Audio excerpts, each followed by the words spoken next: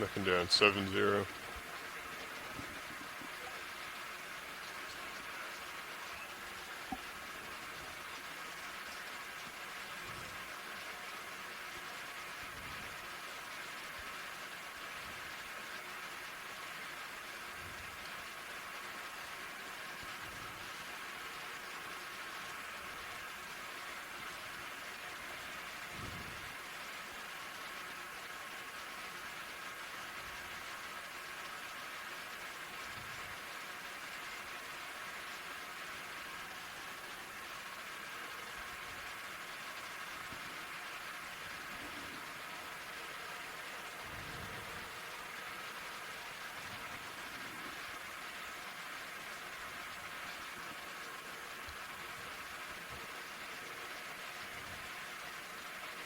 That's 80 there. Serious rotator.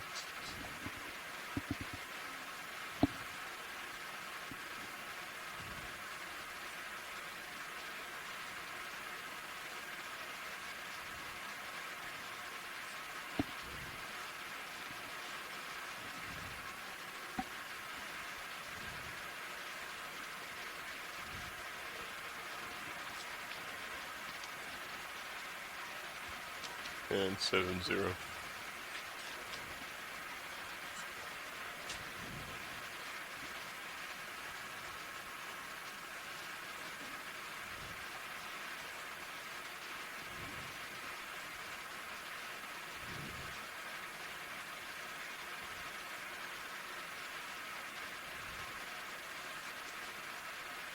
I have visual on bottom. I do as well.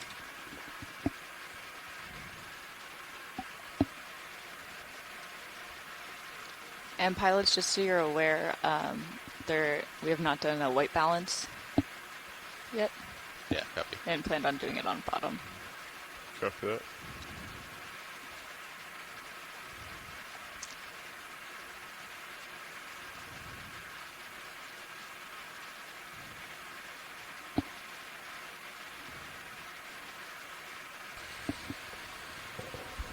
All right, good morning, everyone. We're coming to you from the NOAA ship Okeanos Explorer. We see bottom, however, we're running into some technical issues with the ROV, and we'll take a few minutes to try to resolve them and also get the pilot settled in for our dive. Thank you.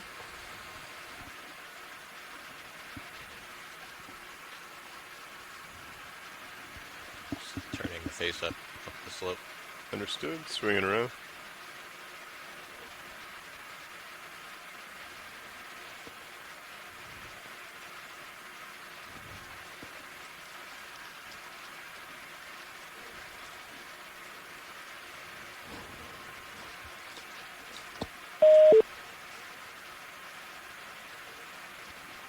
There, you can take the shielding whenever you're ready. Copy that.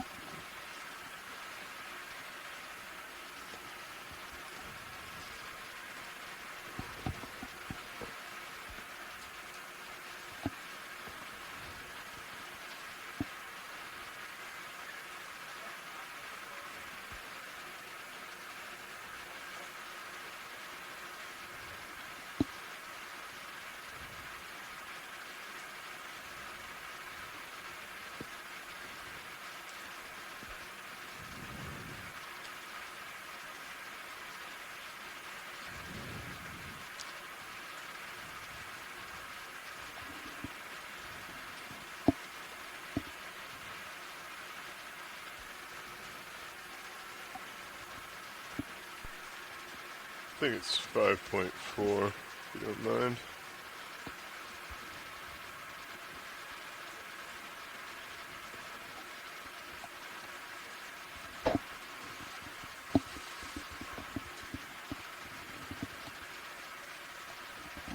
So while he's doing that, Nav, what's the bearing for the move? What's the bearing for the next waypoint? Waypoint 2 is at a bearing of 50 degrees. Just kind of, wait. Oh, just kidding. Is that a bearing of 188 Yeah, degrees? so basically south. Yeah, and it seems that the feature we're hitting is pretty That little east-west. nose. Yeah, So how do we feel about a bailout plan of due north? sounds great. All right. Video, if you could come in on that real quick. It's been a while since I've done this. Alright, come out a little bit. Bridge Come RV out, nav. please. Thank you. I just wanted to let you know that vehicles are on bottom, and I wanted to verify that the center of rotation is set to A-frame. Awesome. And is now a good time to discuss bailout plan? All right. We were thinking of a bailout of due north, so bearing 000.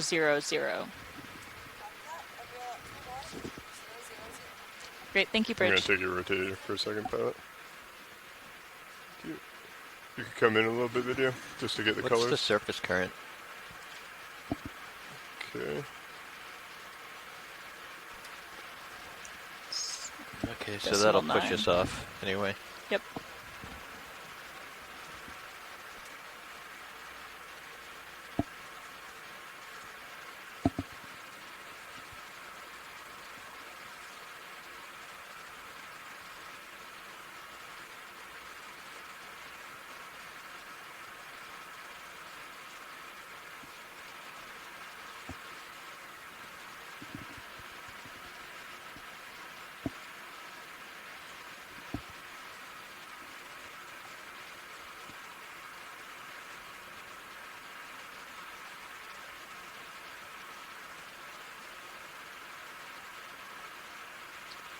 Come in tight.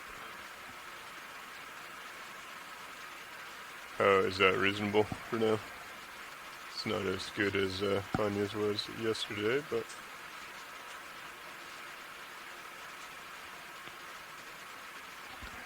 is that usable? Copy that. Alright, you have your rotator back, pilot. Looking down at you, 70.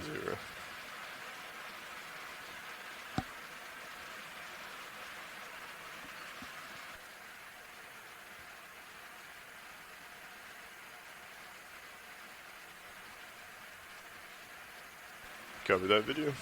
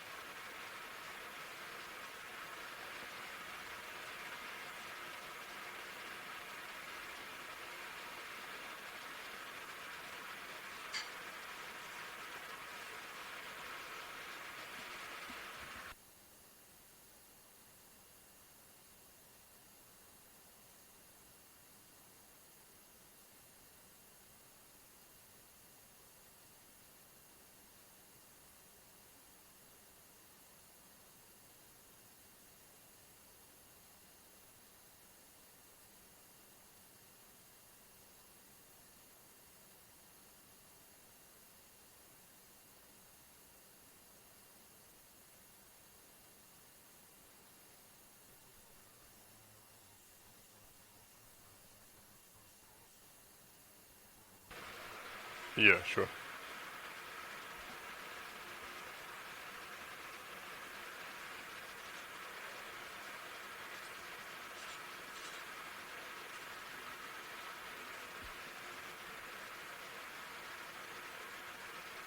That's why I wasn't fully Where's the left? Oop, right.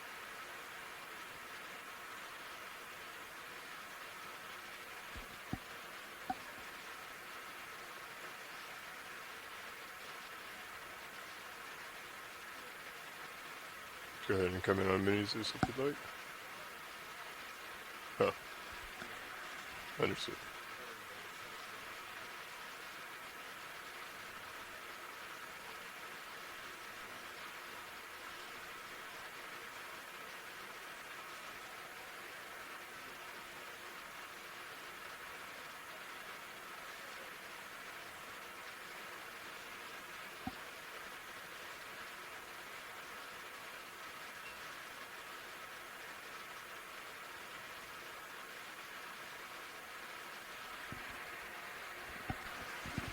Anya, can you bring up the bottles? Jars? Yes.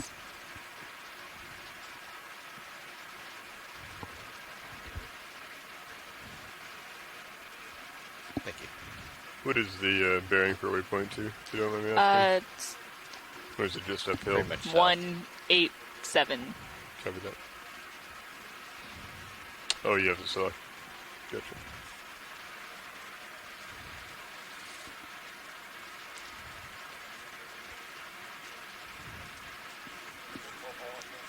Yep.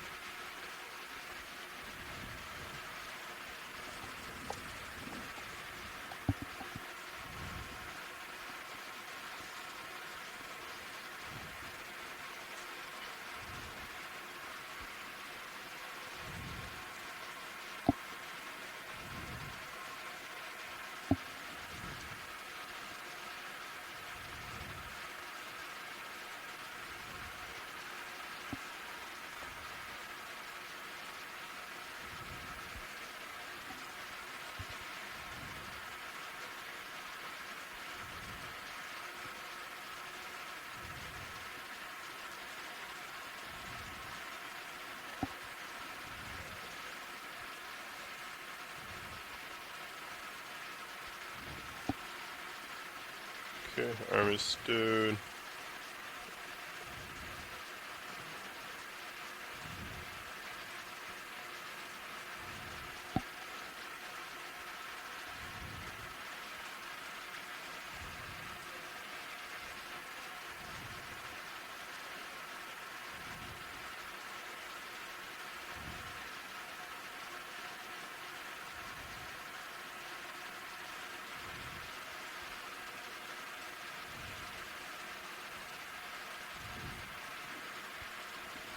Okay.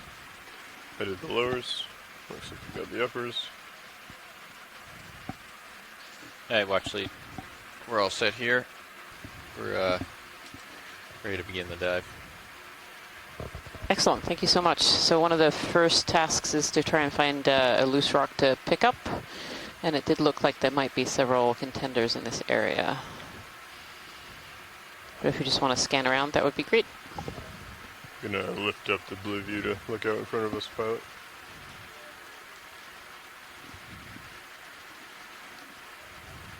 And, Nav, if you wouldn't mind ranging us in to like 60 meters. So good morning, fellow deep sea explorers. Today we are exploring Yakutat Seamount and the Okay, Corner actually, Rise you're Seamount area. We're on dive 9 of the NOAA Ocean Exploration Expedition, deep at North Atlantic Stepping Stones. And we have just landed on Yakutat. And we are at currently 1,360 meters, and the pilots have just set up, and we're ready to begin this dive with you. Already on the bottom, we've been pretty fortunate. We've already seen an Iridogorgia coral over there on the right-hand side, and actually a couple of species of fish as well have gone by as we've been setting up. But one of the first things that we like to do on these dives for exploration is to actually pick up a rock sample from the very base of our dive, and then we also look for another rock sample as we move further up our dive tracks. And these rock samples are really important for the geologists trying to understand the geology of the area, and I'd like to introduce Kira Mizell, our geology lead, who's actually on shore right now, and maybe she can give a little overview of why these rocks are so important. Good morning, Rian. Excited to get this dive underway. Yeah, for Yakutat Seamount, there's been a few carbonate rocks dredged in the past from this region during some older cruises. So it'll be great to get some in-place rocks to tell us the context of where we're collecting the rocks from visually so that they can be analyzed for their composition and their age and figure out how old the features that we're seeing are. And it looks like we're in a lot of carbonate-rich sediments here, but maybe these are some igneous rocks poking up, hopefully. If we can get an igneous rock, then we can figure out more information about when this seamount formed and what kind of volcanism spurred that formation. Just zooming in on this very fine coral here.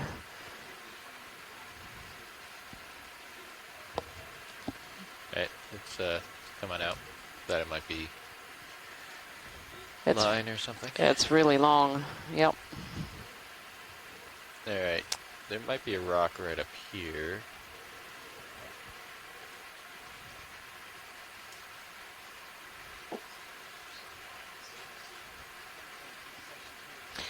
The goals of the today's dive are actually to transit along this kind of flat plateau, and we're actually going to make our way up a wall today. The wall is about 100 meters or slightly less in front of us. We like to land on flat areas first and make our way up to the walls just for the safety of the vehicle. That one looks very carbonate-y. What do you think, Kira? Yes, I agree. Definitely kind of lumpy, almost like it might fall apart if you grab it. Sometimes in these areas you can get carbonate sediments that become loosely consolidated and form a rock that's just made up of a bunch of other small pieces. It's really hard to tell rock morphologies always from the ROV camera, but we can make our best guesses. It definitely looks like it's coated in ferromanganese oxides. That's why you get that blackish, sort of bubbly or botryoidal texture on the surface. Yeah, it actually looks like this rock is actually made up of maybe corals under there. So, not interested? So maybe we want to keep looking. Is that what I'm hearing, Kira? Oh, yes. Sorry. I'm having so much fun looking at it. I know. Yeah, let's explore, a little bit further forward. You can see it in series, it might be in between, but in the end, even a discover. carbonate rock from here can give us a lot of information about the age of this carbonate feature and the deposition here and some of the chemistry of when that carbonate formed. Ooh, what about that one? Now, I will put my hand up and say that I have unfortunately picked out a fair few number of rocks that were a little large, so I'm not sure about this one.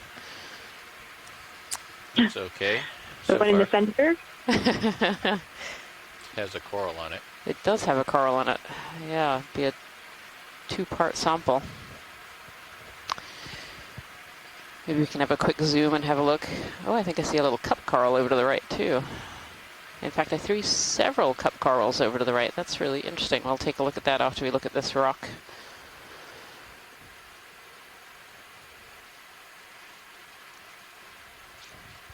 So we have Bramley Merton in the chat room. So on board here, the Okeanos Explorer, we have a lot of scientists from around the world helping us on a scientific chat room. And Bramley Merton from the UK says, beware of drop stones if the rocks are rounded and smooth. Okay, come on in.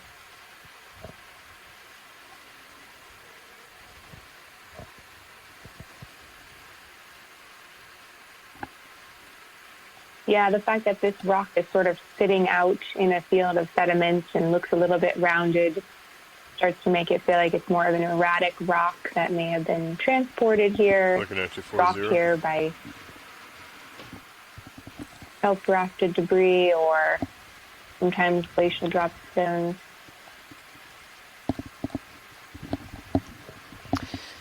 So maybe we should continue on our track and just see what we see as we get a little closer to this wall. Yeah, that would be great. Looking for something that looks more in place. Okay. No, that sounds... Lots of biology on this rock, though. There is, yeah. There's some interesting, there's some crinoids in here and a coral. Actually, can we zoom in a little further on the whip coral on the base there where it's not waving around quite so much? Come on in. I think that might be a species of black coral. Yeah, looking for those long tentacles that are really indicative of the black corals, and I think this is a species of black coral, potentially a Stichopathes, but I'll wait for if somebody in the chat room knows their black corals better than I do. That's a really great shot. Thank you, pilot. That would be really helpful. Okay, it's coming up. Thank you so much. Pilot, this is Watch Lead. Go ahead. There were some cup corals over the right-hand side. We mind a quick zoom in here. I think there are almost three in almost a straight line. So there's one that's very orange and then two that are quite white behind it. It's quite interesting to see live cup corals like this just sitting up from flat rocks. Usually we find them in overhangs or underhangs. Yeah, look at that.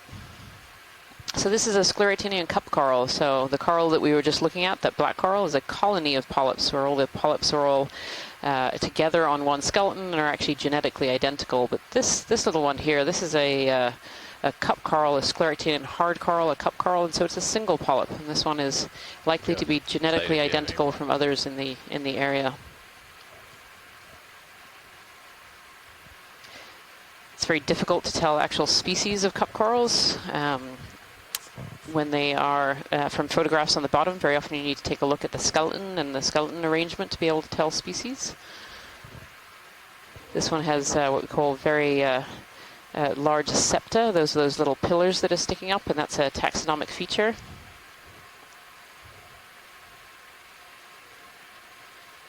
Let's come up. Wonderful, thank you. Out a little bit. Let's get one of these white guys. Before we move on too far forward, or if we're still going to zoom on a few corals, there is interest in looking at these, the ledge off to the left with the absolutely kind of overhanging, crusty-looking rock. Yeah, and so this is another cup coral, and there's several in the distance too. It's really interesting to see these growing up from a flat rock that's not where I'd usually expect to find some of these cup corals. That's kind of a fun find of the day. Thank you so much, pilot. Yep, there's another one. Actually, that one's no, that's still alive. Doesn't look quite as healthy as the others. That one is still alive. You can still see some tentacles in there.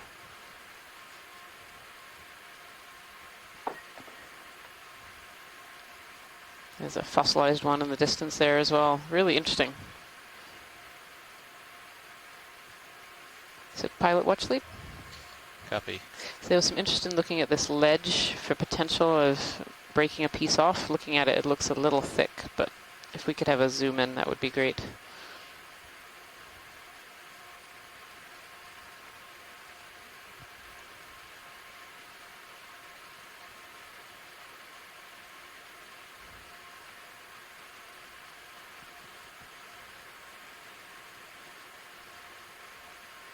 Okay, come on in.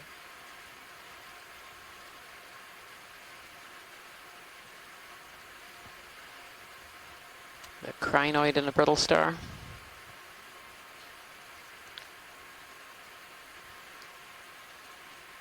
It's really interesting here to see all these pits and holes on this edge here.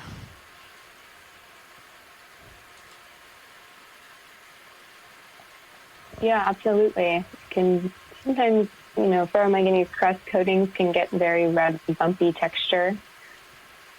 But you can also have some of the morphology of the underlying rock causing those pits. Yeah, it's coming out.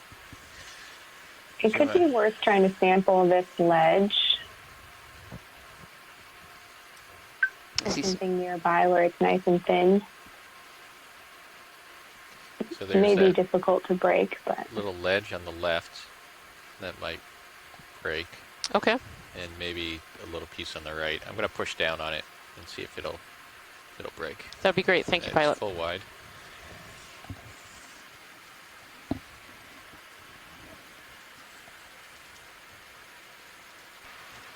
What do you like, mini on your right? I don't need it for this.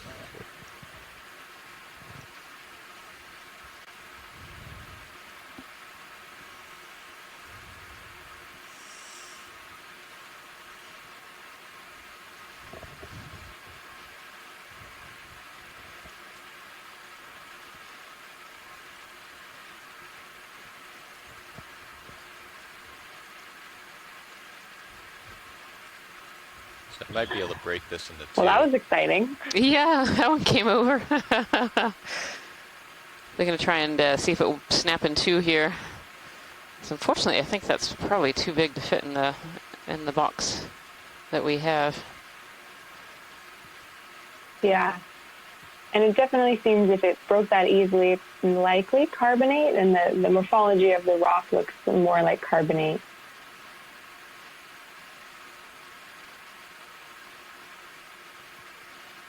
Yeah, it's pretty solid, that bridge. I mean, I think we can get this in the rock box if you want it. You think it will fit whole in there?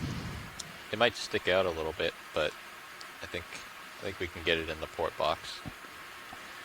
What do you think, Lars? Yeah, I think it will fit. Alright. And if you want to try and break it, maybe putting one half on this other edge on the right, you might get some more mechanical advantage. So is this something we want to sample? Yes, I believe so. Thank you.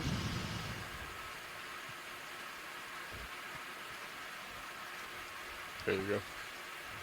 How's that? Oh, look at that. Yeah. Which side do you want? Yep. I think the one that you have, it looks like a thicker sample.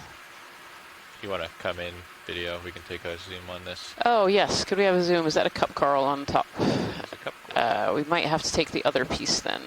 Uh, We currently do not have the correct permits to take hard corals, live hard corals, so.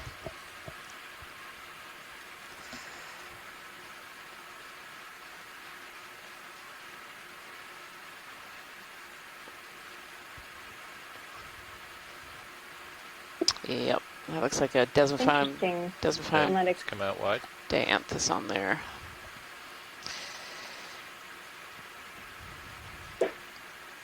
So Kira, we're going to take a look at the next piece next to it. We unfortunately do not have the permit right now to be able to collect the hard coral.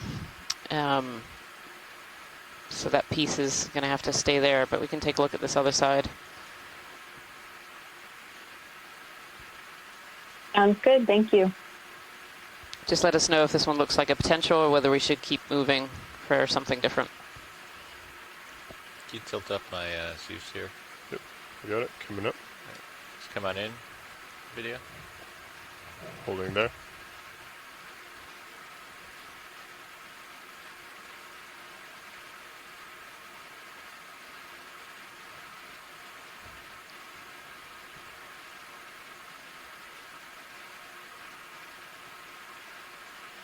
Right. Yeah, it looks great. If we could do just a quick shot of the broken exposed surface, looks like carbonate, definitely. Oh yeah, yeah, look at that. Coated and even maybe partially replaced by oxides on the inside where you see that darker Go tighter if you color. have it. So interesting for the dating this sediment cap in this feature. Might not be able to get to igneous rocks anyway, so I think we can take it. Yeah, let's come on out. Thank you so much, pilots. All right. I guess we'll put this in the port box. Tilt down a little bit, Zeus. Coming down.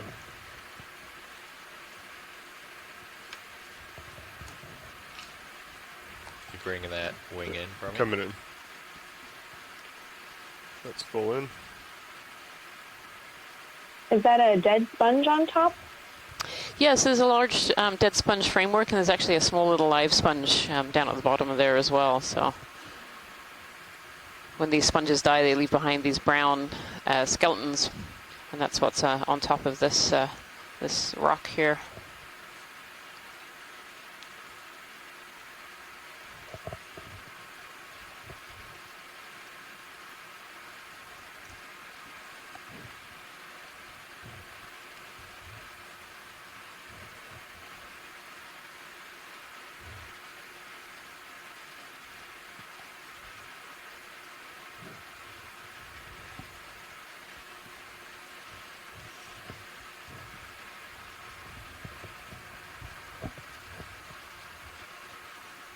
Okay. Port wings going outboard.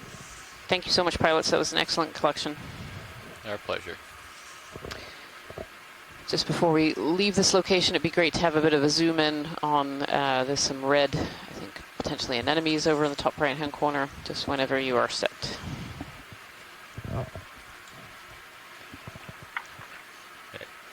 Lars, I'm also with hydraulics unless you need it.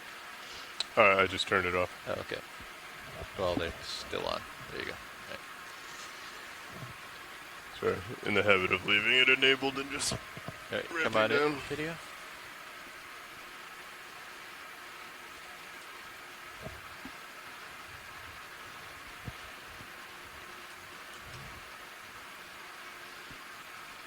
Oh, look at those.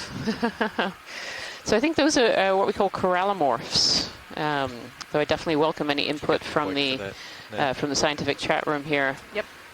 These are relative anemones. It's a type of anemone. And they often have these distinctive little bulbs on the end. Some of them don't, but a lot of them do. And very, very thick tentacles. And little cup coral sitting in the background there as well. This whole pavement seems to be covered in these solitary cup corals, which is really fascinating observation and quite unusual. These little 3 in a row here. That was a great shot. Thank you, pilot. Another live cup coral in the background there as well. Those stalked crinoids. Yep, stalk crinoid. That one looked like it was the skeleton of. It didn't look like it was totally there. It was a snack for someone. Yeah, yeah. Someone came along and snacked.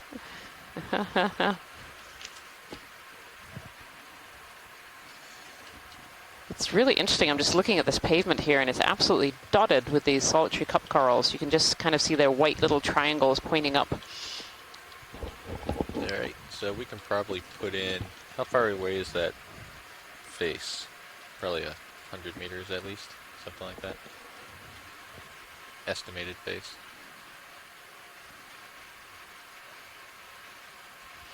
Is that little carbonate platform that we were just taking a rock sample of. We have our first sample of the day, a carbonate rock from this energy, 188. from this high energy area. Yeah. No, 180. For Yes. that distance or the Yeah, heading? distance and heading. And heading. Confusing. Right, I'm coming around to face south and center Over up there? on you. I'll come over as well. We could do probably a... Right We could there. probably do a 40-meter move. I can see out 60 meters and there's nothing out there. co-pilot. Are Up you and down. comfortable with that? Yeah, we This can is go the ahead. Iridiogorgia coral 40 that we meters at landed right next to. 180. Great. You good with 0 These decimal little 2 pinnacles are knots? really interesting, Kira. You wanna- Kind of sticking up. Yeah. Very rounded, smooth pinnacles. Bridge RV nav. Yeah, Hi, would now be carbonate an can okay make time to some put a really ship move? fun formations We're as looking at a it range of cements 40 over time meters, and a then bearing partially of dissolves in 180 erodes and get degrees, these really and a neat speed of decimal 2 features knots. sticking up out of the sediment. Crinoid sitting on the sediment here as well. Copy that. Thank you, Bridge. It looks like one of those Acanella that we observed a little earlier as we landed as well. So we're just going to start our way towards the wall. If you just joined us, I want to say welcome. We are on Dive 9 of the NOAA Ocean Exploration Expedition North Atlantic Stepping Stones. And the stepping stone that we're visiting today is Yakutat Seamount. Ah, his little dog shark. I don't know if Peter Oster is still on the line at all. Come on in, video. We saw one, potentially 2 of these yesterday. This one seems covered, absolutely covered. Is How those you'd be having- parasites? Really interesting. Yes, it looks like it's this. This particular dog shark is absolutely covered in little parasites. Driving under Little me. white, those little white dots. 080.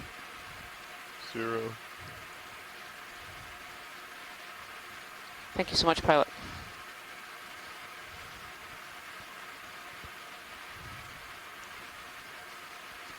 Can you fix my upper swing arm on the starboard side? Or try to line them up straight.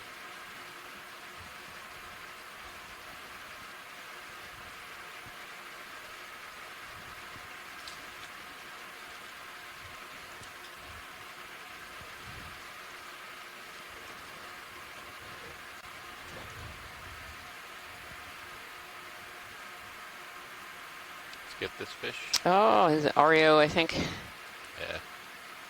Also known as a false boarfish. Looks like he's swimming away from us, this one. Yeah, so Peter Oster has confirmed that was a black dogfish that we saw earlier that was covered in those little parasites on its side. I have you at 6.5.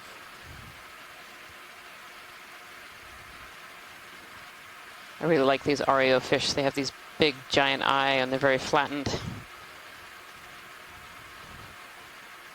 And on a previous expedition here in 2005, we saw quite a few of these REO fish, particularly in the shallower depths.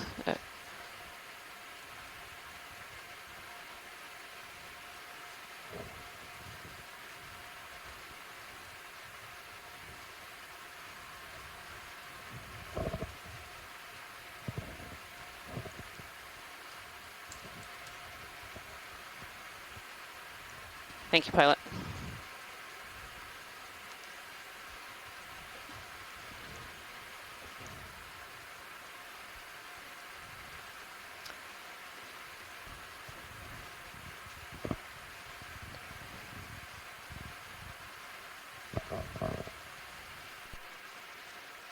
Go ahead.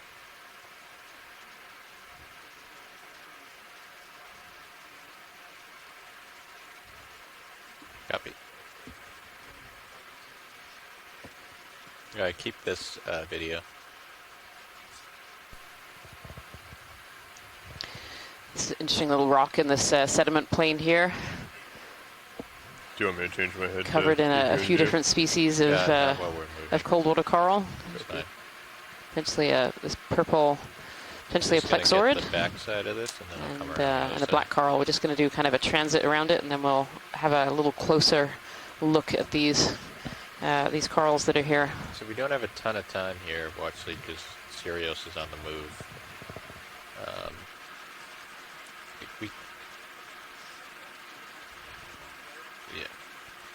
Yeah, I just don't think we have time to sit down and do the zooms after I do this pirouette.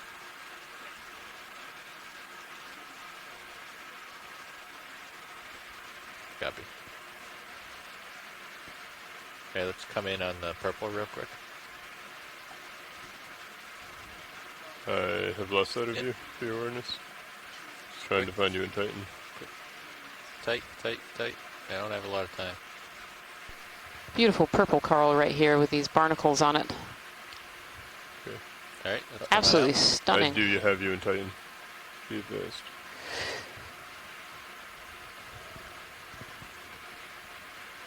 Not so much worried about you seeing me, Lauren. It really It's makes it more look like getting flowers. behind you. It's really beautiful, that purple color. Hopefully we see more of those. That was very pretty. I hope so too. I hope so too.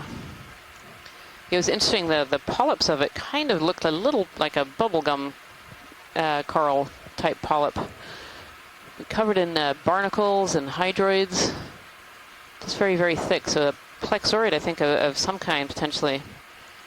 Can you bring my blue view out to 80? Yep. Thank you.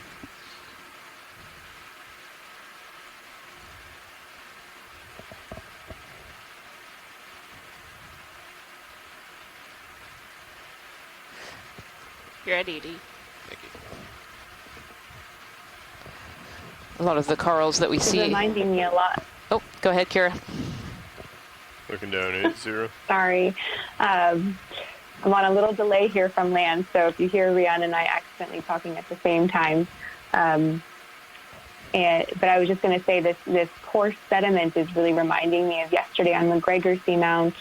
Definitely a very high energy environment, which we know both from what we're seeing in the sediments, but also from the high current speeds that ROV is managing today.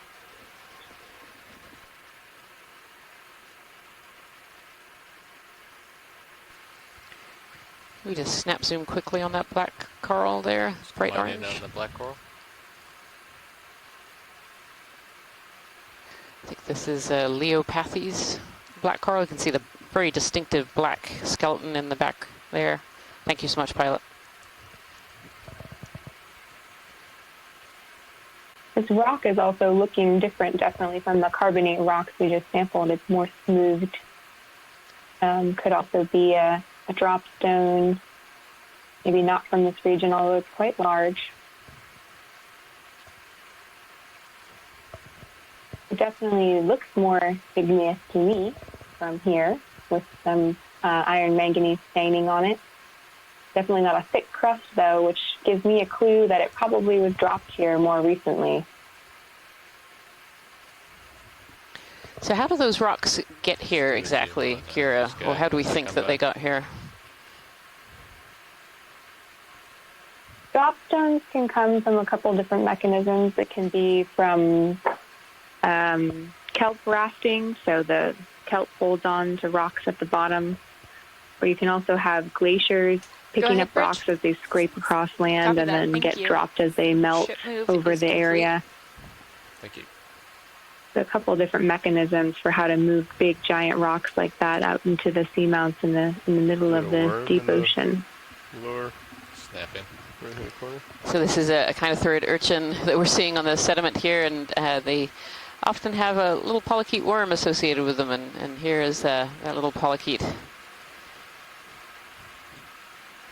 think it's potentially what we call a hygrosoma, and this kind of urchin has these little white, and I can see pink in this one, little boots on the end of some of their spines to really help with locomotion in these sedimented areas. Look at that little polychaete. Very, very iridescent.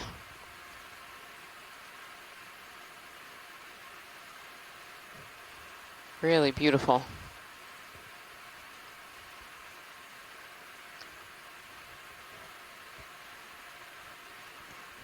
I wonder if this worm is just hiding in amongst this urchin to get out of the way of predators. I don't think any predator is going to try and get through all of those spines to come and get this worm.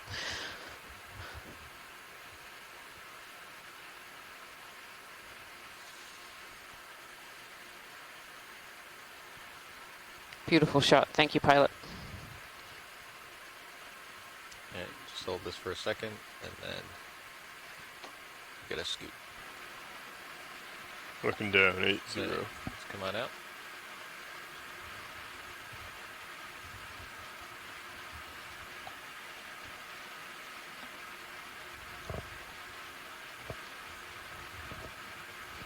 Just had a bit of information from Les Watling in the scientific chat room, talking about that blue-purple coral that we just saw that was so stunning back there. And he says that we'd collected a small piece of one that looked very similar higher up on the seamount, and it turned out to be a paramuricid, but a very, very different one than had been seen before.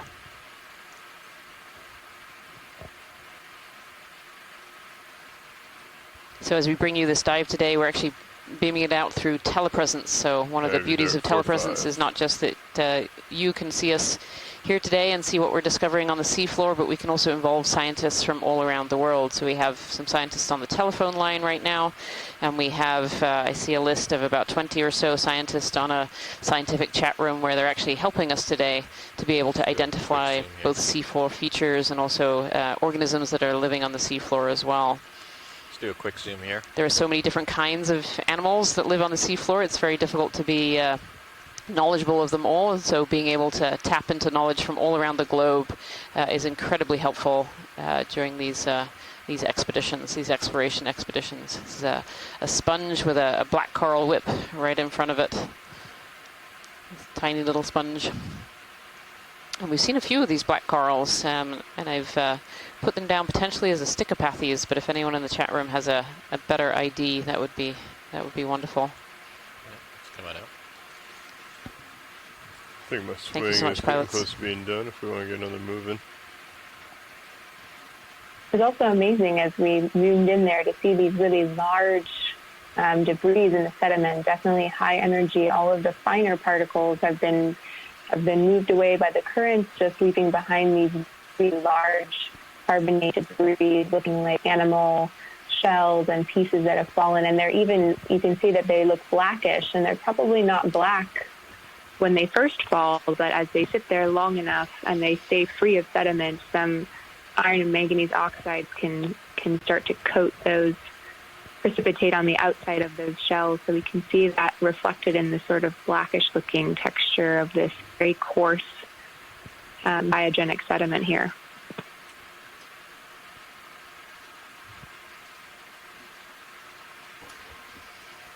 How I'm do you feel thinking- about another 40? Let's do another 20. 20? Yep. It's pretty steep, so I can't see super far with my. It's always exciting as we're Sorry. approaching All right, a 180 wall work. feature that's got such Bridge a RV flat nav. base, because it feels like just any moment now Yeah, I'd like to put in the another ship ledge move. that we're approaching, or We're the looking wall at a we're range approaching of is just 20 gonna meters, pop a out bearing into of the view. 180 degrees, and a speed of 0.2 knots.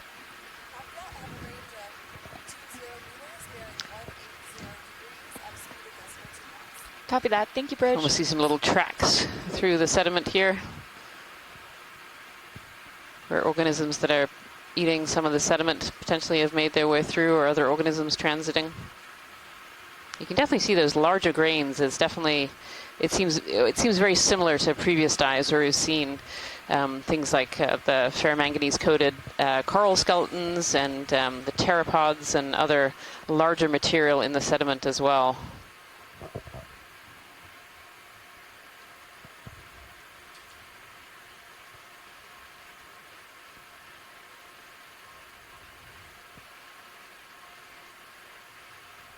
It definitely seems like this area is a little bit different from the one that we landed in as well. Where we landed, it was kind of more of a flat pavement, and we were actually seeing a lot of cup corals sticking out, live cup corals. One of them almost certainly a Desmophyllum dianthus, the other's unknown species.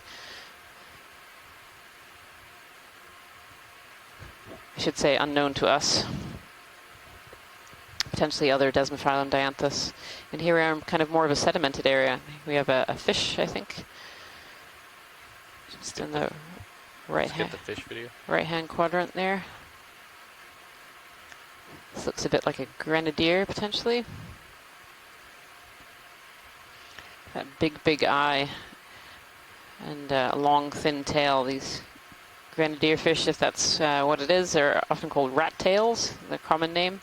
And you can kind of see why that is. They have this long, thin tail.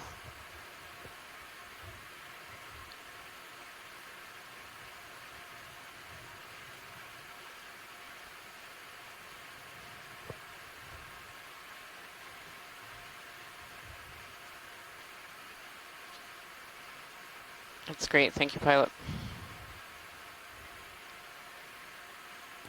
Right, it's coming up. Do we know? I often see them hanging out close to the sediment. Do we know if this kind of fish is eating small things from the sediment, or are they just where they like to hang out and avoid the current? Yeah, it's a really great question. So the little I do know of rat tails and grenadiers is there are some species that do forage on the bottom, so they'll eat crustaceans and other animals that are on the seafloor. So there's a good chance that this particular one was hanging out on the seafloor, waiting to feed.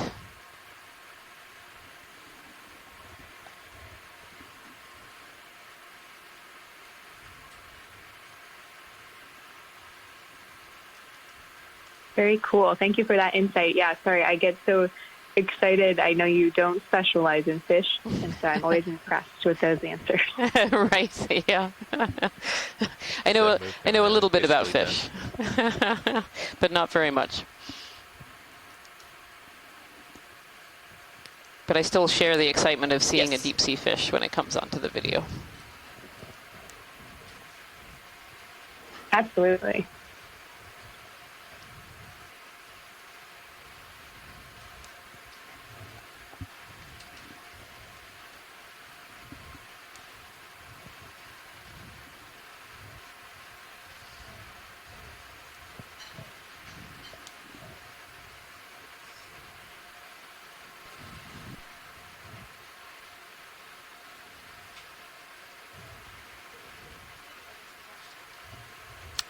If you are just joining us here today, I want to say welcome. We're on Dive 9 of the NOAA Ocean Exploration Expedition, North Atlantic Stepping Stones, and we are today diving on the stepping stone Yakutat and Yakutat Seamount. We started our dive today at 1,360 meters, and we're currently making our way towards a wall feature. We're still a little bit away from it. We started on this flat plateau and are creeping our way up to this wall feature to have a look and explore and see what Yeah, organisms you might can be living there. probably put in another 40 Okay. on that. Where does that take us if you put 40?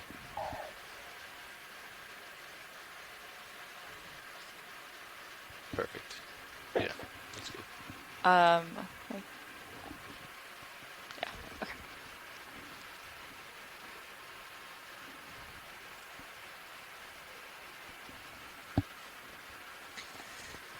Okay, let's come in on this video.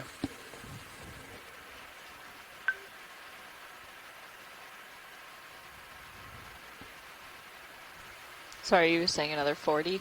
Yeah.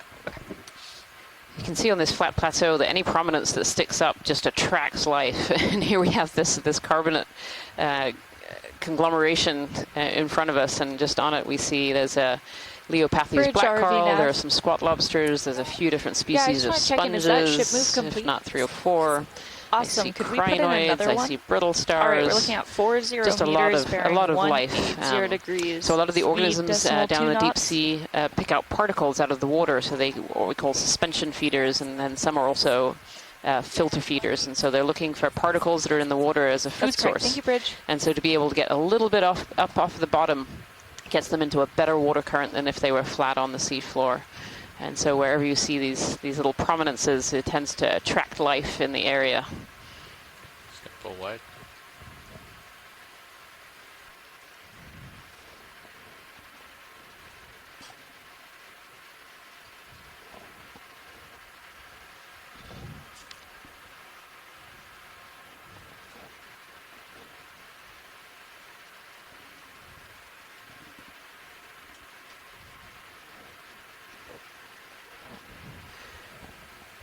Looks like we might be coming up to another large rock with some sponges.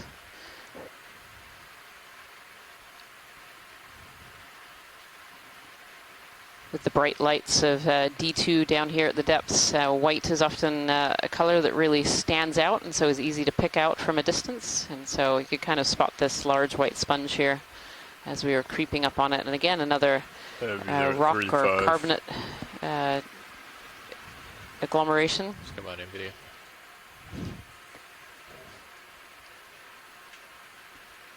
Yeah, a couple of species That of sponge looks right, here. sounds right to me. Yeah. I think this rock's a bit too large to sample. Yeah, the pilots say no to this one. Too big. Oh, darn. That'd be a whole micro habitat. I don't know what, there'd be more biology, I think, than geology, I even think though it is a quite large rock. I think there would too. I see little Menodopsis squat lobster arms sticking out of this rock. I see some brittle star arms sticking out. There's all kinds of animals hiding in all the cracks and the holes.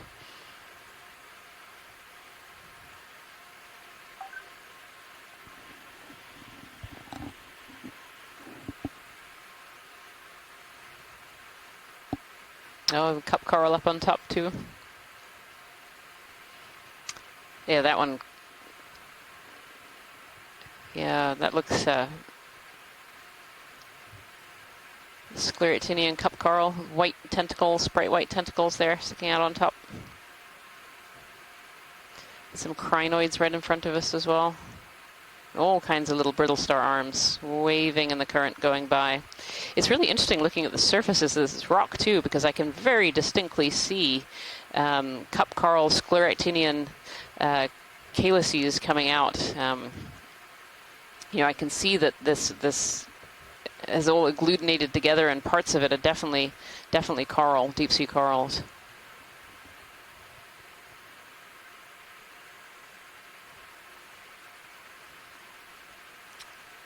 Brittle star arms. So these brittle stars are echinoderms. They have 5 arms, very, very skinny, thin arms, and they like to hide in cracks or crevices. You also find them on top of cold water corals, getting into the current, and they pick particles out of the current. So their arms will catch particles, and then that food will move down grooves in the arms called ambulacra. And those ambulacra bring the food into the central oral area.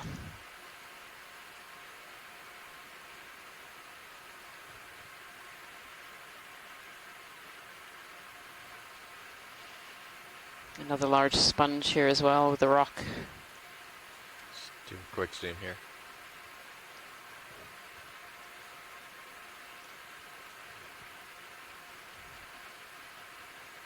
Oh, another cup coral.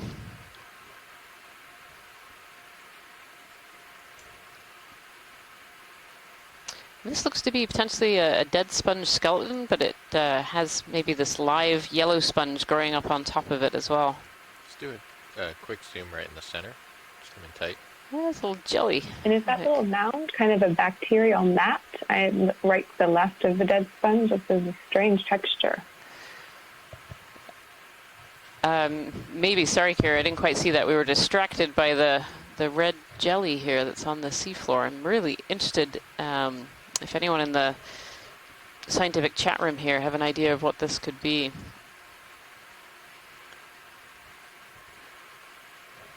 Benthic jellyfish of some kind. Most jellies are up in the water column, but there are a few species around the globe that have attachments to the seafloor. They're just incredibly unusual.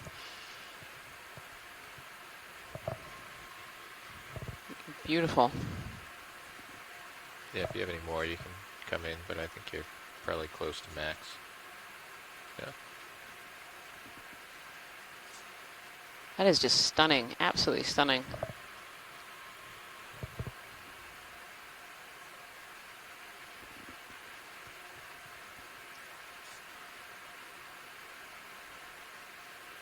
Yeah, this is a truly unusual organism that we're looking at.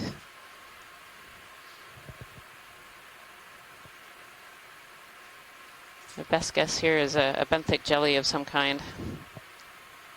Come out just a little bit. Lost my toe setting here.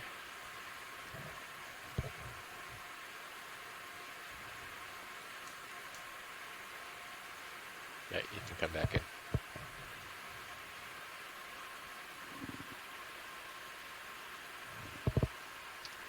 Beautiful shot. I have you here, 7-0. Yeah, Christopher Kelly in the chat room. We can't really tell if it's a scyphozoan, so a true jelly, or a hydrozoan. But Tina Maltsova thinks it's a hydrozoa, which is another type of cnidarian. Really beautiful. Thank you so much for those pictures, Pilot. Yeah, let's come on out.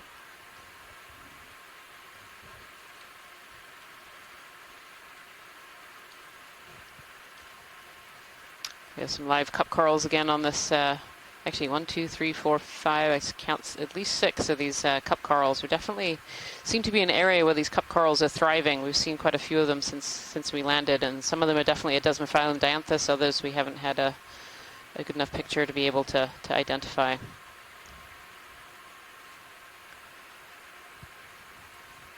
So a little fun fact for this particular dive. So we are on dive 9 of the NOAA Ocean Exploration Expedition, North Atlantic Go ahead, Stepping Bridge. Stones. And this stepping stone that we're Copy that. Thank you. looking at today and That exploring ship is move is Yakutat complete. Seamount. And Yakutat is named after the U.S. Coast Guard vessel Yakutat. The ship and its name were transferred from the U.S. Navy, first as a loan and then fully in 1966.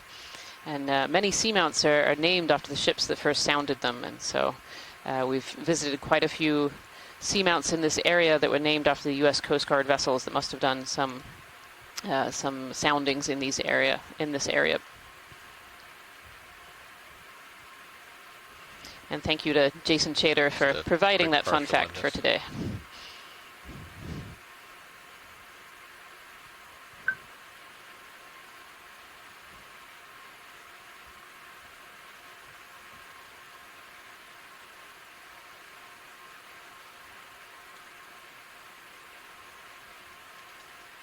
Here's another one of these fun Yeah, carbonate let's come on out.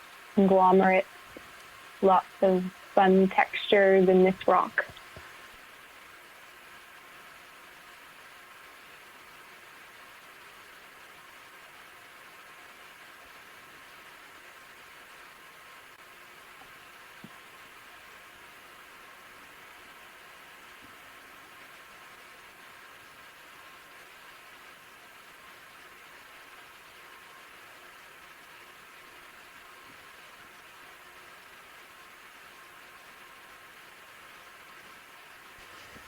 Really bright yellow sponge on this one. See quite a few of these little prominences of these carbonate conglomerates.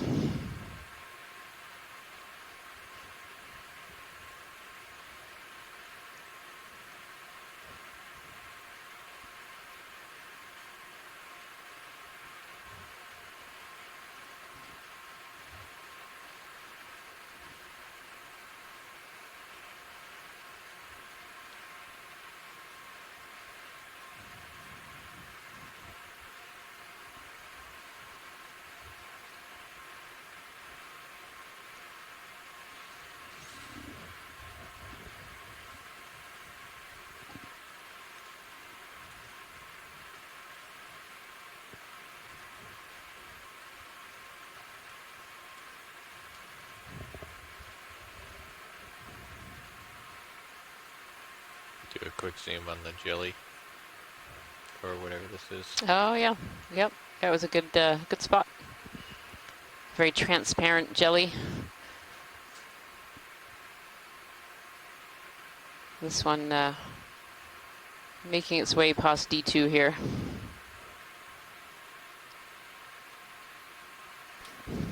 Let me know if you'd like another ship move put in. Yeah, we're gonna push out first. Okay. And then Good copy. do a sonar scan, and then we can keep going.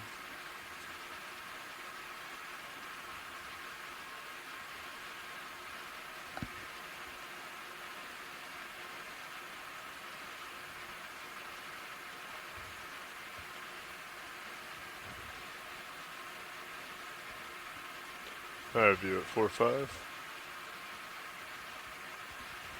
Funny, as we go across the sediment and then you see a sponge or a coral off in the distance, it reminds me of a lighthouse sort of warning you, here comes a rock underneath.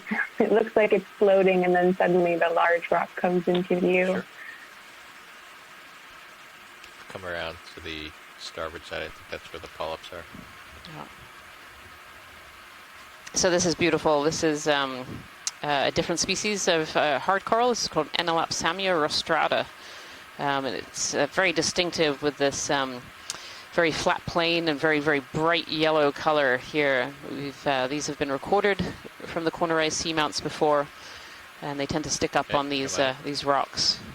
So some of the reef building corals that we saw yesterday were kind of in more of a jumble, but Enelapsamia really stands out because it forms this single plane habitat, and you can just see the yellow polyps inside the bright yellow structure there. Really beautiful. Short little tentacles. Short stubby little tentacles. Crinoid there, and a little black coral Stichopathes in the foreground as well. Oh, and a little squat lobster, Munidopsis, hanging out. You can see the dust whipping by. We can also have a snap zoom on the rock too while we're here. Yeah, go down to the rock. Yeah, we can definitely see the current going by here. It's amazing. Oh, hanging out in a hole. Oh, a little cup coral there as well.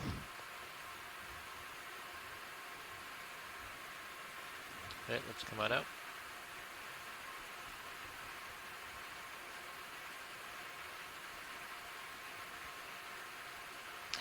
It's a really big boulder to be hanging out there. Yeah, you can.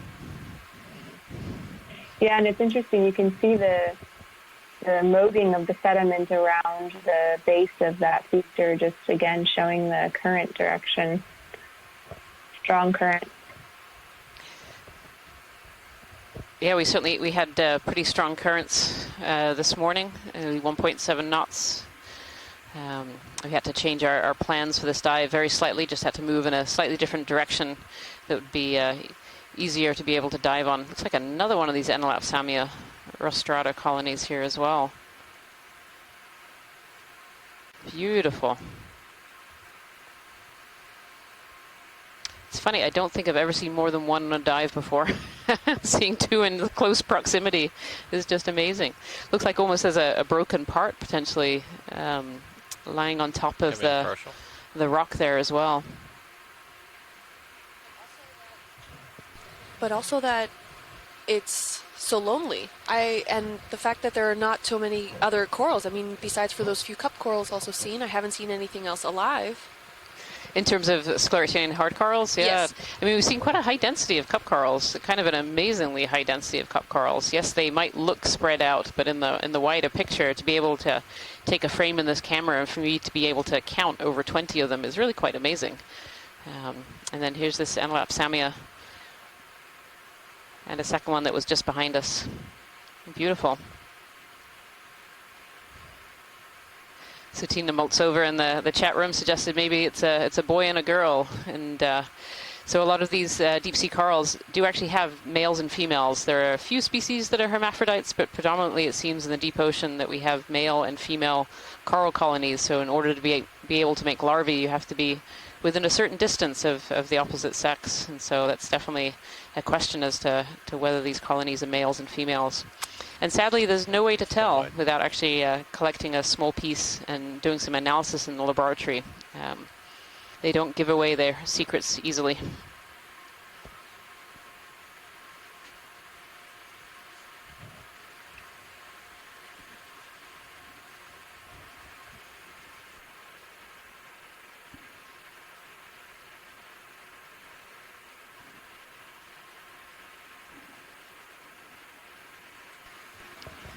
So if you look at live stream number 3 right now, in the bottom right-hand corner, you'll see a little panel that's labeled Blue View.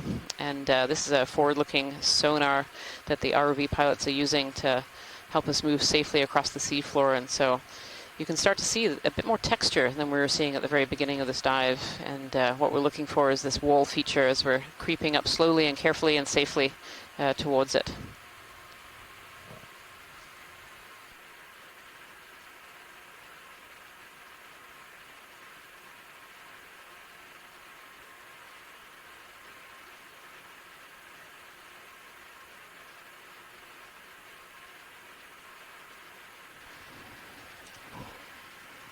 Coming up to scan. Copy that.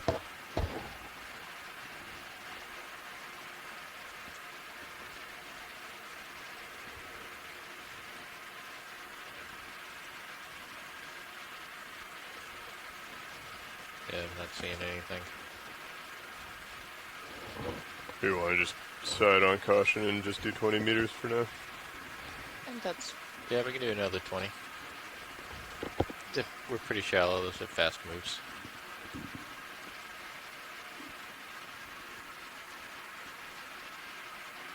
I want to do 180, but also saddle over a little bit. The waypoint is a little west. Sure. So we could Yeah, do 190.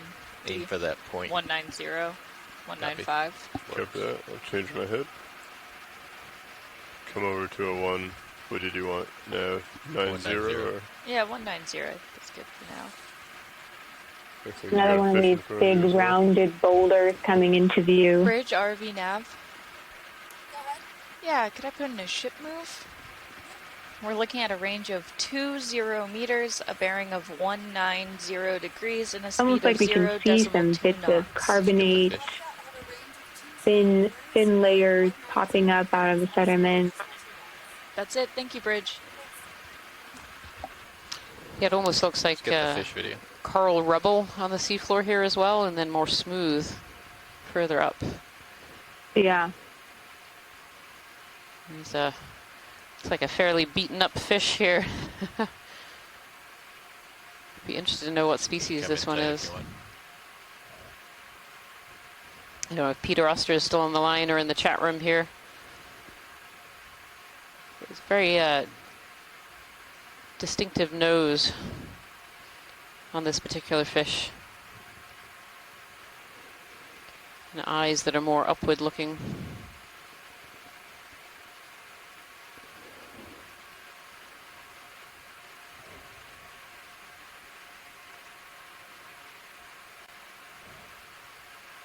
And very humped back there as well. It definitely looks like this particular fish has been in the wars a little bit.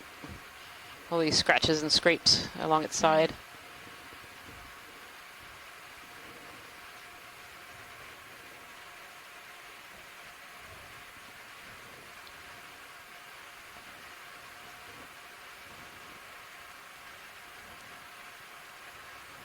Thank you, pilot.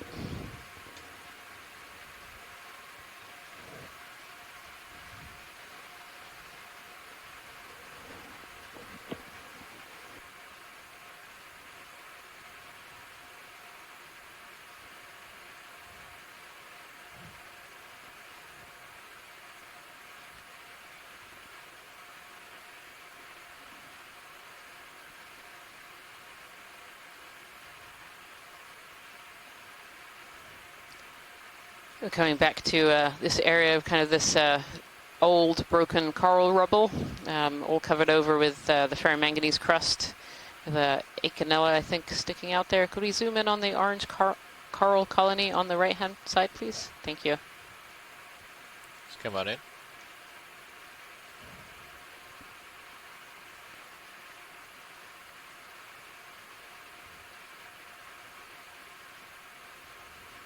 Just gonna come in on it and sit down.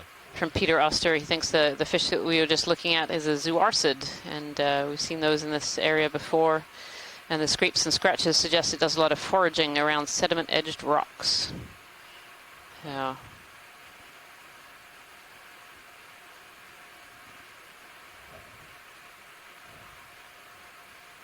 Beautiful. Thanks so much, pilot.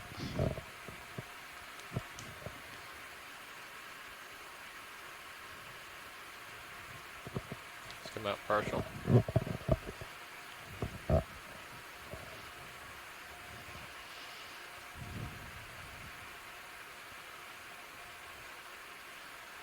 Oh, there's a Bathypathes kind of leaning over in the current there. You can see how strong the current is. Come on in.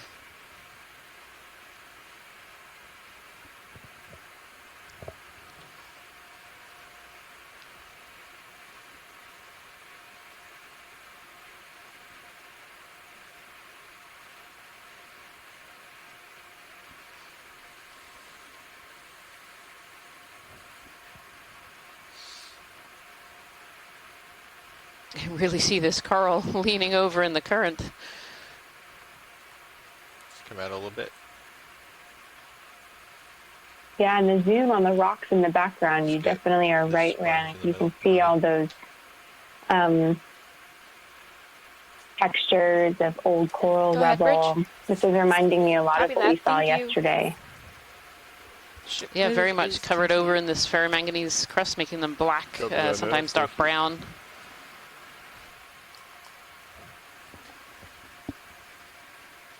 Really a lot of texture on the seafloor here with these patches. It's very, very patchy how these broken coral skeletons are spread out. And then very, very smooth over to the left-hand side.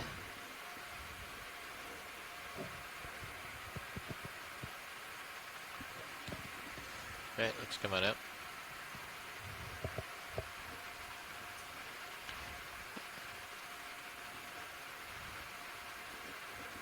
You can see almost this stripe of smoothness going through the middle here.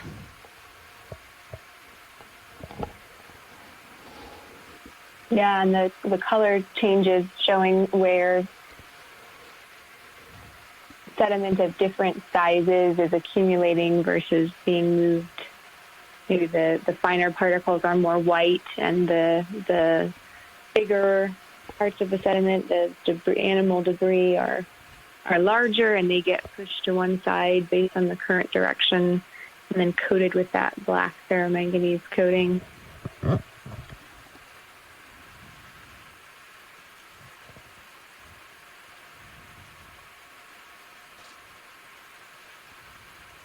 I feel like the current is increasing as we head farther south. Yeah, so the pilot's just made an observation that the current feels a little like it's getting a bit stronger as we're going further south towards this wall feature, which is really interesting.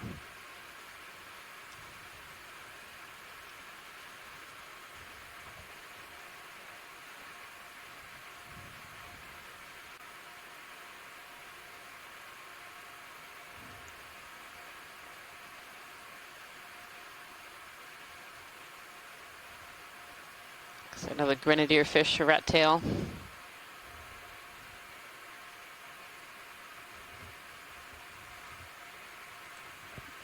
Yep, we can probably do another 20. I agree.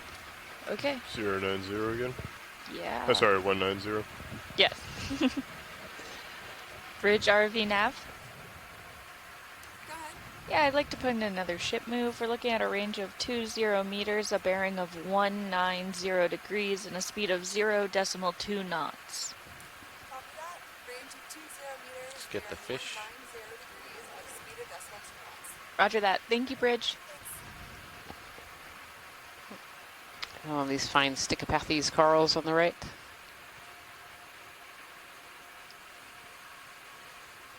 Oh, this one has a very pointy nose. Yeah, Peter Oster, Christopher Kelly in the chat room. You should, take a look at this particular fish with this very, very pointy Let's come in. triangular nose. This is definitely a little different from the fish that we've seen so far. Definitely something I've never seen. Coleorhynchus, perhaps, Christopher Kelly is pointing out there.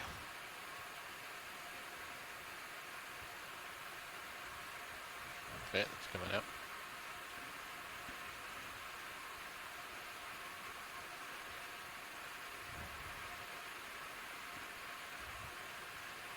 Thank you, pilots.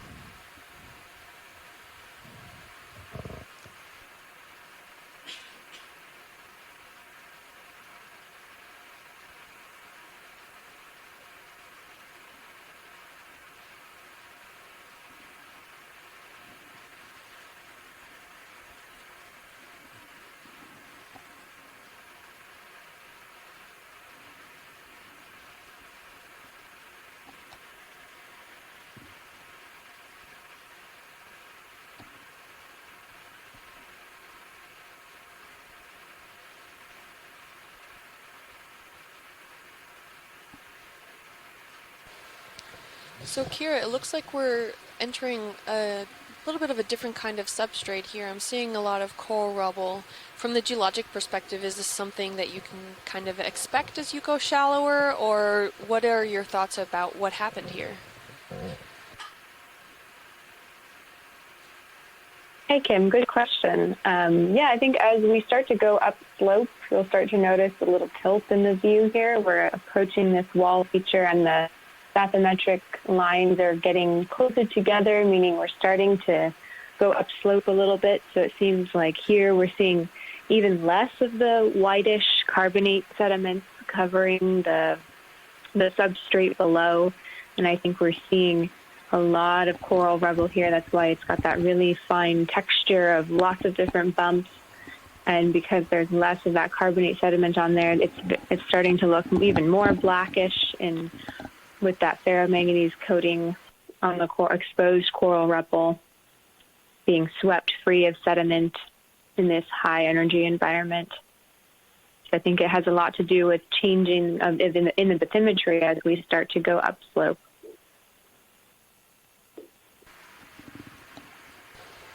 Cool, thank you.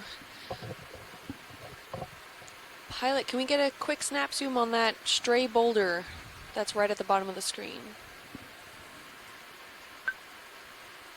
Yep, coming on in. Thank you. Oh, it looks like there's a coral also next to it.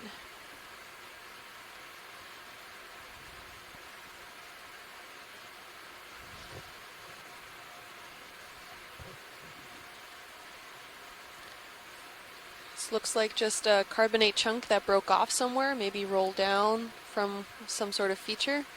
It has a lot of intermix with coral fragments and has quite some encrusting biology on it. Yeah, some of those stalked crinoids and some unstalked crinoids on this piece. Go ahead, Bridge. Position move is complete. Copy And then that. seeing Thank some you. arms of some The brittle ship stars move is sticking out. complete. Copy that now, thank you. A little Acanella hanging out at the bottom there. Thank you so much, pilots. Yeah, it's coming out.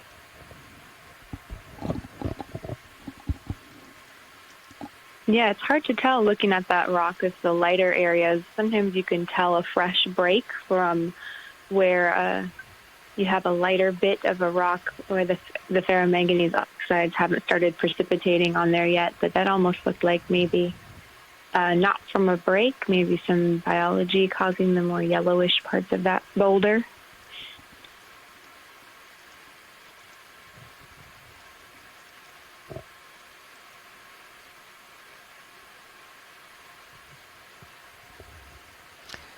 You can see these orange sponge. These are filter feeders. Yellow sponge and some white sponges. And throughout all of our dives so far in this expedition, and very often in the deep sea, we do see a lot of these sponges. These sponges are filter feeders, and they're picking out particles out of the water. They have pores in the side and specialized cells inside called choanocytes with little flagella, and these flagella wiggle and create water currents. That water current comes into the sponge, and then other cells suck up the good nutrients and the food that it needs, and the water passes through and out through larger pores. And so these sponges can be quite efficient in the deep sea where food is relatively sparse compared to the upper waters. And so we do see quite a few species of sponges in the deep ocean, and in fact they're probably very underrepresented. We know the names of just a fraction of the species of sponges that are down here.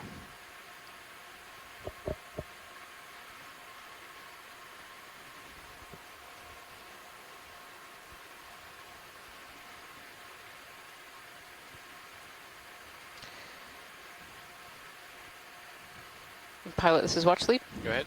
Could we zoom in on the purple, dark purple on the seafloor there? Just That next to the lasers? Yep, there you go, right there.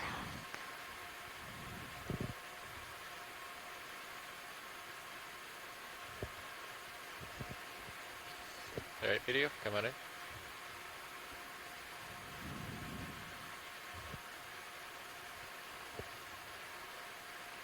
Oh, looks like another little one of these corallimorpharium. We saw these earlier in the dive as well. We actually saw 3 in a row sitting on a rock.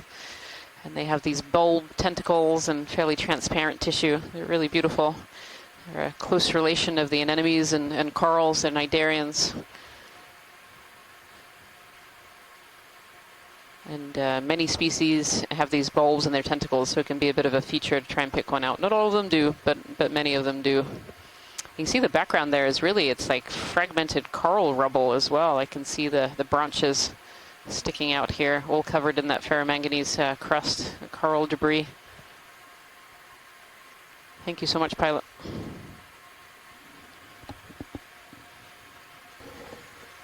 All right, when you're good, video. Probably starting to come up on the feature soon. It's kind of amazing to see this little corallimorpharium sitting in the middle of a very blank plain. There's like nothing else around it. It's an awful lot of coral debris here. It's definitely steepened. Yeah, and the pilots are reporting we're starting to go up a little bit. We're starting to make an ascent towards this wall. You want to put in like a smaller ship move? Well, we got something right here. 20 meters out. Looks like a depression, maybe? Or Yeah, rock. probably a depression. I don't Yeah, really the fact see that we've hot, been seeing already so much coral reef hot points debris on it. or coral debris makes me think it's a lot like yesterday at McGregor when we were diving on a similar kind of platform feature. Yesterday we were a bit shallower, today we're a bit deeper, but it does definitely seem like the seafloor substrate we're seeing so far is indicative of an old paleo reef platform. We'll have to see if, though, the wall coming up has a similar look to what we saw yesterday as well, which was quite spectacular.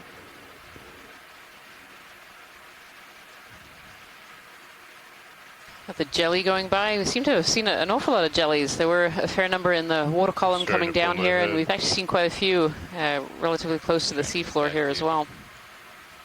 These jellies can be true jellyfish, or sometimes they're hydrozoans, which are another type of pelagic jelly, so swims in the water column. And you can actually see a really nice image now showing you kind of the topography going up here. towards this wall feature that is one of the targets for today's dive. Maybe they're at 35.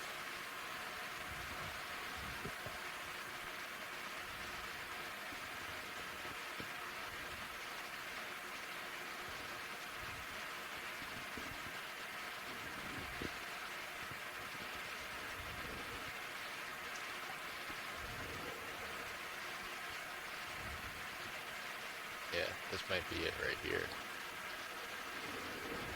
Just might go up like that. So on yesterday's dive as well, we saw some of this pretty signature coral rubble. So these are old fragments of coral that have been covered over with that ferromanganese crust. That crust accumulates, as we've learned through these dives, at about 1 millimeter per million years. So these are really old.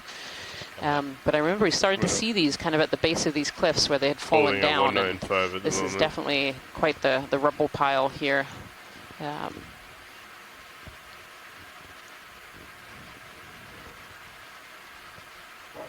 Yeah, absolutely. And I was just going to elaborate on that ferromanganese coating. We can sometimes call it a patina when you can still see the texture of what it's coating. So when we can still see those stalks of the coral, we can sometimes call it a ferromanganese patina, which means a really thin layer. And that can be indicative of, definitely thousands of years, possibly tens or hundreds of thousands of years. Unlike some of the rocks we saw where you start to see really thick crusts growing that can be many millimeters thick. Yeah, thank you, Kira. I like that patina. I'm going to try using that from now on for the corals, because they definitely, you can see the structure of the septa and the calyx, the structure of those corals underneath that black coating. So I'm stretched out here. So if we But an interesting transition here is seeing some more larger, smoother rock features. We're seeing two very different textures here in this one view. Make another one if we need it. Yeah, it seems like we've definitely met this wall feature. If you have a look at live stream number 3, you'll be able to see in the bottom right-hand corner there's a little box called the blue view, and this gives you a forward-looking sonar that the pilots are using to pilot D2, or one of the tools that they use to pilot it. And you can see this really steep we're looking to put in a ship feature. move. We're looking at a range Very of bright 5 return, meters, a bearing hard of and tall right in front 195 of us. degrees, and a speed of 0 So I think we have knots. reached the base of the wall here. Range of 5 meters, bearing 195 degrees at a speed of decimals of knots. Roger that. Thank you, Bridge.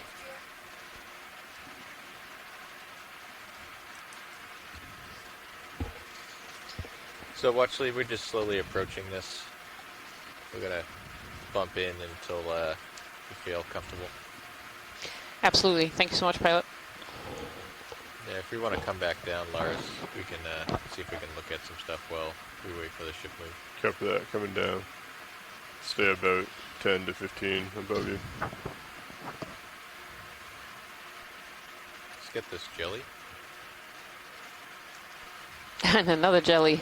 Let's get the jelly, Bob. This definitely seems to be a productive area for these pelagic jellies. This one's a little bit different from the ones that we've seen so far as well.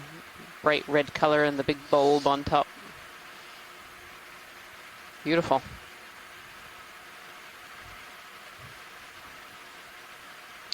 And the red color is a really excellent color to be if you live in the deep ocean. So red attenuates really fast in the upper water column. So the further down you go in the ocean, the less red you can see.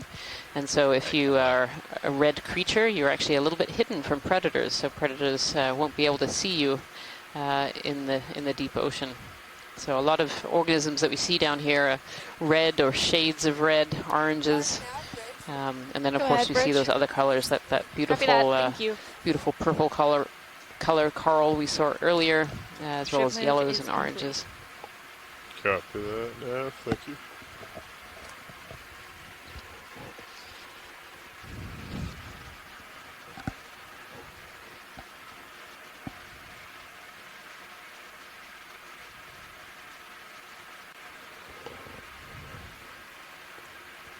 It's amazing how sharp that transition is right there.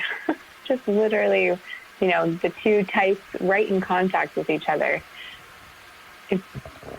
Definitely looks a bit different than yesterday. It's more relief to the rock wall, meaning more large scale bumps.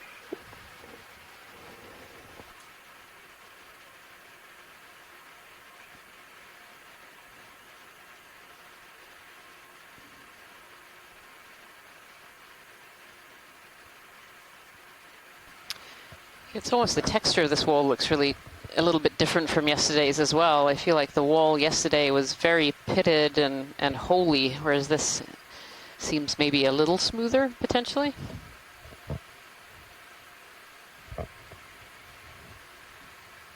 Yeah, we'll have to zoom in and see. It's funny, so many different rock types can have, kind of a bumpy texture. Really thick ferromanganese crust can have a bumpy texture.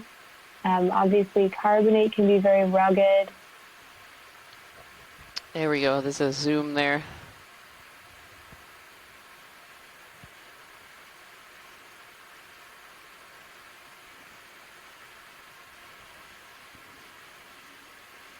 Some big holes, almost like bore holes going into the rock, which is interesting. Yeah, so not as Still looks like a carbonate up to me. yeah, not as dissimilar as I thought. Looking from a distance there. Now we've zoomed in. It's actually it looks a little bit similar.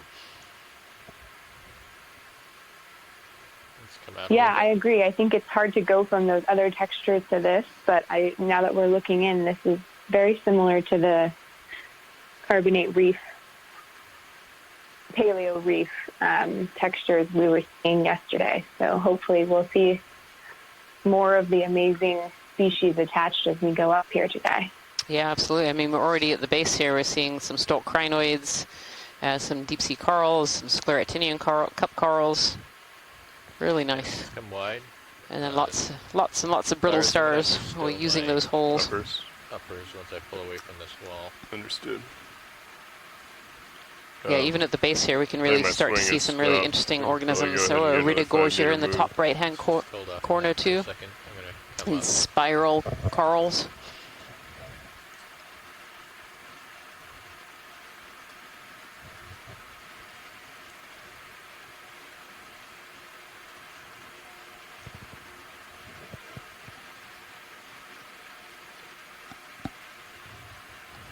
Yeah, whatever you want. I'm clear.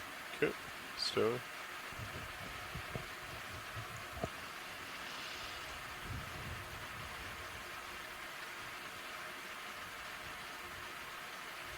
Okay, the uppers are stowed.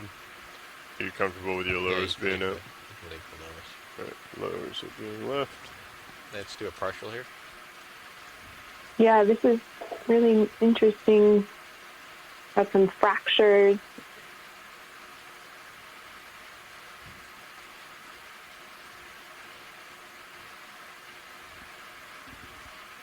Let's come out a little bit.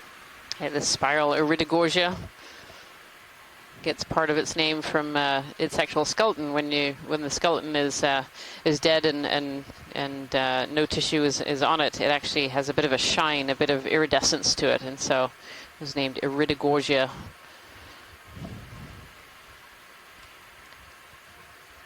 I see some Brisingid sea stars. I see some urchins here as well. As we start to creep up this wall feature a little bit.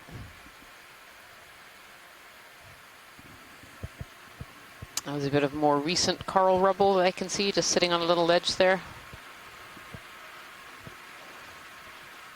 Yeah, absolutely. Let's do a snap there. Thank you, pilot.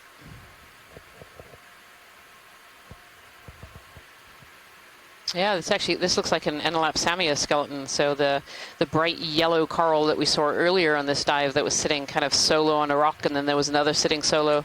This looks like the skeleton of one of those bright yellow corals, and it's been here for a while. You can see the bottom half is very dark brown, but the top is still a little bit white. But there's definitely no live tissue that's left behind on this coral skeleton right now. Okay, let's come on out. Coming up.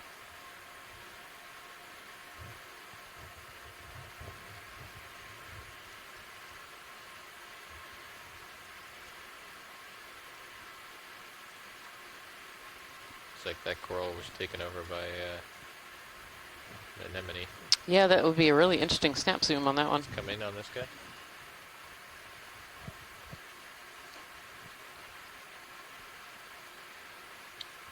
This anemone here. Not sure if this is just a really large ring anemone or a flytrap anemone, but this is an enormous anemone to be sitting on such a small, thin skeleton here. Must be doing really well to get that big. Yeah, I mean, look, so in the background there you can see 2 laser dots. So those lasers are spaced 10 centimeters apart. They're harmless lasers, but we can use them to size organisms and geological features on the seafloor. And you can see this anemone here is 10 centimeters, over 10 centimeters wide there.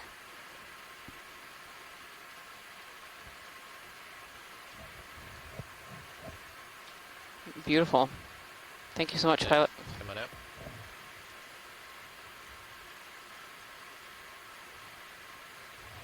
From Christopher Kelly, says that an enemy is called an Actia scyphia.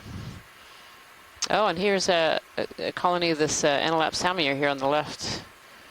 Oh, and another black coral that I don't think we've seen before, as this orange whip coral. Yeah, if we can get a zoom on the orange whip whenever you're in a good position. Thank you. Sure thing. Can actually all over this rock face on the high definition here. I can see all these little tendrils coming off of the rock face, suggesting more of these black corals. When you're set, Roland, we want to zoom on this Beautiful. black coral in the middle. Copies there.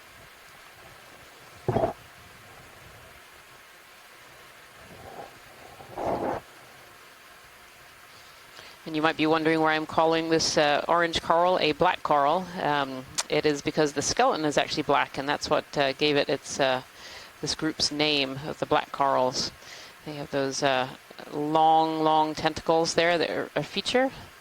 Help us clue us in that this is indeed a black coral, because this tissue is so thick that we can't actually see the black skeleton underneath it. This is beautiful, really thick, large polyps. Long tentacles.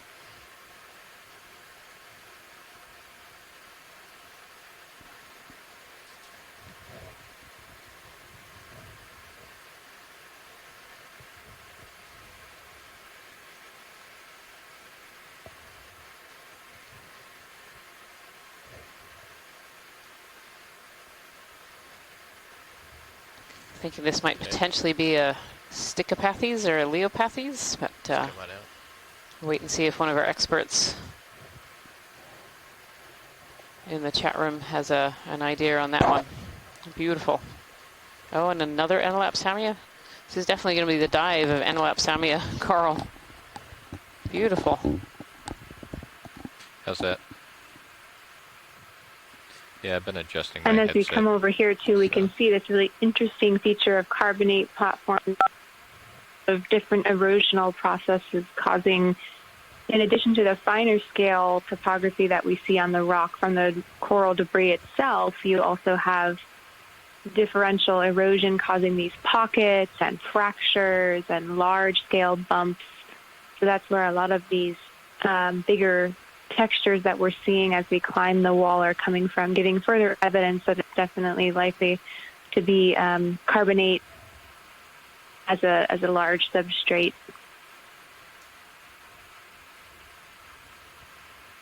Just lighting up the wall for the Sirius view. Yeah, this is a great view. If you turn to your live stream number 2 right Tilt down now, a little bit, co-pilot. you'll see an image from Sirius. So this is a 2-part ROV system that we're diving today. The upper part is called Sirius, and that's what helps take the wave action out of the line so that we don't get moved up and down when we look outside of D2. And so on live stream number 2 right now, you're looking at the downward-looking Sirius camera. So that's the upper piece looking down onto the D2 system. And you can really see this wall, this rock face here that we're looking at through the D2 system. Beautiful.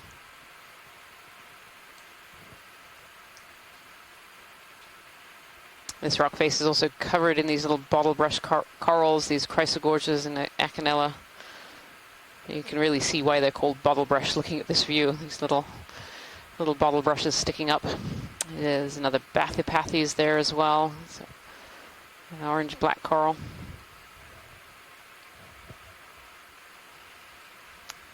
Little urchin in that top corner. Can we have a snap on the urchin? Sure thing. Thank you.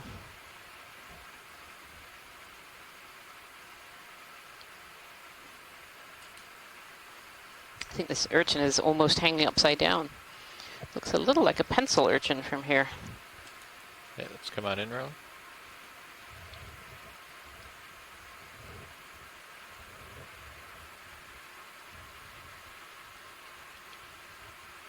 Yeah, so this is a pencil urchin, and they get their name from the thicker spines. You can see they have several different sizes of spines, and they have these really big, thick ones. And they use these thick spines to help wedge them in cracks so that predators aren't able to get them out. They have very, very sticky tube feet as well, and that's how they hang on to these walls and upside down. They have what's called a water vascular system, so there's a little pore in their shell, their hard shell, that lets water in and out, and that controls the tube feet and allows them to have a suction on the end of these tube feet to be able to hang in these positions upside down and on the wall. Very neat to see this pencil urchin today. Thank you so much, pilots. Okay, let's come on out. Yeah, depth's going to be an issue, Roland, because the current is pulling on my tether. Yeah. So I'm trying to maintain depth. I've been going in and out of auto depth, but even that is bumping around. Okay, good to know. Stay a little bit wider on the tight shots.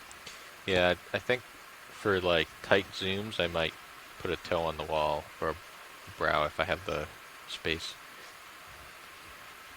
Copy.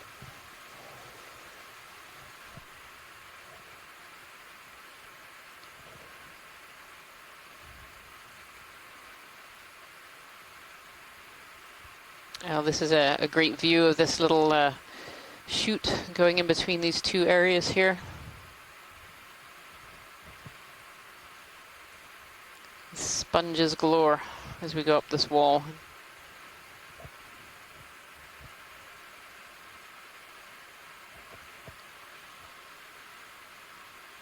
It's pretty striking how, although not to continue to compare to yesterday, but it's just so interesting to see that difference as you're diving on two features that on the map look very similar, and we see that the finer scale textures look similar here of the carbonate reef, paleo reef, but we definitely did not see this much relief in the rock yesterday. It was much more of a vertical, very solid platform versus the really bumpy, lots of fractured morphology that we're seeing here today. So I think we were just looking at the grenadier fish and then an Oreo butting in on the frame. We've seen a couple of Oreos already, and we saw some in our previous dive as well. See more urchins and sponges as we're coming up this this wall here. This is a really impressive feature.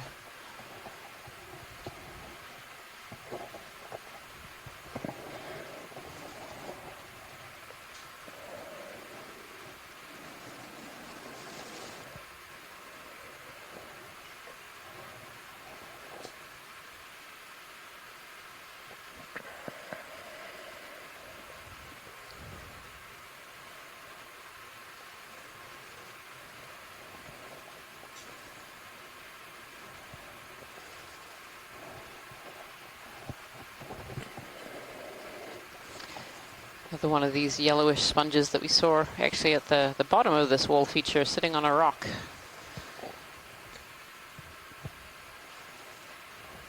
Probably put another 5 meters in.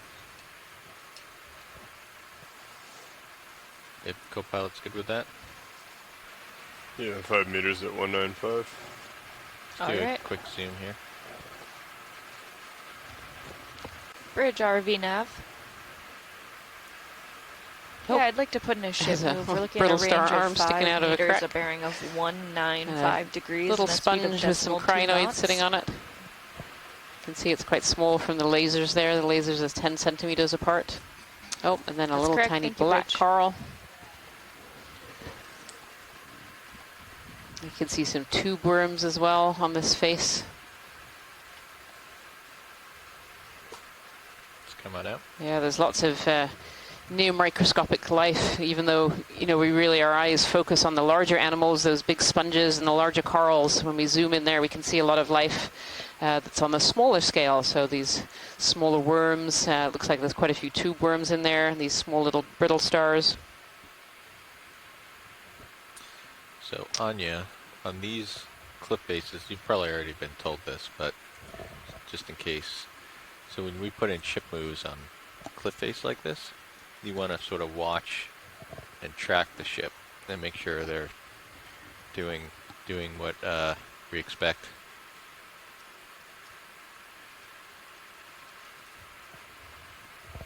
See another one of these bright, beautiful yellow colonies of Enelepsamia rostrata.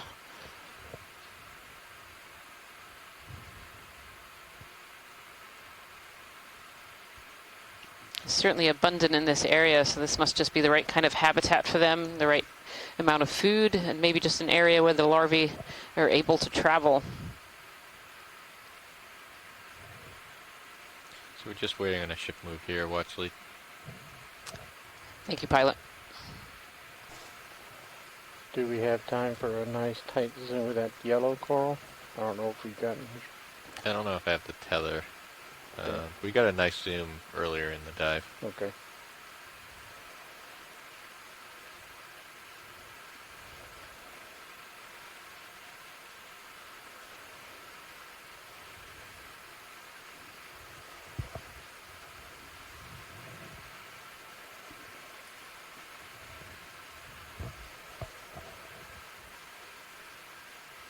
There's also been a lot of fun chatter that. in Thank the you, Bridge. science chat today Ship with move our is other lead complete. geologists, Jason Chater and Bram Merton, chatting about how a feature like this might get here. How do we form geologically these stepping platforms? Sometimes they can be caused by faulting, where a piece of the wall falls away to create a new platform.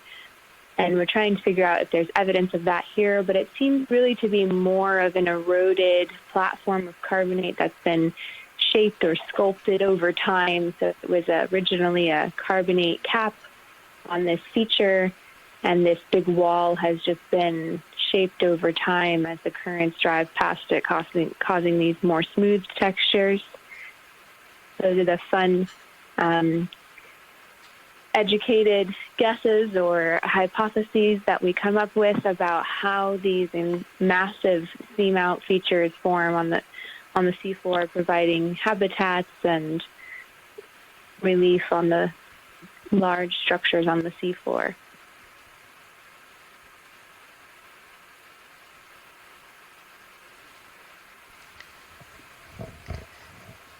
Big fish upper right. Go ahead. Oh, looks like there's potentially another one of these dog sharks, black dogfish. And this one's also covered. I wonder, it makes you wonder if this is the same one we saw earlier. So we saw one of these black dogfish covered in little parasites, the little white blobs you can see on the surface of its skin.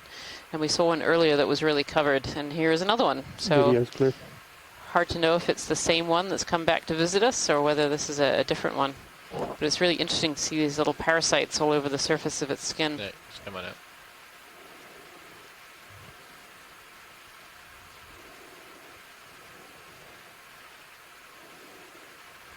So this is really interesting, Kira, this change in texture. On the lower half here it seems smooth, and on the upper half it looks more rugged.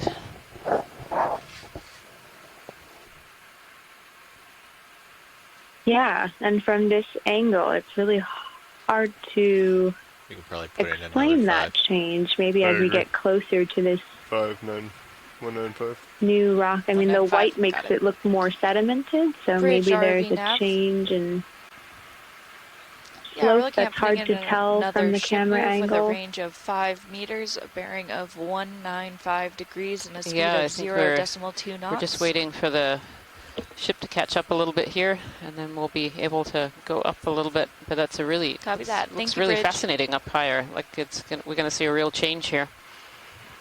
Looks like the mini Zeus is almost directly up. Do you want it down a little bit? I just put it there. Just looking at the slope. Yep. So it's sort of less of a wall now and more back to that like steep slope. And the current has died down quite a bit. That's really interesting, pilot. Thank you. So Kira, the pilot's just reported that this does seem to be becoming less of a wall and more of a slope again, and the current is dying down a little bit as well. So that's interesting.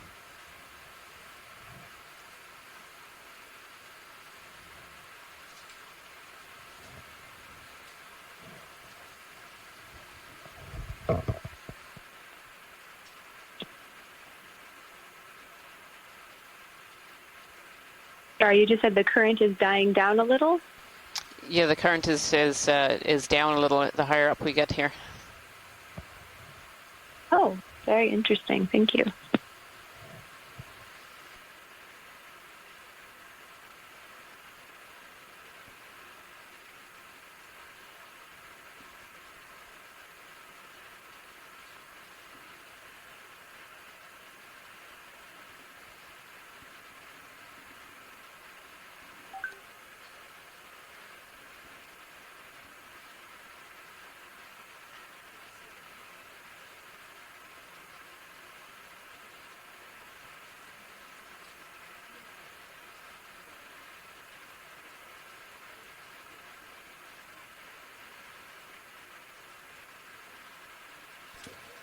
Copy that. Thank you, Bridge.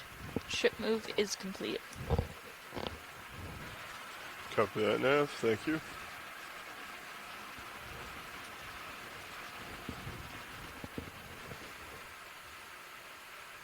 Pilot, this is Watchlead. Go ahead.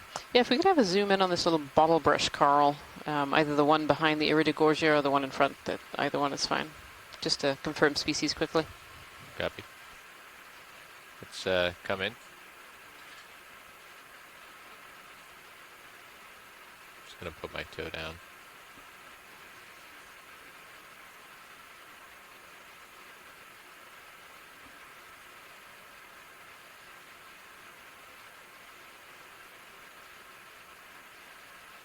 Okay. Go ahead.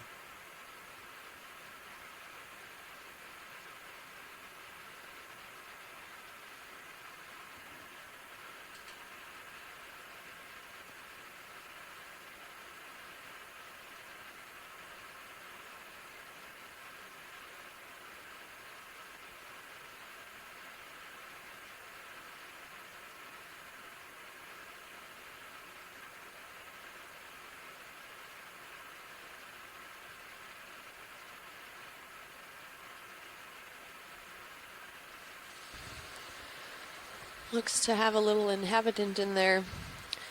It's a really nice color. And there's a crinoid attached at the base.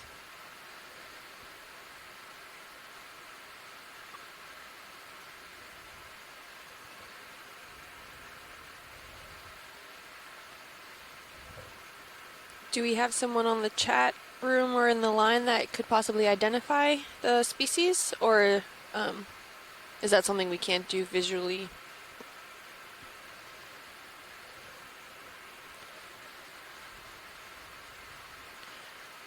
And right next to it we have this beautiful Iridogorgia.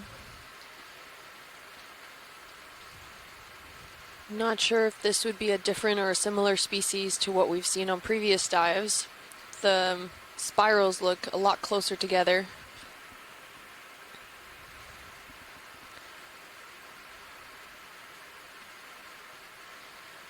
I think we're good to move on, pilot. Thank you. Copy. It's coming out.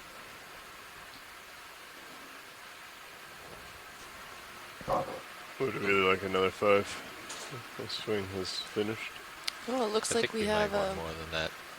Maybe 10. maybe a whip coral in the So back I'm looking there. at your sonar. We come up, It's still pretty clear. like it's sloping away, and it's like 20, over 25. So I say we do about 10 meters. That 10 meters, 195. All right. 10 meters, 195. Thank you, Nav. Bridge, RV nav. Kira, it looks like we're Hi, hitting we'd like to put in another another ship move. type of We're looking at transition a zone range of here. 10 Any meters, insights? a bearing of 195 degrees, and a speed of 0.2 knots. Hey, Kim. Yeah, we were looking at this one before, thinking about, is it due to Gotcha. the Thank you, current Bridge. speed slowing down as we're going up slope here? Definitely looks like there's some more coarse grain sediment in the lower portion and then more exposure up top. So it could be that there's a little Yeah, bit more might have said relief that are letting these bits of old coral rubble stick up beyond the sediments. Or, yeah, we'll have to see what's causing this really obvious textural change and color change and sediment accumulation regime. Right, it looks like anything with dense coral rubble has more encrusting ferromanganese on it than any particular exposed area that we could see. Granted, very few areas that are actually exposed with no sediment, but that's just really interesting. I wonder, is there a preference as to what kind of carbonate maybe the ferromanganese really wants to encrust on, or is this something that is we don't know about? Yeah, I mean, I think that the ferromanganese oxides are coating most everything, but maybe there was just a little bit more sediment accumulation down below, and this is sitting up more exposed where it can precipitate the oxides on the outside from when it's more exposed. But you can definitely see as we zoom in here all of those the stalks of the old corals. You can still see the textures, so the ferromanganese coating is not very thick. So we might be talking more thousands, tens of thousands of years that this has been exposed, perhaps hundreds of thousands of years, but not a million-year range. I think this might be just a steepness, like it's just the rubble is collecting up there. That's really great insight. Oh, this is an interesting, off to the little bit of the left-hand side there, that unique shape. Is that coral rubble, or it looks, I'm not sure what that is. Kira, do you see that also? Or maybe it is just a stalk of an old coral. Yeah, so I have to hold that. Just looked larger than the rest of them. That's why it looked interesting. Yeah, definitely a little bit different color, but I'm not sure. I think it's probably an old fragment of a coral, but very thick. Yeah. Pilot, can we zoom in on that, what looks like a really large dead cup coral right south of that red crinoid? About southeast? Right above your lasers now? Come on, impartial. Oh, I see. Yep. I'm wondering if that's just more exposed surface, or if that looks like quite a large fossilized coral piece there.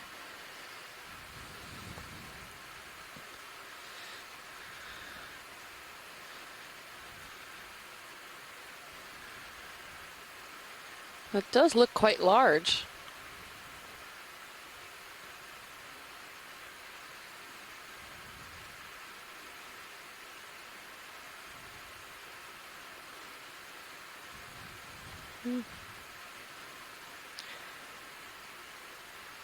Yeah, and very intact. Yeah. Sorry, choked a little there. Thank you. That does look very intact. It does have some associated fragments around it. I see just another one right next to it also. And it doesn't look like it was fully encrusted. Maybe part of it was buried and then got turned over at some point. Lasers. Thanks, Pilot. Lasers are on. Is that a large brittle star next to it, or is that a crinoid? I can't really tell. I think it looks like a crinoid. It's, I think, wafting up in the current a little bit. Somewhat. Yeah, there's another one. Right there. Upper left, Oh, where look. the fish is headed, there's a white structure. Looks similar to that coral we were just looking at. You want to get the fish? Yeah, what kind of fish is this? Does anyone on the chat Can't know? find the focus. Yeah, he's close. He's very, very close. It's minimum It's focus. quite small, has an unusual shape.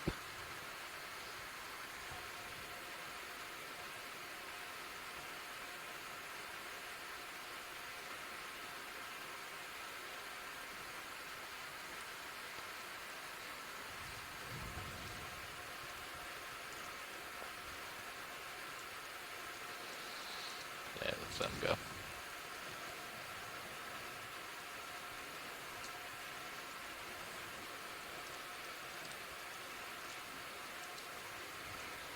Sea star up ahead. Copy that. Thank you, Bridge.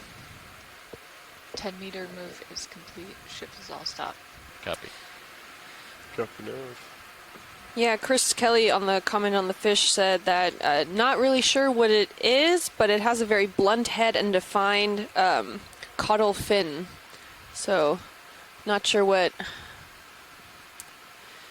kind of species it was. But the Tina white thing here. identified the crinoids as pentametrocrinus. So penta, I'm guessing for the 5 arms, and Too slow. and Chris Kelly agrees that it looks like a pentametrocrinus, very similar to what's been seen in the Pacific. Oh, and here we have a sea star.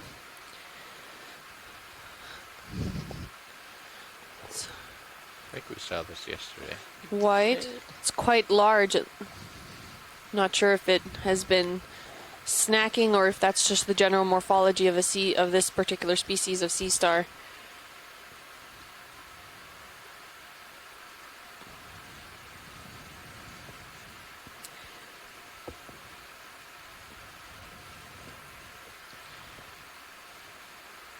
Okay. And also from the sediment perspective, if we see on the lower left-hand corner there that we're zooming straight out of, there seemed to be like this kind of 3D disc shape thing, and that's actually the skeleton of a sea urchin. Ooh, is this Chris Ma? Hey there. Hi. I'm still seeing the big, thick white sea star. I don't know how much farther you've gone beyond that. This is, I believe, Contraster, which is a perenniid. We saw these. We started to see these yesterday. It's sort of the unusual new star that has been showing up, other than those little cookie stars that we've been seeing. These belong to a fairly small group of weird sea stars. The bodies are almost entirely kind of flesh-like. I mean, they're not jelly like the slime stars, but they. I've cut these open, and they're basically. They're like a pumpkin. They're very akin in texture to sort of a pumpkin, like sort of flesh. And there are fossil remains of those sea stars that go back to the Triassic. So they're quite unusual. And so it was only on these Okeanos dives that we started seeing them alive, and sort of seeing what they were doing. And it looks like they're feeding on either the organic remains that are on the surface of these rocks. And there are lots of little mysteries with smaller individuals. But these also occur surprisingly widely. Sometimes they're present. We're seeing them here, obviously, at over 1,200 meters or so. But we also saw these at the canyons back on the North Atlantic coast. And it wouldn't surprise me if they got all the way across over to the Atlantic side of the, to the European side of the Atlantic.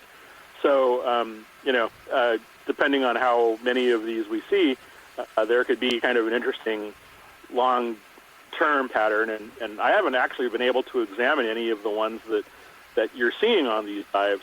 So, for all I know, it's a new species. But as these are particularly difficult animals to work from pictures, but they're very interesting from my perspective. I always get a little excited when I see them, just because they're so the typical deep sea things are like those little cookie stars in and the slime stars. So when you get one of these, it's not your typical day in the park.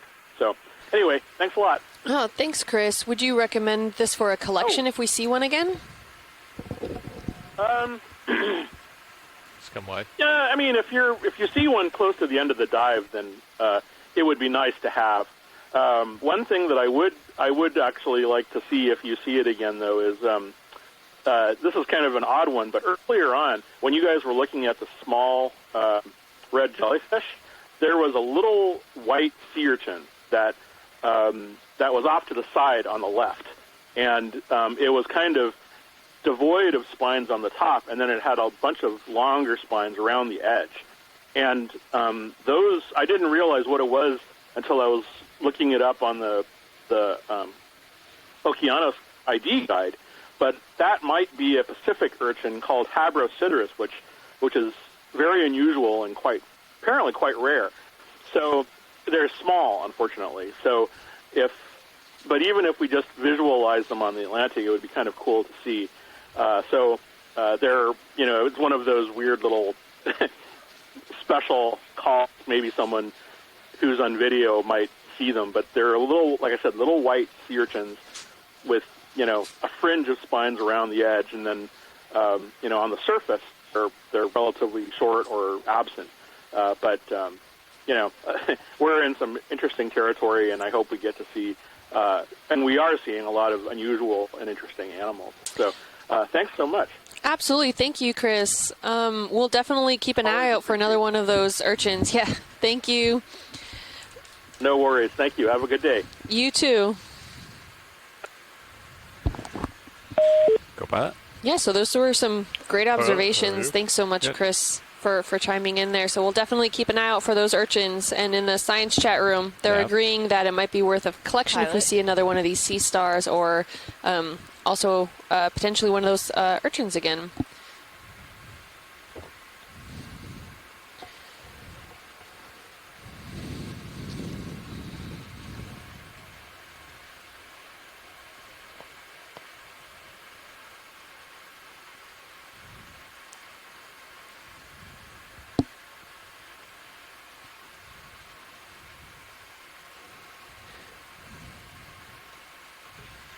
Is that ship move going now, or is it? No, we didn't put in we have been waiting because we're waiting for the shift change, but we can put one in This is a great overall view of the general environment that we've currently been exploring today. We're currently on dive 9. 10. Yeah.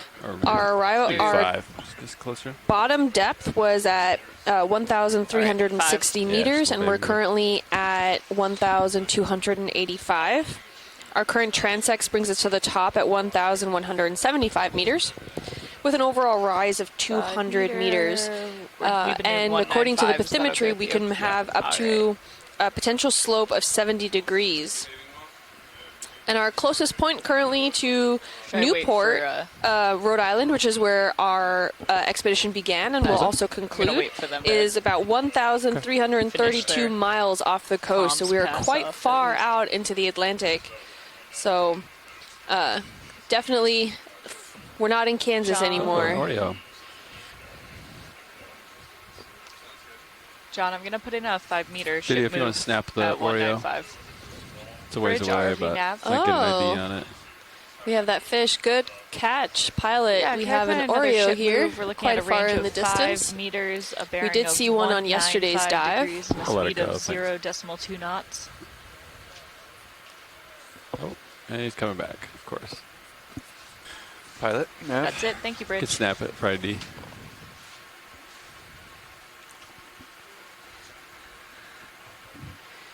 These fish look quite ghostly. I wonder if we have someone on the line that knows more about these fish here.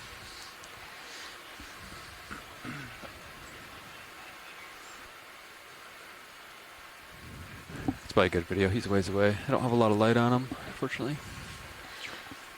Sounds like Nav just put in a ship move. Is that right, Pilot? But these areas, you can just see how much marine snow is in this area just based off all of those particles that are in the water column there.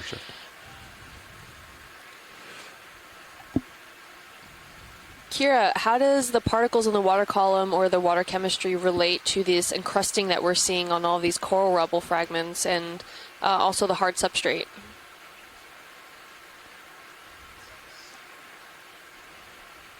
Yeah, good question. Because a lot of sounds like they minerals found a are local area here precipitating out that's of somewhat more seawater, at level, least ferromanganese oxide minerals called ferromanganese crusts are precipitating from seawater. It's a lot easier for them to form a crust or a mineral layer when there's not a lot of sedimentation. So if a marine snow is falling down but then flying away and accumulating somewhere else, then you'll get some thick crust accumulation. But as it settles on that region, it can slow or damper ferromanganese crust accumulation. So it's an interesting, it's funny because although I could agree, we're seeing a lot of particles right now floating through some of that marine snow. For how long this carbonate platform has been sitting here, it's a pretty low amount of sediment accumulation. You know, sometimes on the seafloor we can get many meters or kilometers thick of sediment. Good copy, Bridge. But the energy, the currents and the energy here seems high enough to have kept it from creating a very thick layer. So it's a bit curious where all these particles are ending up if they're not accumulating over thousands of years into a thick sediment cap. 195 copy. What do you guys want to do? 180 southbound? Whatever pilot's comfortable with. Yeah, that's really interesting. Right. So everything kind of has a cause and effect within this environment here. So chemicals in the seawater that we can't normally see, or even that detrital material that Kira was just talking about. I agree. There's not as much sediment as you would think for the amount of particles that are in the water column. But this can accumulate either very quickly at 180 degrees, speed or 0.2 take knots. a very long time, even in geologic standards.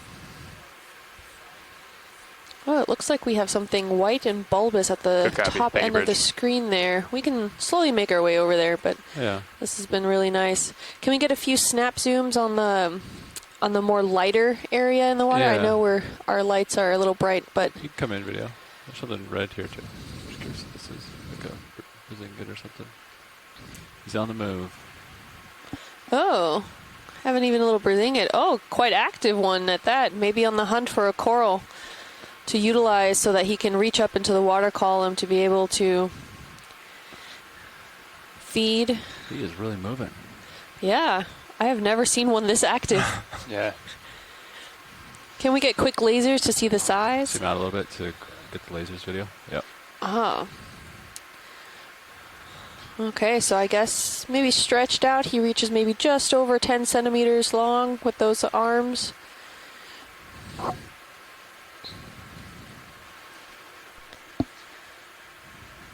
Oh, brittle star.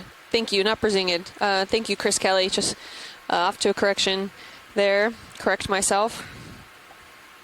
It's a big crinoid, too. That was the fastest moving sea. Amazing how mobile they are. Yeah, considering that it's not usually in, at least from our observations, not in that nature. They really try to hang on to a coral. Oh. Unless this species is different. I don't know if someone else on the chat room has different information. He's running away from us. He's hiding. Oh. There he goes. Thanks, Roland.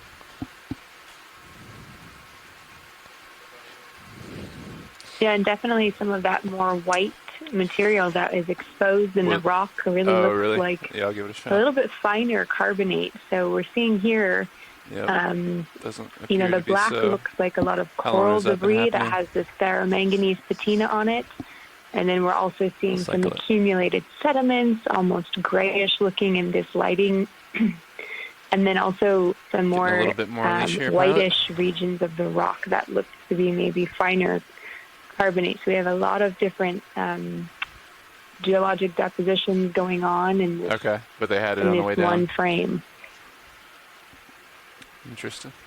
You can zoom in on this white long. I don't know if it's just exposed or. Yeah, I was actually going to point that out. Thank you, pilot.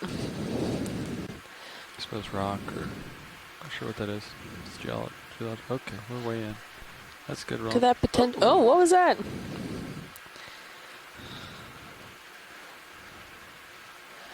Go for it, That Ron. looks interesting. What kind of fish is this? It looks like Possibly a small toadfish. it's a frogfish. Thank you, Rian.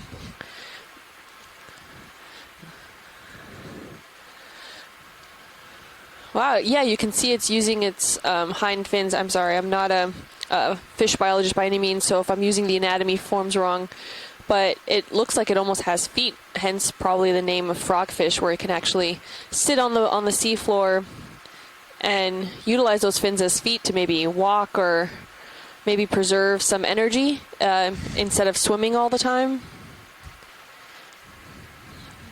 Looking right at you. It's not too sure about you, Levi. And he's sitting right next to a rounded cobble that is probably bracing an himself on that erratic rack there. rock that's dropped here. So it's Steady. funny, in one zoom you can see this amazing fish as well as all of this old coral Looks fuzzy, rubble doesn't it? coated in got manganese little, and some branches rocks on it. that have been Yeah. dropped here from some distance away. One zoom can show quite a bit.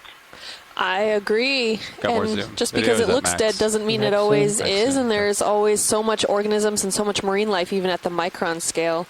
But this fish, Mike Vecchione identified as a coffin fish. It is a benthic angler, and I think it's showing off its good side. Quite posing there. But yeah, going back to Kira's point, I even see Unclear when some you are, sea Ron. urchin spines, fossilized corals all around. And, you know, even at the nanoscale, we're looking at some hydroids or different kinds of organisms that live and utilize this kind of environment to their advantage. So even though on the larger scale it might wanna look get quite closer? Do you wanna dead move on? overall, we're still in an environment where a Seem to be lot of these relatively different organisms stable play a here. crucial Pilot looking role down at you, in 25 maintaining the degrees. habitat that it's I in. think we could probably keep going, Ron. You're full wide. Thanks. Want another move Quite then? a few of these crinoids again that we've seen here. Get up the hill a The little bit. pentametrocrinus that Tina identified Delta earlier. 10-ish okay, Pilot? Yeah, looks good. There's some interest in looking at that sponge on the left. Yeah, I'll head that way. John, Pilot, Ooh, that looks like a cycled sponge. power to the Titan. You might want to try it one more time. Copy. Stand by. Get on top of it, look straight down. Okay.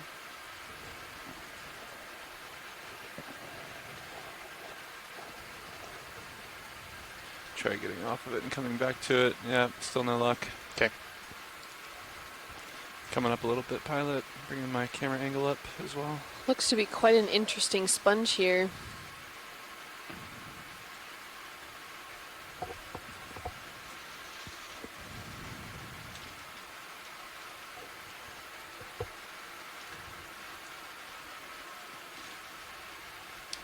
It's interesting that we seem to have visual on that Titan, but no control That of the is movement. quite a large osculum on that sponge, where it looks Okay, video incoming.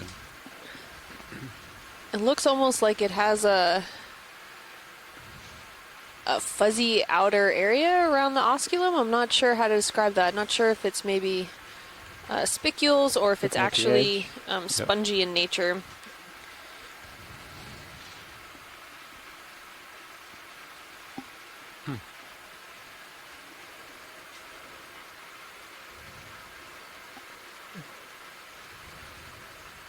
Let's take a peek on the inside.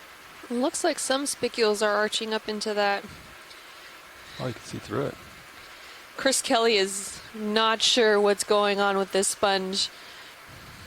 You can clearly see on the inside, this is quite a large osculum here, and Going back to the edge. Yeah.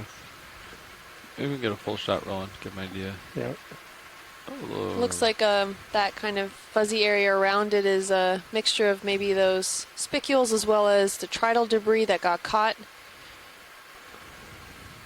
sounds like they don't know what it is. And Lasers it looks on. like it has a lot of spicules Flip on the down to get bottom the that are whole fuzzy top that to are bottom. utilizing it to attach it to the coral rubble that's underneath it.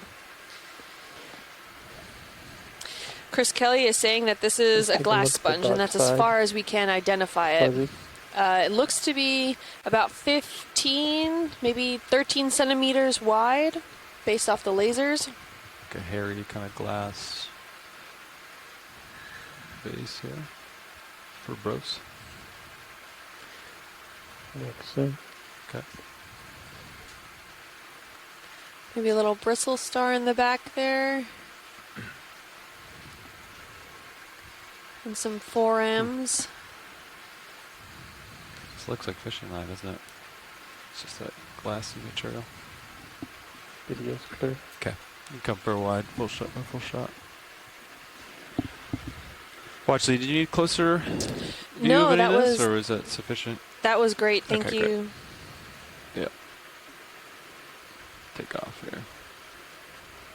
You got the pan and tilt looking uphill there pretty good. Chris Kelly is It's a little saying distorted, maybe but a you can kinda see rosselid what's coming up. or Okay. ferronematid with an osculum. And, I mean, if that is the case, it would be quite unusual, but that was a great video. Thank you.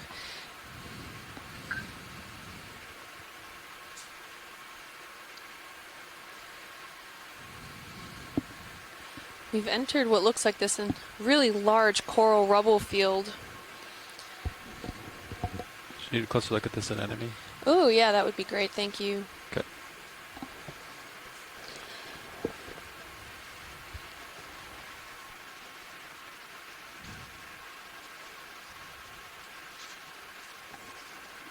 Co-pilot, that might be catching some noise from the stuff on the brow there. If we tilt it up a little high. Yeah, I Not just sure. did that to get a little look ahead. Okay. Because Oh, I you see. the background there. Yeah. Come in video. But, Nice. But our operating mode, I can leave it right here. No, that's up to you guys. But Just wanted just trying to figure it out. Mm-hmm. Yeah, it definitely gets noisy towards the Yeah. top. It's useful though. Yeah, you can get a few extra meters. Yeah.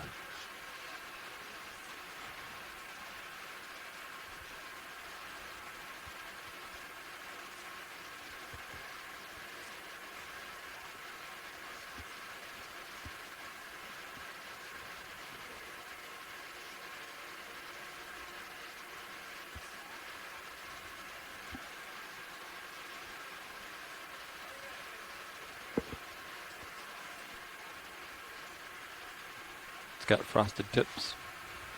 So looking closely here at this sea anemone. He's really beautiful, potentially a Liponema. Pilot's clear and you are on.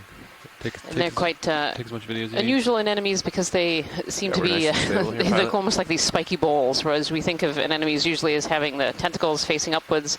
These ones kind of overwrap and their top area actually Got something up ahead curls of all you the way there. around to create this little spiky ball appearance. White It was a target. beautiful shot, thank you. Eyes on. That was going to be my next hop. It's that translucent object there. Yeah, we can snap that. See if that's of interest. Maybe trash or something. We have a little lurker checking out our tether here. Yeah, I think it's judging by the yellow line, I think it's terrestrial. What is that, John? Some kind of gelatinous. Is it? It's a jelly.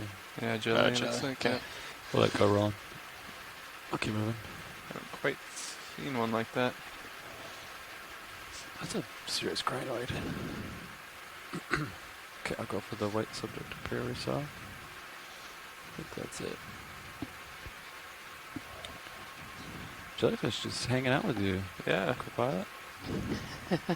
Nice to have a little company.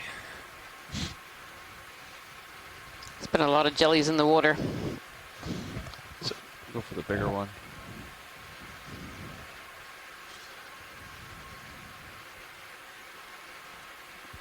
So co-pilot, when we're stretched out like this, every once in a while bring up the fiber levels. Just double check them. Should be like 16 or something. This is an interesting encrusting Remind me sponge which here. page It's that's almost on? taken on that on botryoidal power, texture. Top side. Top side, gotcha. Yeah. Should be like 16, Yeah, lots 11 of or bumps. something And like that. interesting, Oh, the also uplink and the downlink, you're mound saying? feature Yeah. that Yeah. it's sitting on is a Just little something bit to keep an eye different. on. It's kind of, not that more rough Haven't seen an issue carbonate in a while, coral but rubble it has been in the texture. past. This is kind of a mound that's been Come in, smoothed partial. a bit. Hold that. Yeah, it definitely looks a little different from the surrounding there.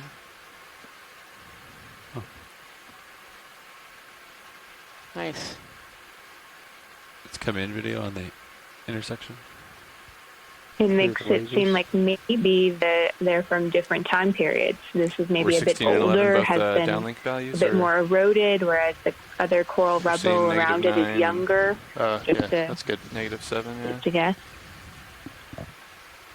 See all these Yeah, the big almost number is like the, little veins running through this sponge here. We think this is a I think dema it's up to, like, sponge. 20, but it's a problem. So one of these sponges that has calcium carbonate spicules rather than the silica spicules like so many of the glass sponges that we've seen.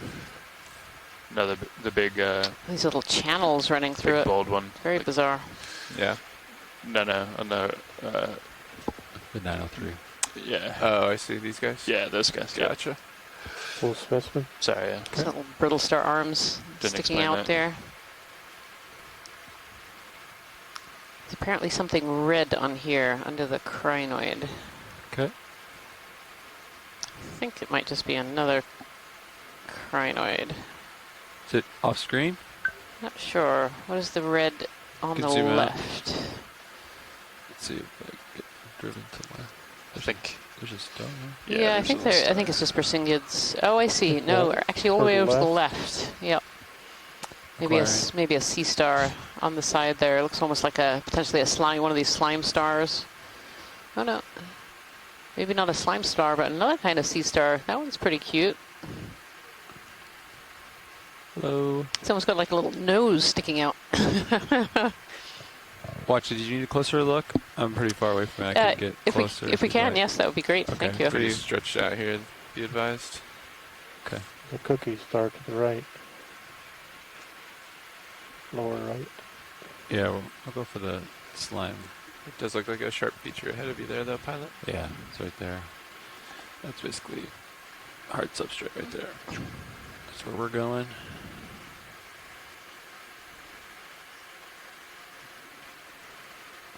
We'll get there in a minute.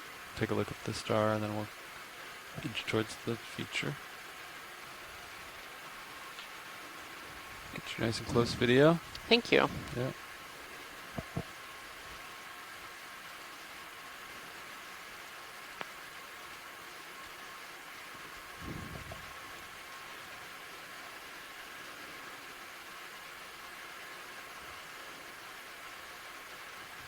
All right, video, come in. It's gonna be a little bit obscured from this angle now that I'm closer, but He's a little bit of an awkward angle, kind of hanging out under this large branch that's been covered in that ferromanganese patina. And it's got some encrusting yellow sponges on it. Oh, there's a fuzzy little star too. Fuzzy Wuzzy was a sea star. Yeah, there you go. Fuzzy Wuzzy had 5 arms. Yep. Yes, he did.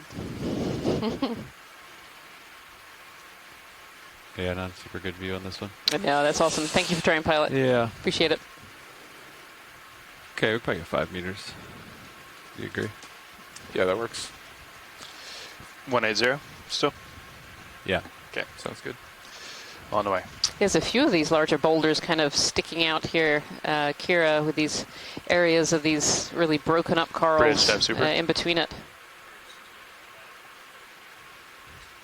Yeah, and some of them are getting quite large. Thanks, Ron. I'm still thinking that maybe that indicates either different time periods of deposition or just different erosional regimes that have come through and affected these areas in different ways.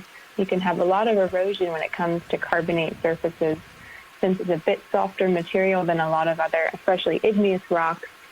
They can be physically eroded much more easily. That's probably why we're seeing some of these large fractures and almost like caves as we get into this smoother part. And it seems that maybe with that thin patina on the coral rubble in the more rugged areas, maybe that's a bit keep an eye on our younger. lay back here as we approach this feature. Okay. Interesting changes in morphology. Put in a ship move until just a minute ago, and I think we are drifting a little. Yeah, it seems almost like we've come back to a wall feature. We're just on a little slope in between two steeper features here. Wire out is presently 1267. 1267, aye. Yeah, looking at the Coming up a high little bit pack, here, that Pat. makes sense. It looks Sounds good. like we're coming up on Camera angle much coming down. steeper terrain. Yep. Yeah, this is basically a wall, so we're gonna High pack for Get those the at ship home, moved a little meaning closer, the and then I can bathymetric map get and close to these navigation system subjects. that you can see in camera feed 3 Sounds like a in plan. the upper right corner, where those contour lines are getting really close together, means a much steeper slope, and the little green dot following the ship shape is our ROV. So we are coming up to those contour lines much closer together, and we're going to start seeing a much steeper face as we continue Yeah, if you can help me keep traversing an eye up. on layback nav, I Yeah, think there's I a have my really line interesting out in the view on bottom that left of blue your view screen there. sonar too. You can really see the steep face that we're looking Received. Thank you, towards Bridge. here. Down there, there's that less steep area, and then these steep cliffs. Really neat.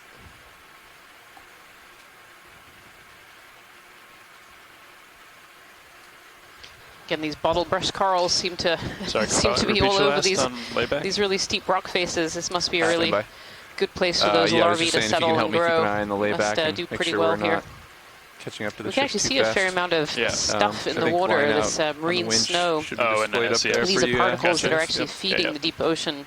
Thanks. So these seamounts problem. really act as conduits for cold, deep, nutrient-rich water to come up to the surface. And when that nutrient-rich water reaches the surface, it can create these plankton blooms. So the plankton really like those nutrients and bloom. What do you And have for eventually the those plankton wire out? blooms die. Showing And that, 1262 over here in that the food, winch that control? plankton comes down to the coming on the seafloor. Oreo.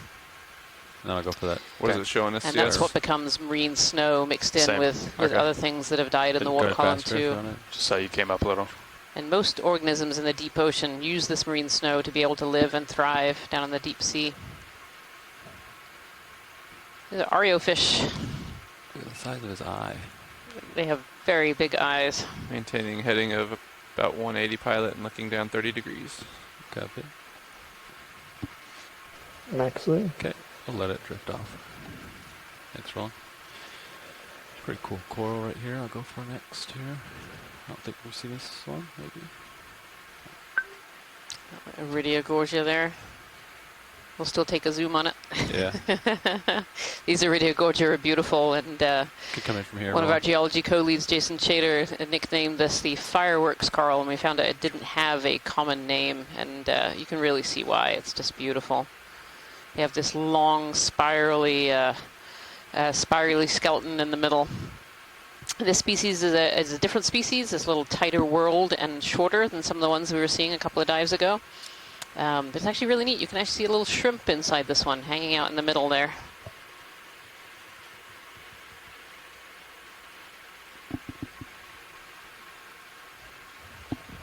Is that a little shrimp? Yeah, it appears to be. Yeah, I think that's a little shrimp. Yeah. There we are. Thanks, Ron. You can come out. Zero start moving yet, or not so much? Not so much. Okay.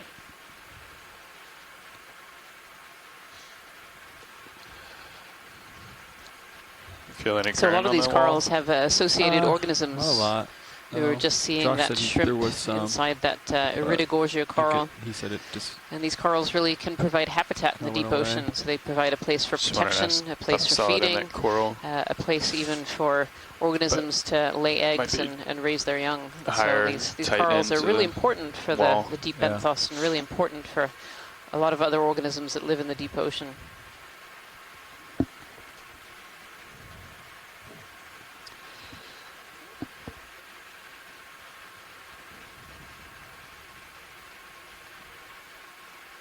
Can snap this one, Ron, from here until I get more tether. I think we're Yep, starting to move this is a one of little these bit little here. bottle brush corals. Yeah, ship has stopped, so I'd be... I think you're probably creeping in. Okay. Thanks, Ron.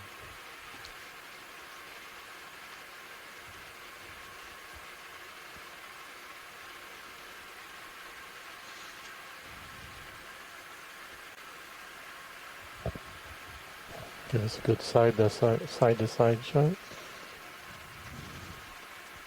Yeah, this is very steep here.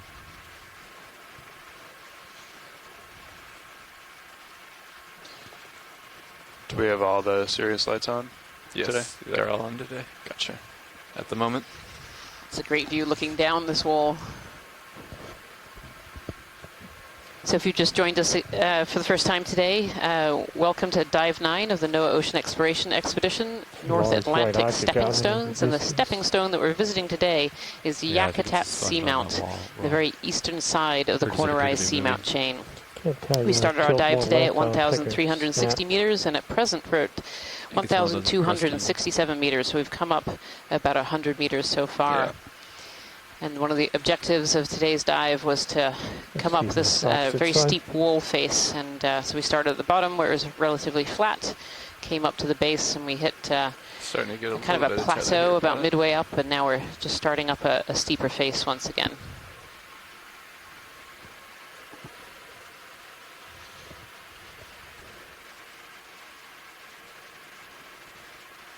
So yeah, the number I'm looking for is the uplink on it. Yeah, the negative 16.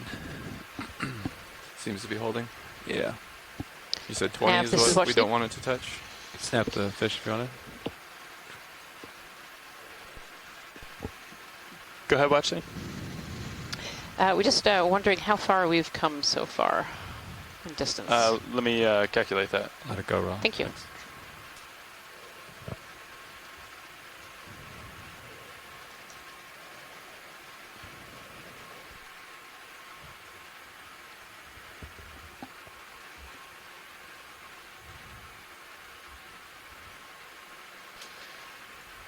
Watch lead about 225 meters since we landed. Thank you so much. Sure. Go get 5 more meters. 5 more aye. That works.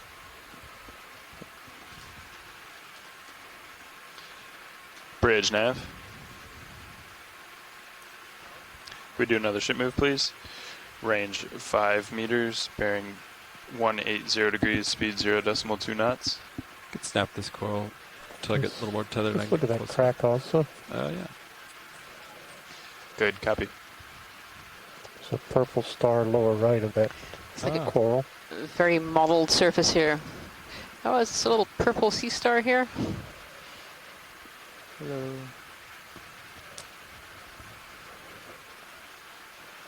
Huh. Tiny, tiny little purple sea star. Very pretty. Move on the way, pilot. Copy. Thanks.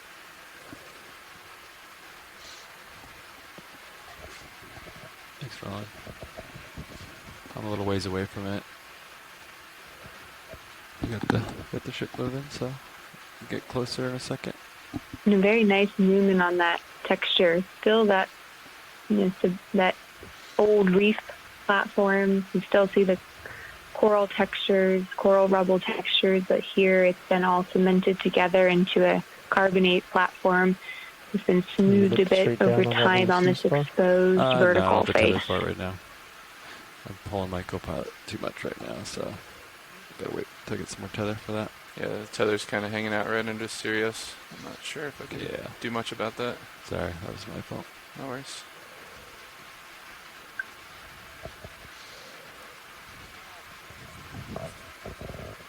Receive. Thank you, Bridge. That move is done, pilots. Copy.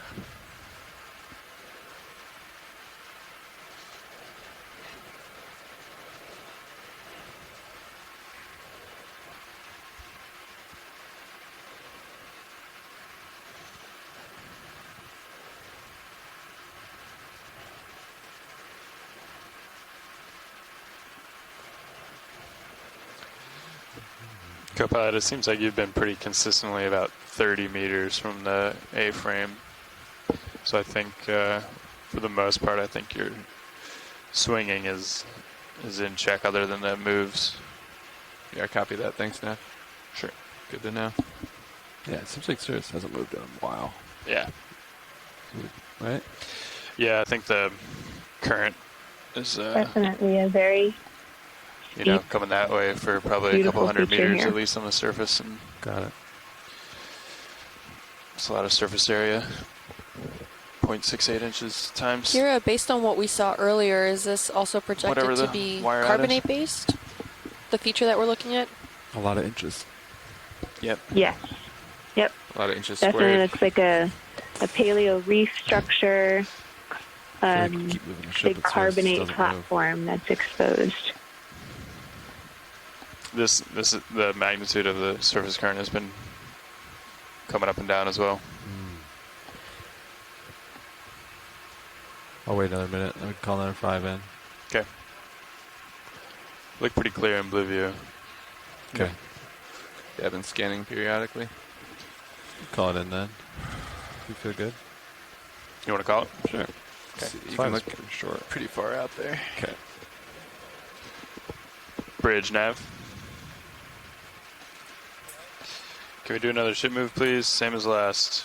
Range 5 meters, bearing 180 degrees, speed 0.2 knots. We have a request from the community when we have a chance to Good zoom a copy, little Bridge. bit on some of these white dots, see if they're possibly urchins, what kinds of little animals are living on this old Yeah, you wanna go coral for the white dots? There's two here. paleo reef Lower left is a brightness. Okay. platform. How about that one?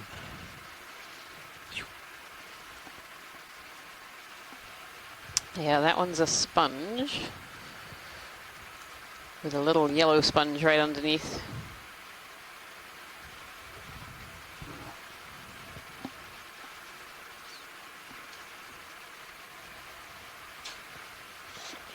Look at some of the others. Thank you, Yeah. pilot.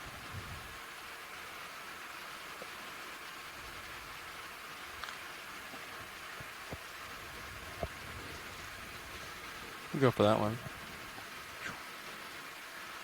Looks similar. Yeah, another small sponge, I think. Yep. Yeah, there's lots of these little smaller sponges. You can actually also see like lots of little yellow dots as well in amongst all the old reef material. These are encrusting sponges.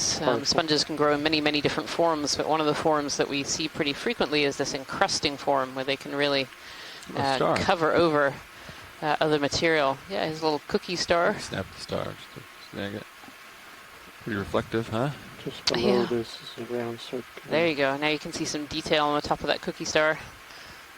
These are echinoderms. They have those 5 arms, that pentaradial symmetry. All right, Roland, what was the other object you Another noticed? round. Cute. Oh, sphere. just the round. A sponge. It's going to be the search for the urchin. The searching.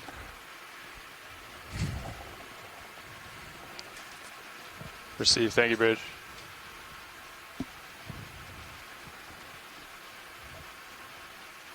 It's amazing how when you zoom in, you can start to pick out some of these organisms, but other than that, it's two little dots almost next to the hole camouflaged. in the It center. is really, really camouflaged. That Lower dead left branch in the center. upper left-hand quadrant would be interesting to snap zoom on. Looks like it's just hanging there perilously.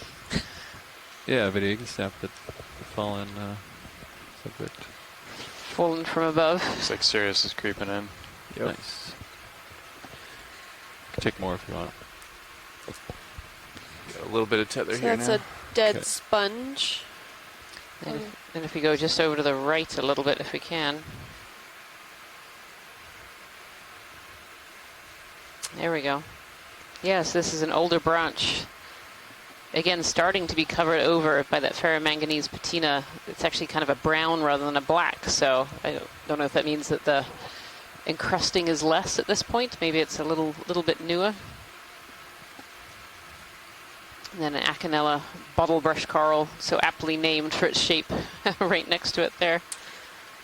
Yeah, considering the size of this single piece of branching coral here that's been encrusted, do you think it fell from Thanks, Ron. nearly the top? Where are we Maybe at we'll today? see Sea bass? some more reefal structures on Some top, change or on is me. this Try just and get hasn't dialed in still. degraded yet as 24. much as other corals have, where we Maybe saw there's those upwelling massives up of coral there. rubble down so. at the base of That's the this? tether. You can see it with Yeah, the hard to tether, know yeah. until we really see above us Depends what which way you're facing the what current the as well, relief right? looks like. But we've certainly seen some of these bigger branches down below broken up into many, many pieces, but really thick, chunky pieces.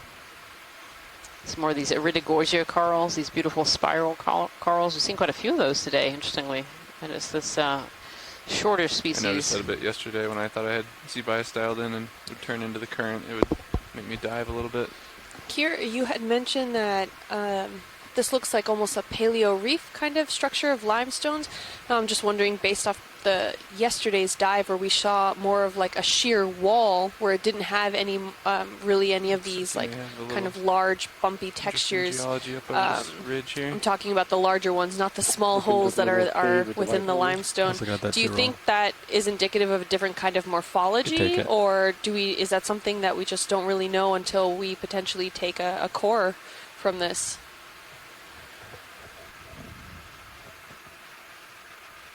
Yeah, Kim, that's a really interesting question. It seems like it just might be a different erosional environment in this region. It's true, yesterday's dive, it was these pillars, extremely striking how straight it is, and today we're seeing a lot more cracks and bumps, possibly just due to how this carbonate platform has been eroded over time.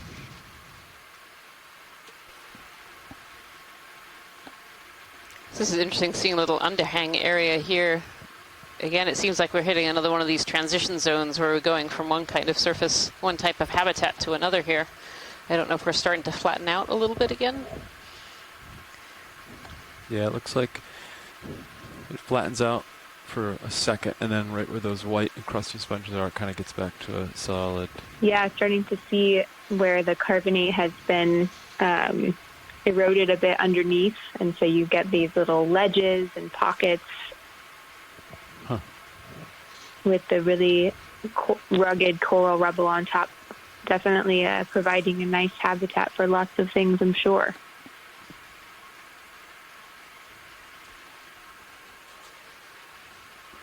Let's sweep to starboard.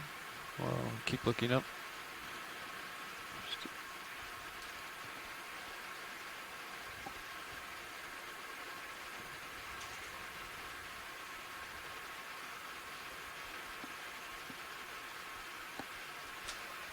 Copilot, I just quite the coral platform here. The time of your these track. These old paleo corals. So it was at 100 seconds that it tracks it for, but I just made it 300, so it.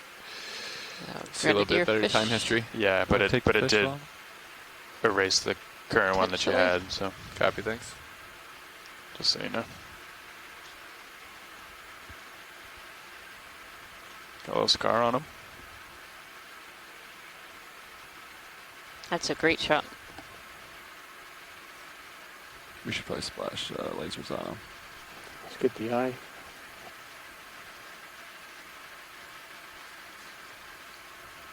He's got a very skeptical eye. Looking right at us.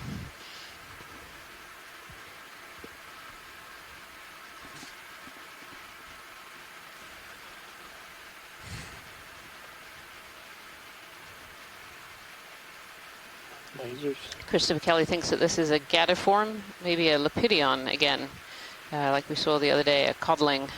Peter Oster has chimed in there. Clear. The white object to the right, fallen coral. Do you see it? Yeah. Beautiful. Thank you, pilot. Thanks. You can come wide. Oh, there's another fish over here on the left. Oh. Much skinnier fish. Something definitely a little different. You want to snap it, Roland?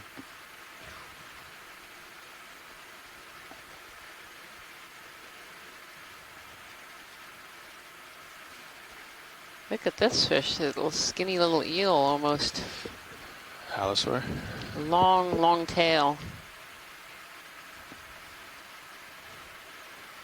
A halosaur from Peter Oster. Okay. Very, very long tail. Thanks. This one's just hanging out with us today. Hello. They're still pretty tight, huh? Orange under the right. Yeah, a little bit. Yeah, you can bring us in more if you wanted. Okay. Another 5. Yeah, Sirius seems to be holding This station real pretty well. textured surface Okay. is really Have you been hiding a lot of the coming- biology. When we were a We've been little coming closer up. to some You've of been the coming up, yeah, overhangs so there, that's- we could see a lot of Brisingids and sea Okay, stars we'll get another 5 in then. hanging out under the ledges. There's some bottle brush You're on the edge of corals my I view just pilot. noticed then as we were zoomed in on that fish. I will not go any further. You can see some Bridge sponges. nav. Can we do another move, please? Same as the My last. heading's Range 5 meters, bearing 180 degrees, speed 0.2 knots.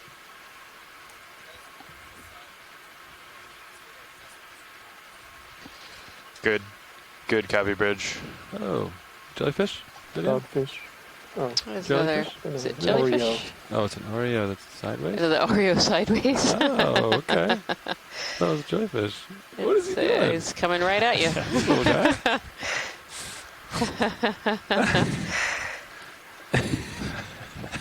I really enjoy these Oreo fish. They kind of look like something out of a cartoon with their giant eyes and their, All right. you know, That's, I don't know. big It's mouths. upside down. It's going upside down. Yep, we're just going to go upside He's down, inverted. check you out. Do a little You're not barrel here to look roll at there. Carl, are you? You're going to look at me. That's some expert swimming. Actually, Peter Oster has come on the chat room here saying that these Oreo fish can be a bit territorial. So maybe this fish really is checking us out here. Scared? No, the pilot's not scared. Copy. The pilot is unwavered, apparently. A little stretched out here. Copy.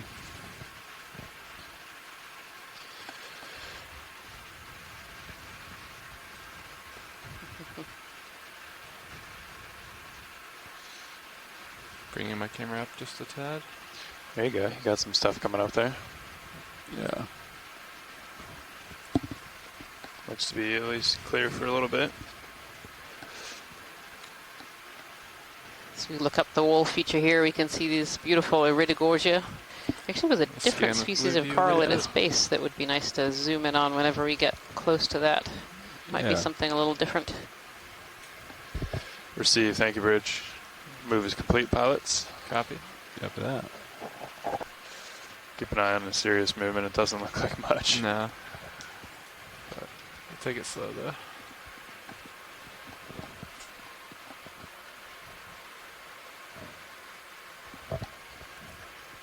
Blue V scan looks pretty good.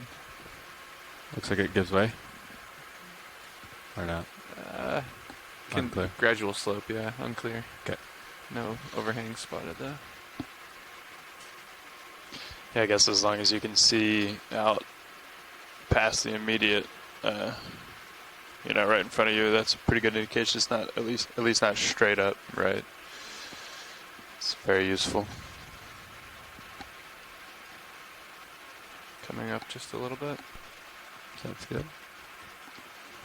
Let me look at my blue view here. See what we're looking at. Let me know if you'd like to adjust the angle. Go ahead, watch it. Yeah, this is a great time. Do you want us to talk on OKEX? Yeah, we're going to do some introductions of the front row. The engineering staff running the ROVs today. My name's Levi Unima, and I am sitting pilot. To my left, I have the navigator. Chris Ritter. And to my right, co-pilot. John Nefford.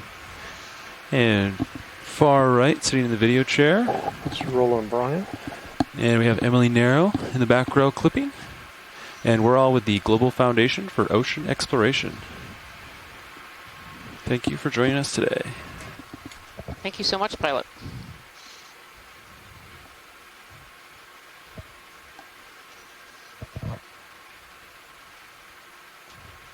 This Iridogorgia has really tight spirals.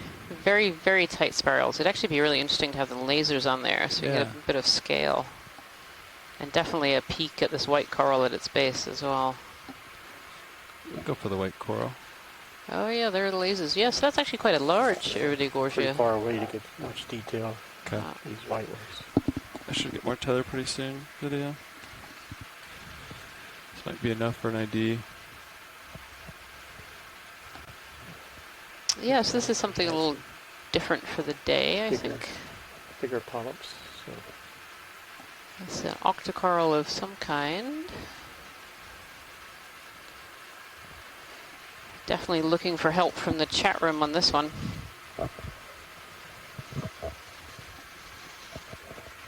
Pretty thick branch. Very thick branches, very large polyps as well. You can see each of those individual little polyps. Those are what make up these corals. So this one we're looking at in front of us is a clonal coral. So that means there are lots of these polyps all living together on one skeleton. And each of these polyps is actually genetically identical to one another. So they're actually asexually reproduced. And you can actually see on one of these branches too, there are small little polyps and then there are larger polyps. And so those small polyps are where they're growing in there. Yeah, actually the chat room is a bit stumped by this one as well. This is apparently a slightly unusual one. Potentially a plexaurid. Yeah, this is definitely something a little different. Just gotta get the hold fast. Yeah. Ship is stationary, correct, Nav? Affirmative. Copy that. Come out a little bit video. Yeah, pilot, this is Watchley. Go ahead, watch it. Are we in a good spot to potentially grab a sample of this one? Yeah, I could certainly try that. I think I saw Yeah, I some think eggs so. on This the other is from my perspective. unusual. This is definitely a little different. Looks like got a little bit of tether. Looks like you're greater than 25 meters away from sonar.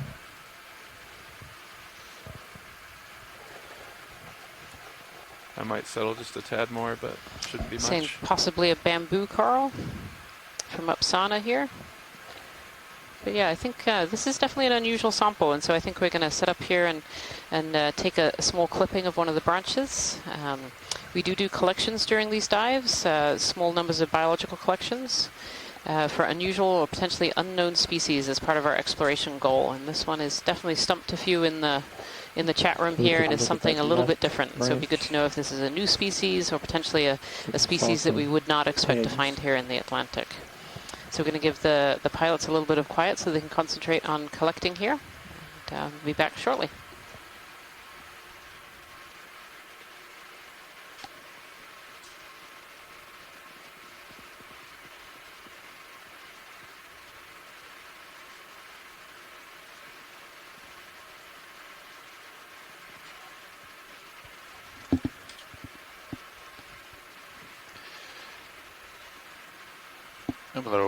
I think you might be getting some tugs there, Levi. You want 5 more?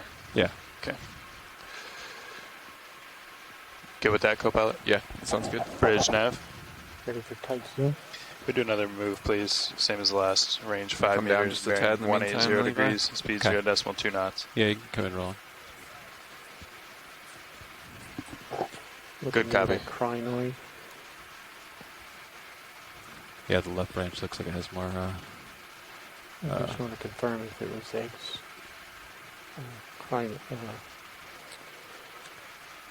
Looks like my left toe's in. I got auto headed in. This good. All I have is my left toe right now. 5 more is in. Copy that.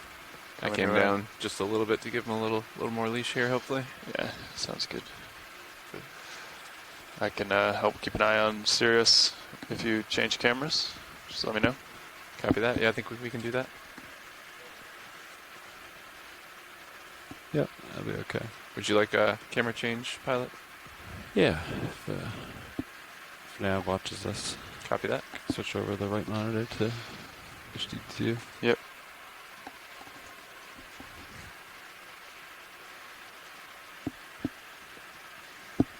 I have hydraulics up. We'll probably grab it in the coral cutters, and then I'll float away from the wall.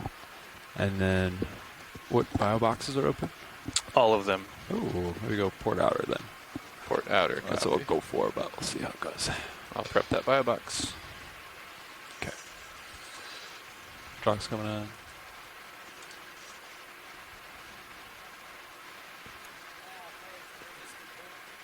Received. Thank you, Bridge.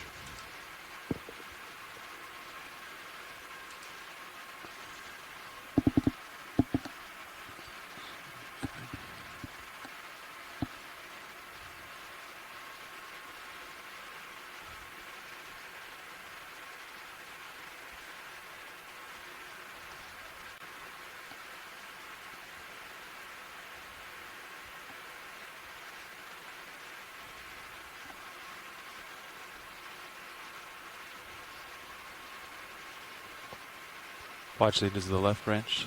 Look like a good sample. I might crush this crinoid. He's pretty close to the rock, and I'm trying to cut it close to the wall as possible. Yeah, I think that looks good. Okay. Yep. There's a little baby crinoid Yeah, at we'll the get end a of little, it that we little might get. We'll have a little extra bonus sample there with that little crinoid. Okay. Nicely done. Looks perfect.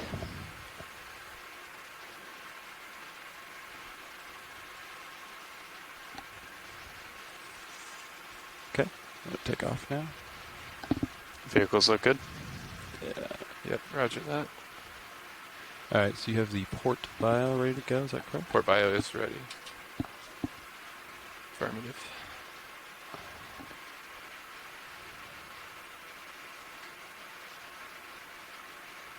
Sirius looks good. Let me know when you're ready for the drawer. Okay. Could probably draw out. Copy. Coming out.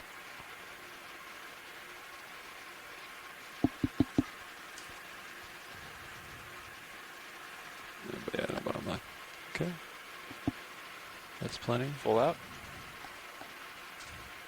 You want to pan and tilt Copy. down so I Stand can by. see that port outer a little better. Coming down. Is that good for you? That's great.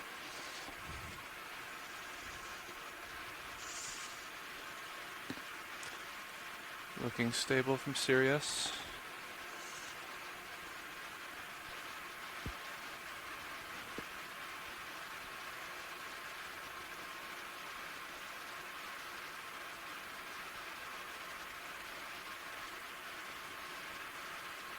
Close it. Coming in.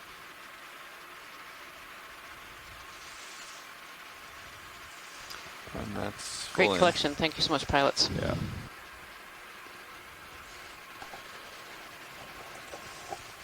Retracted. Valve X disabled. Still good from Sirius. Copy that. Going a little starboard, but you look good. Yeah.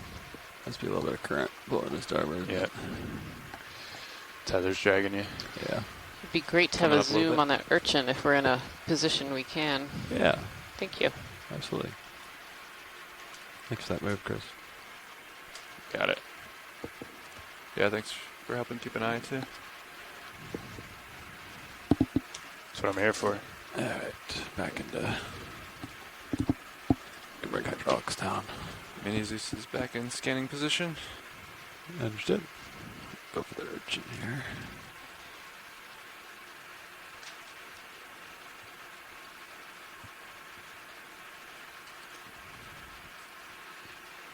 I'm gonna creep towards the wall. Let me know if I run out of tether. Copy that. You got a little bit of tether right now. Great. Get you nice and close rolling. Good job. My video engineer likes that. Gotta have all the light on it. This is what they were looking for, isn't it? White Yeah. urchin. Shoreside people were hoping for some urchins, it sounded like.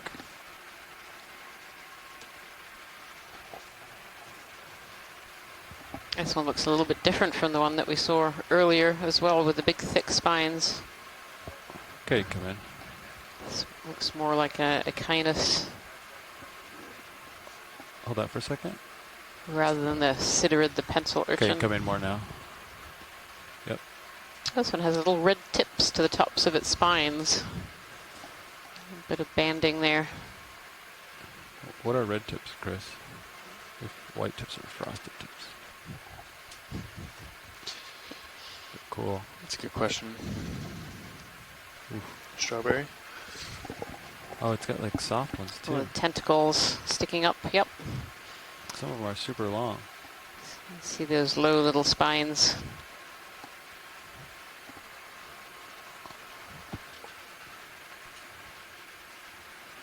Beautiful. Is there a shot you'd like, Roland, for video purposes? Hold that shot right there. Hold it. Sorry. Okay. So getting a little vibration. Yeah.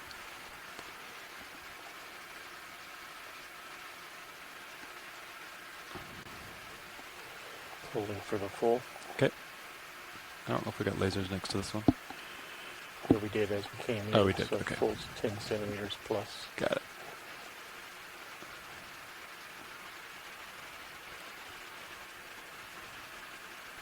can see inside the little crack beside it too. There's a little tube worm, maybe some sponges under there.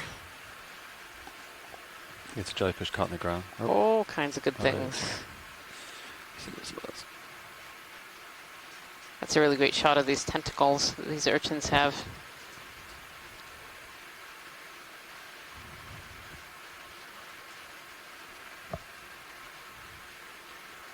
Okay, pilot's clear when video's clear.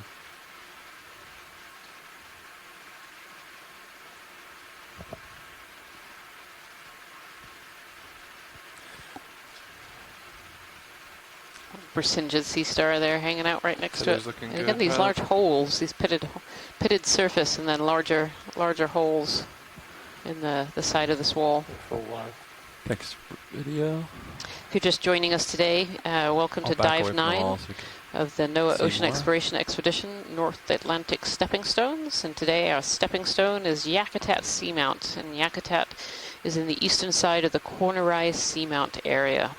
We started our dive today at 1,360 meters on a flat plateau, working our way up to a wall. And so we've been slowly climbing our way up the wall here. We've hit a few plateaus in the middle, but are coming close to the surface. Currently we're in 1,250 meters, and the top of this structure is at around 1,175 meters. So we're actually coming not too far from the very top of this feature at this point. Definitely like a ridge system, right? Right. Looks like it. There's another fish see over on the us bottom too. right-hand side. Video, you want to snap the long... Oh, okay. Yep, there it goes. I think this is another one of those halosaurs that we've seen. Nice. Or no, maybe a snaphobranchid. Not quite sure. Halosaur. It's very distinctive stripes on the top there. How do you know? You just tell. Because Yeah, the on way the it is. sides. Got this banding pattern. Thanks, Ron. Thank you. I'll get back to our dive track zone here. Back to port. See some bottle brush corals here. I think these are some Acanella, and there have been some chrysogorgids.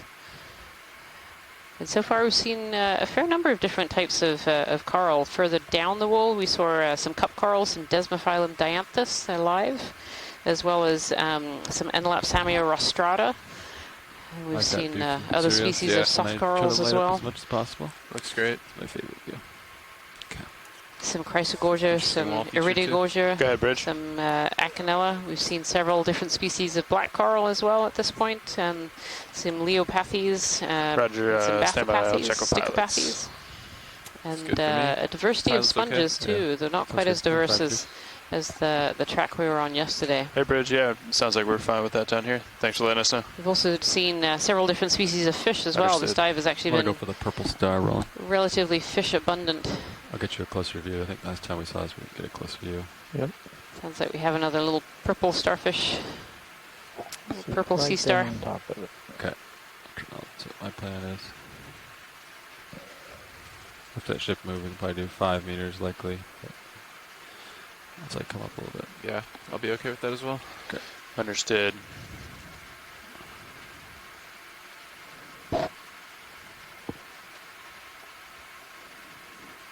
Okay, come in on the purple.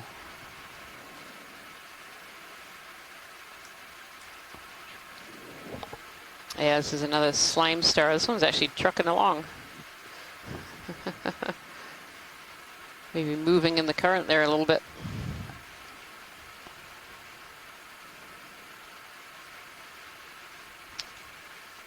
Beautiful detail on the texture of the top side of the slime star.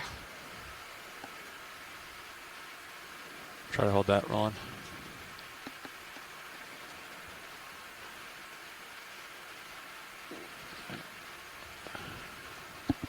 And again, in this zoom, also seeing the rock texture, what we're looking at here, you can see a lot of Go ahead, coral Bridge. rubble, old stalks, and Roger that. Can we put a ship other in? material. This is likely a Range 5 paleo, meters, meaning past bearing reef 180 degrees, platform. speed 0 When decimal the 2 knots. seamount was a bit shallower when it was first formed, and large reefs likely formed, Got more and zoom as on, or it is that it? subsided, Copy.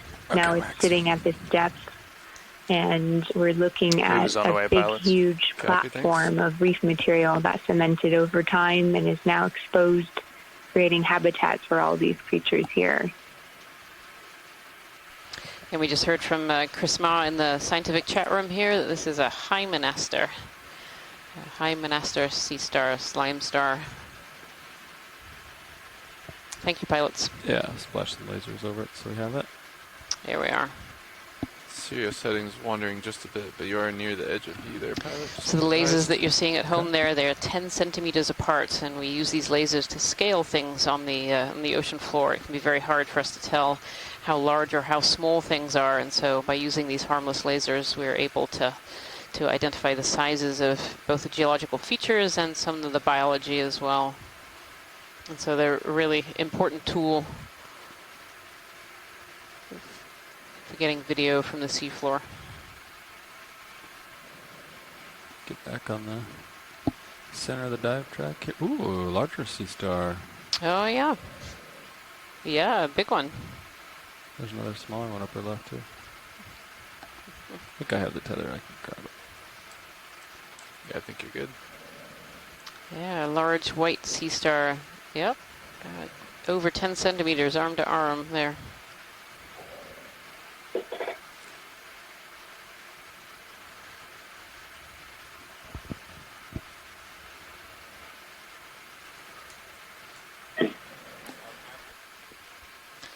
Go ahead, Bridge. Receive, thank you.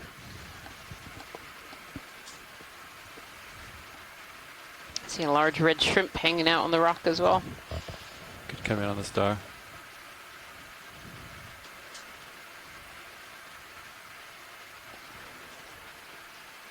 I'll bring you center here. Should I buy one?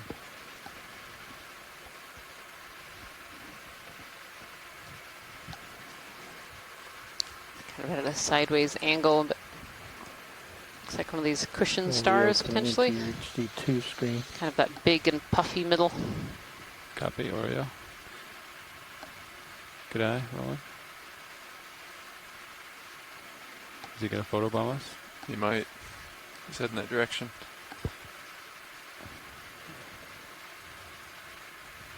Oh no, he's hanging out. You can really see the beautiful surface of this sea star here. You can see there's a circle kind of in the very middle right-hand side. So that's called a madreporite. And so these sea stars have a water vascular system. So they regulate water coming in and out that helps to move their parts around.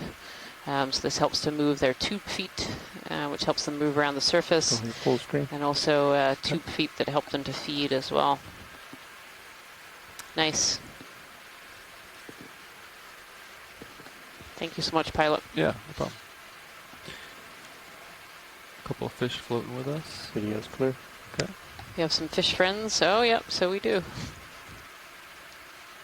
At least one of those was a halosaur.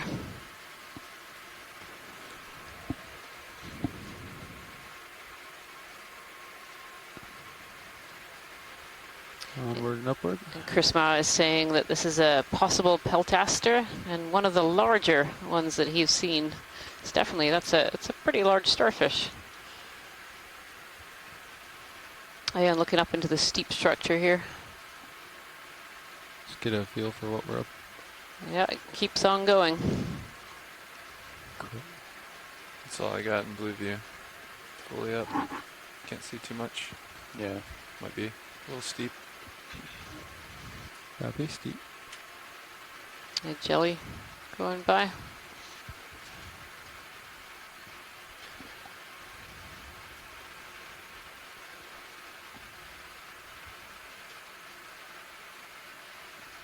Yeah, if you see Again, one of these large gorgeous pile of rubble, shots like, with lots of different Yeah. textures of rock. We have these more smooth, larger Gravity at features, work. and then the more rugged textures that are very clearly coral rubble.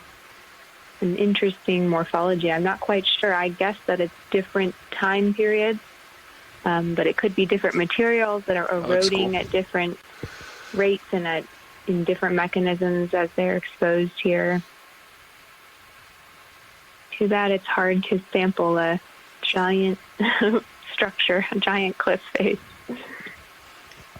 Yeah, I know. It's really, it's it's really enormous. I mean, if you go over to video feed 2, and if you haven't seen it, this is taken from the Sirius camera. This is the second part of the 2-body system that we're using to dive today, and you can really see the scale of this wall feature in relation to the D2 camera, our remotely operated system that we're using right now.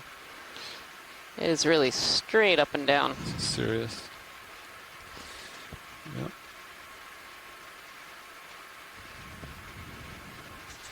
That's a great view. Might call this, drop a target, call this kind of the base, a wall, if that works. Yeah.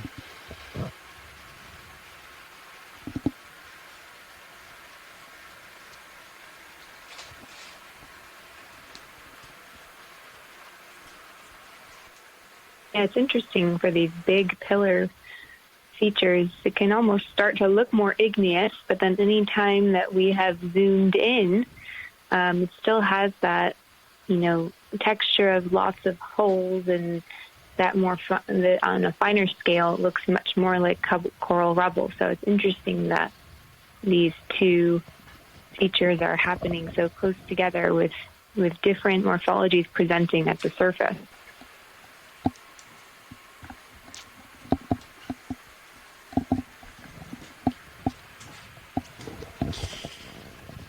We have Bram Merton in the chat suggesting that sometimes you can see these smoother surfaces from when this seamount used to be a subaerial. You can have some channels that formed, and you have downward movement of sediments that can smooth these features here. And in channels, you can sort of imagine mountain slopes failing, and part of it having channels of sediment and other parts still having rugged rock. So it's an interesting hypothesis for what might have been happening here. Definitely have to got some tether now. Sample Came down a little to see if that's possible explanation for what we're seeing here. But a good guess about the past of this really interesting platform feature, how it could have changed from when it was exposed at the sea surface, and now it's sunken down to this depth of about 1,100 meters. Yeah, this structure up ahead of us is really intriguing. On kind of the right-hand side, it looks almost like steps going up the side, really smooth and rounded. It's really curious.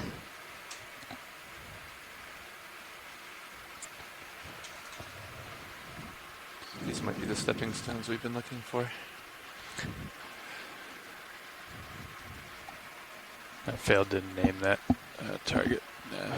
Yeah, it makes me tempted. I know, and sometimes in these cracks, you can get small pieces that are sampleable. Little pieces break off and accumulate along these fractures. Certainly can't sample with an ROV these massive spaces.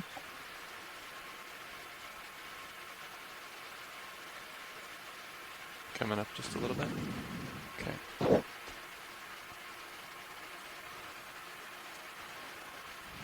Yeah, I'll keep coming up too. Copy. Yeah, we can see anywhere that there's a crack, lots of organisms have made their homes in there. There's ways probably to escape predators. Very cool, we can see lots of different organisms that are living inside some of these cracks and holes and crevices. On the right, you said, Rob? Yeah, off screen right. Let's check it out. Very finger-like sponge here. We've seen a few of these unknown species further downslope.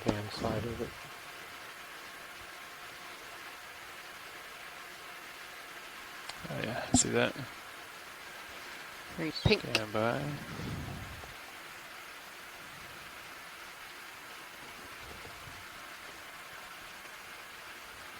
Okay, let's start to come in video.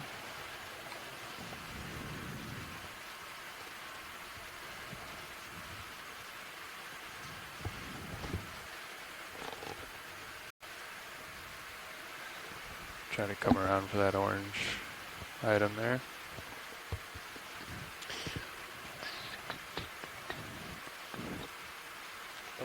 Do you want to call another 5 meters then? I think so. Actually interested in Ready that for it? pink worm in the back Bridge, this is left RV as nav. well. Yeah, I'd like another move, same as last. 5 meters, bearing 180 degrees, speed .2 knots.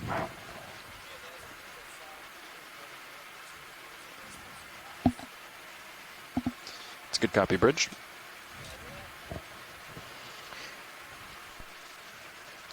I'll horizontally go up to the pink front. Go ahead, watch lead.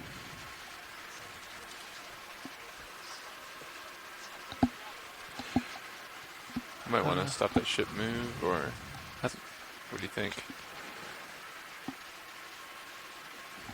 You're over 25 out. Sirius is over 25 out. I think we can try to set up for that watch lead. We'll try to get the vehicles ready and see if we can get a couple tows in for that. For this one here, right? The one center screen. Okay. What if you put your toe, like, between those two and then reached it over? No? Between these two? And put your right toe in that. Oh, all the way to the right? Yeah. Maybe not. Maybe it's optical illusion. Or swing all the way around. Gonna get an eyes on mini Zeus here.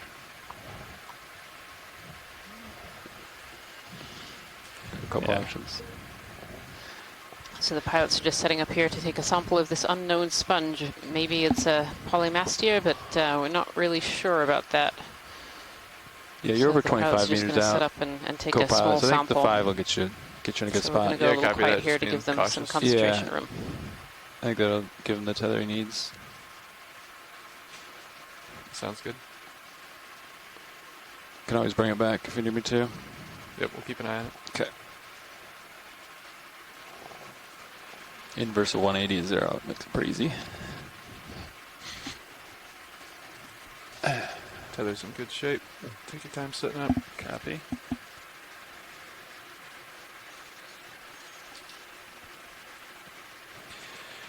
Okay. If you feel okay with it, let's bring up mini Zeus, please. Copy that. And then I think we'll just go port inner. If you don't mind helping keep an eye on nav. Yeah, of course. Watching your left toe. Yeah, I might You're rock climbing right now. I sure am. Got a little crimp on. What do you think? Actually, can you hold off on moving that for a second? Co-pilot. Just want to look at it. What do you think, nav? Stable enough? Yeah, I guess the only concern is that that toe slips. But you don't have very much thrust, so it's not going to go too far. Stable over here. Move complete, Bridge. Thank you. Okay, that's all you, co-pilot. Copy. Let me know where you want the camera. Oh, okay. Videos are doing some adjustments. Stand That's by.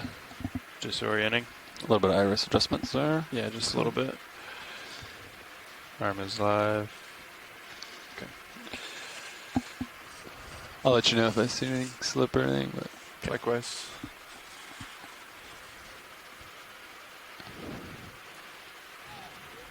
go ahead, Bridge. Let me know if you'd like me to bring up the camera. Please. Copy that. Just follow. Okay, I'll talk to my pilots real quick.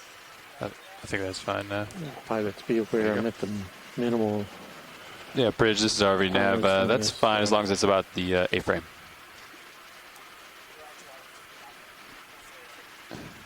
Thank you, Okay, Bridge. Roland, that's, Yeah, Roland, can you? Yeah, leave it.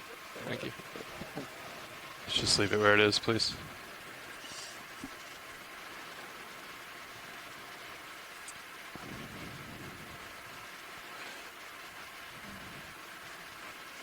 Watch lead pilot. Yep, this is watch lead.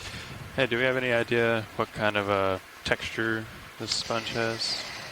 We think that it might be soft, but honestly, we're a bit stumped as to what it could be. So, Okay. Do we want to just try to take as much as the jaws can off the top then? yeah, I think a little off the top sounds like a good plan. Okay, sounds good. Okay, Christopher Kelly says it's potentially brittle. Okay. So there you go. Well, I guess we'll find out here in a second. Yeah. I'm always so curious, like, if it's going to be... Go ahead, Bridge.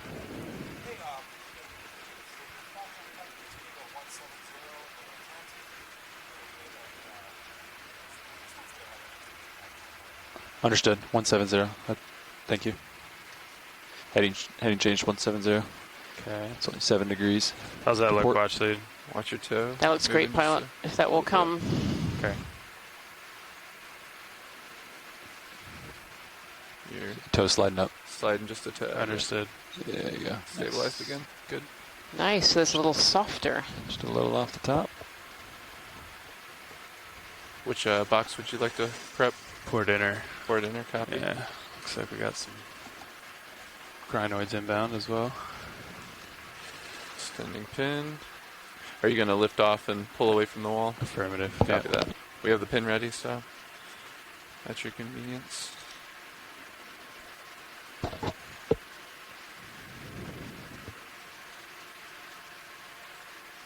It's looking real good. How are we looking on the serious view there? Looking okay. I was just looking at that. Tether's in good shape. Sounds good.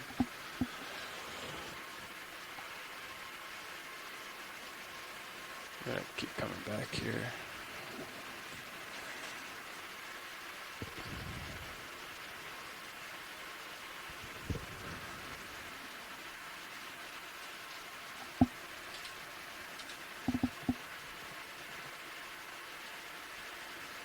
Okay, let's come on out with the drawer. Copy that. Coming out now. Nice and slow.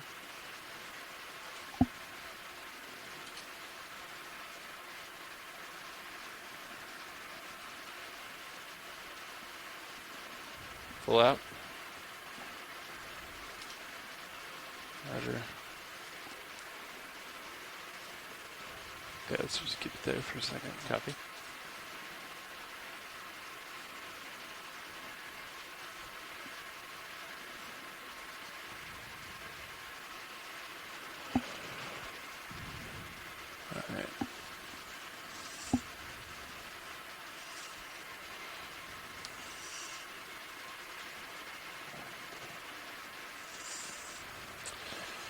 Alright. I'm gonna come back a little more. It looks like that current's really taking me. Yeah, If I copy that. Come off a stick, and I don't really have a good altitude lock, so I'm gonna try to keep in some port way, I think. Yeah, copy. That current's a little strong to your port.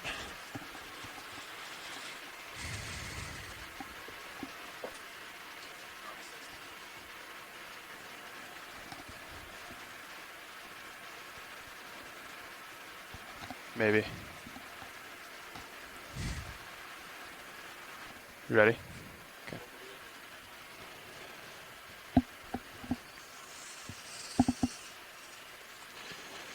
Okay. Arms coming on. Copy that.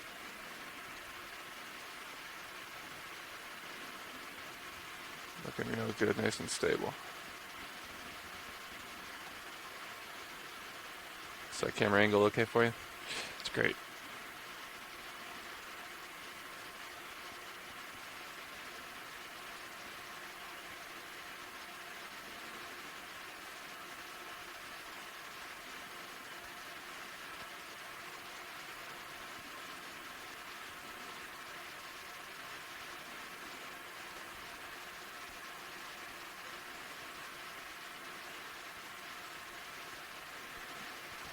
Heading change complete. Thank you, Bridge.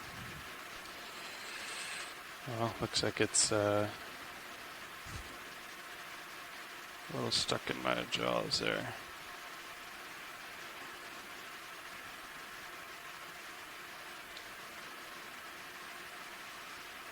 Huh.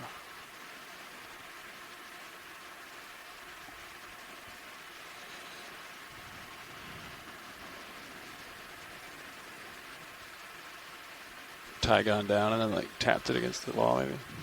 Yeah. Did any of it get in the box there or is it still all on the jaws? There's a little in the box there. Suction it.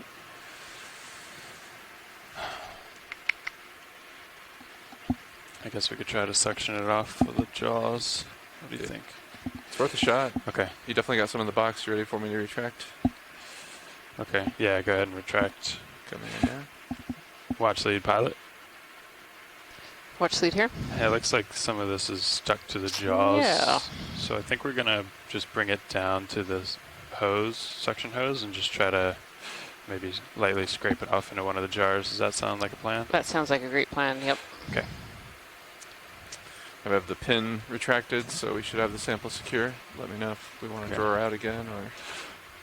Yeah, let's go ahead and draw her back out. Copy. Just nice and easy. Thank you, Nav, for flying laterally.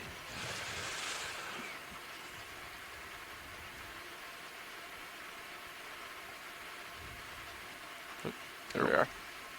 It's full out. Okay.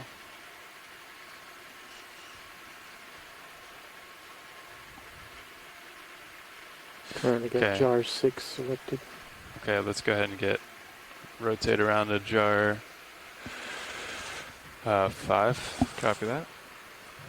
Thanks, Roland. Let's get the section cam light on. Actually, I can do that. Oh, it might be off, huh? Oh no. Thank you. Alrighty. Okay, we have 5. Let's just get the motor going. Copy that. Can we come in slightly on Mini Zeus? Okay, that's great. Okay. Let's hold there. Alright, we got suction on. Suction going at 500 RPMs. Let me know if you want me to ramp it up. Yeah, I may as well ramp it up a little. Copy. Up to about 1,000. Okay.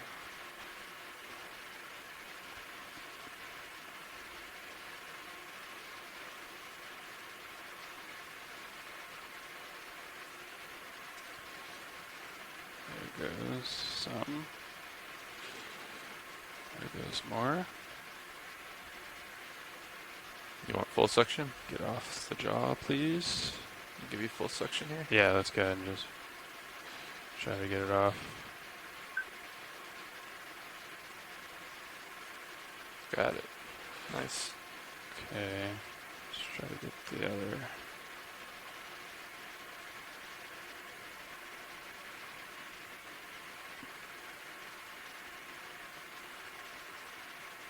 Nice.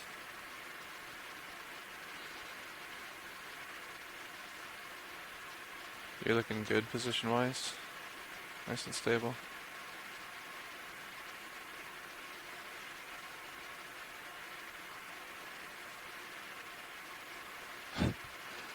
Doesn't want to go, huh?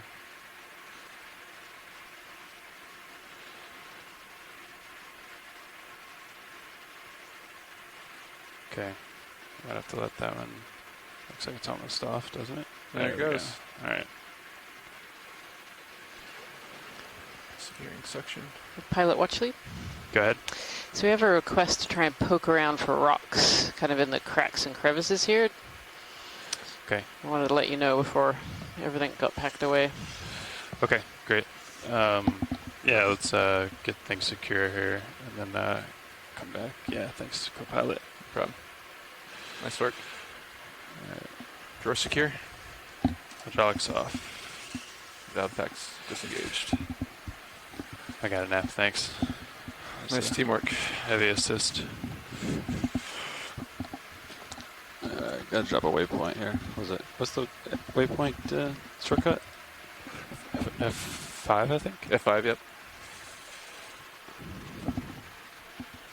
Okay, thanks.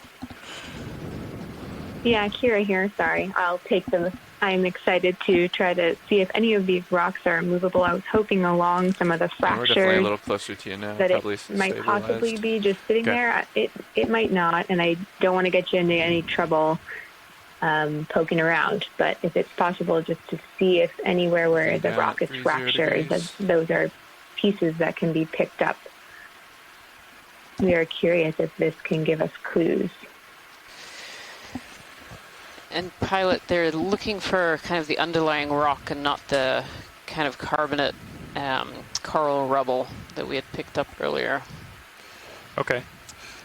So I'll just scan about here, and maybe you or Kira could holler if you see something that looks like it might be a candidate. Sounds good. I don't see any right off the bat, but Copilot, if you wanted to index to a different jar. I'd like potentially just Maybe up go to this 6. crack. So this crack on the left has a yellow sponge in it. And if you follow that crack kind of upwards. Thank you. Oh, okay. For the We're reminder. going up. Yeah. Gotcha. So it's chart 5, right? Yep, Yeah. chart 5. So Got 0, plenty of stuff 3, in it. 5. I think from anywhere around here. So if we don't see I'm one gonna here, get the we'll just hose a keep an eye little- out on the way up. Okay. Okay. Clean out. Understood. 3. Just in case.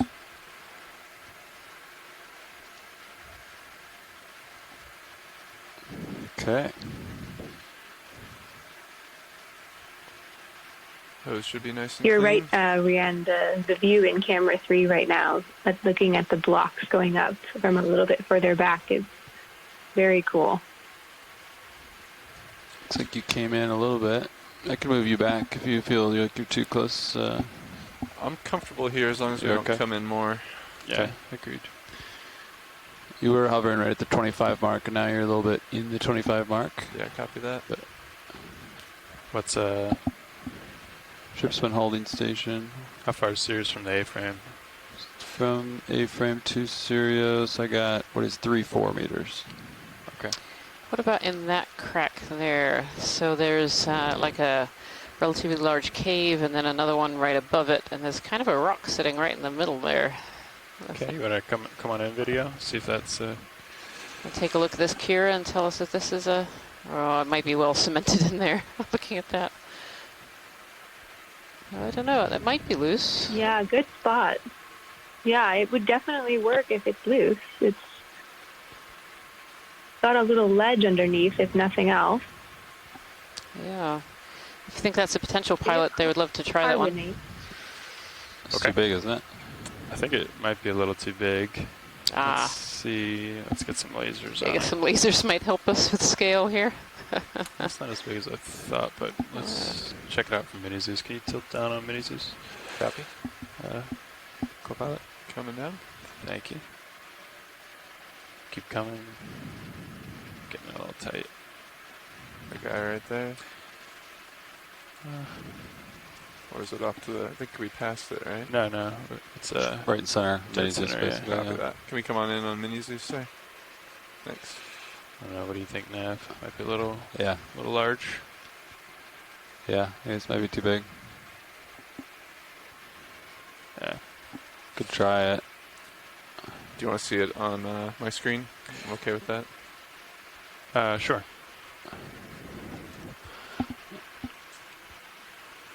Yeah, Rian, I think this might be a little big now that we got a second view from Mini Zeus. It kind of keeps going back in there. Absolutely, no problem. But that's the kind of thing that we're looking for, so it's a good visual. Okay. We'll keep an eye out. Thank you. Thanks, Copilot. Yeah, thanks, video. Looks like you're hovering right at that 25 mark. I'll keep an eye on your sonar, Copilot. Yeah, thank you. I think as you come up, it should Kira, those go are some away. pretty I've been coming up just a large little bit holes here. and crevices within this, what is supposed limestone area or this carbonate cap area. Why are there so many of these holes and cracks? Okay, I'm just going to come up here and... Is that full wide video? Thank you. Yeah. Do we want to it's characterize the definitely, slope here? Carbonate is a softer rock type. It's susceptible to Come up with breaking Sounds good. and erosion, both chemically and physically, more than some other rock types we sometimes encounter on the deep sea floor. So it can be that it's a failure from erosion, and so it created a small cave. There's also, if this really was part of a submerged atoll at some time, there could have been there's a time in the history of this wall where it was getting a lot of wave erosion, and so there's all kinds of different erosional features that can show up on this softer rock type.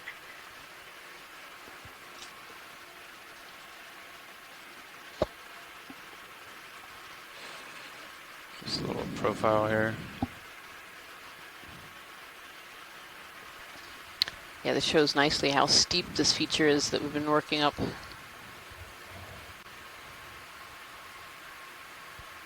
Wow, that's quite the feature.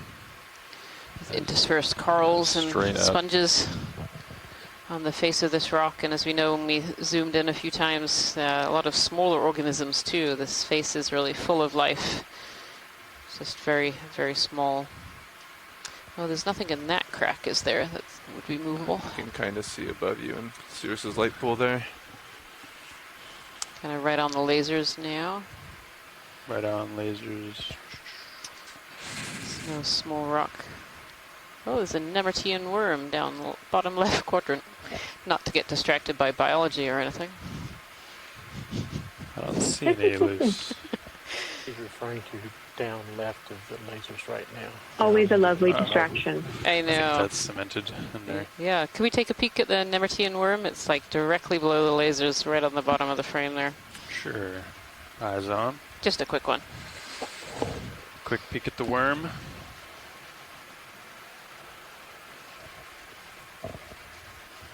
So I think this is a Nemertean.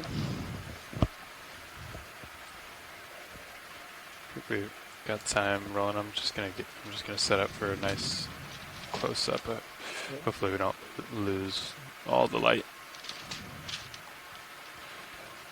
It seems to be moving upwards left. The worm itself? Yeah. Interesting. You can see that Nemertean is about 20 or so centimeters from the lasers that were just on there. It's a pretty long worm. Just waiting to confirm that this is actually a Nemertean. You don't often see these coming in. On the seafloor, though they are relatively common. They're often hard to find. Yeah, this is a Nemertean. Whoa. Otherwise known as a flatworm. He's on the move, too. Everybody's on the move today. Yeah. It's a trend. It's a Yeah, movement. it's a trail of slime it's leaving behind it. It's kind of getting caught up with all the sand grains and rubbles. I don't know if we can pan to its other end. So flatworms are interesting in that they, as a stress response, they can actually split into pieces. So when you collect these, sometimes you pick up one worm and you end up with 20 because they've split up into pieces as part of their stress response. And yes, they're very slimy. I'm learning a lot today. So what I'm hearing is this is not a sample. This is not a sample. No, we will not sample this one. It's a great shot of its head in there. Unless you can sample it without stressing it out, Chris. And a gentle suction. Yep. Deep sea Nemertean worm. Stress response. Yep. Yep. Looks like you're holding right at 25 meters out from the It's actually not target. a bad response when you think about it. A predator comes and grabs your back end. You can just let go of your back end and grow a new one. He's got barely enough tether. Looks like. Does this worm also use it for potential reproduction purposes? Great. Do you know? I actually don't know that. Yeah.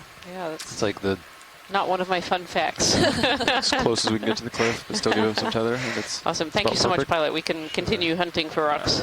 Sorry, rolling out. You could see that how much the thrusters were working just to hold. Not sure if that's usable. Sorry, video. It's definitely usable. Good stuff. They're looking for rocks, huh? On the hunt for some rocks. Make Kira happy. Pretty hard to find on a shear. Yeah, there's. I know the pilots can't see the scientific chat room, but there's definitely some big debate on how this feature was formed and a good desire to try and get a rock to be able to answer some of those questions. Yeah, we'll keep an eye out. Yeah. Yeah, it seems that the Maybe keep doing that side-to-side turn. And okay. That'll maybe give us more chances of seeing more cracks. Yeah, I would like to kind of see to your starboard there, Pilot. Looks like it kind of slips towards us a little bit. Understood. I'll get eyes on.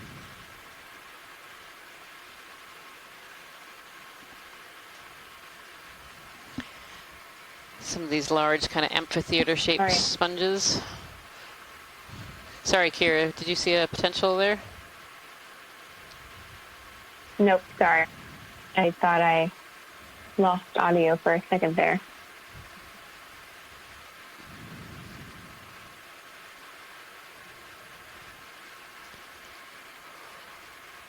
Little shrimp hanging out. Yeah, I don't want to turn my head, but it does look like it slips towards us. But yeah, if anybody was able to see the dive planning map that is following along at home, you'll see that this was a big raised, almost like like if I had my heading at a 180, table on top of this volcanic seamount. Yeah, So but at some point it was likely a volcanic island that has then slowly Looks like you're clear on the right. sank over Yeah. time as the volcanic material Something to watch. that built it Definitely. cooled and densified. And so then you can create these large carbonate platforms when reefs form and Upwelling, then yeah. waves start to cut them Couldn't have over swum my time. Z-Bass.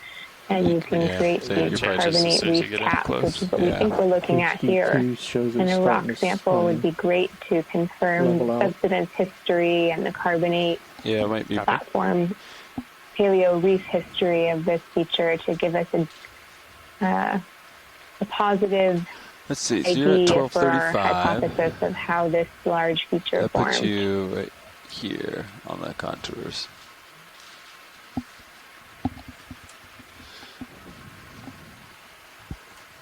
So yeah, there might not be much cliff left. Yeah, Bram According to, Merton adding in the chat depth that and giving it that bathymetry, context but that we we'll could see really what's be really looking here. at a wave cut cliff. So come as over that here. that platform stopped and the Haven't looked over here subsidence yet. slowed, then waves are swooshing past here, eroding the surface, making it very smooth compared to the more rugged carbonate material we're seeing below. Yeah, it almost So we looks can like be we're looking at at wave-cut cliffs bend of the from wall millions there. of years ago, frozen in time. It's a really Might bend nice back, way to phrase it. more Thanks, southerly. Bram. Yeah.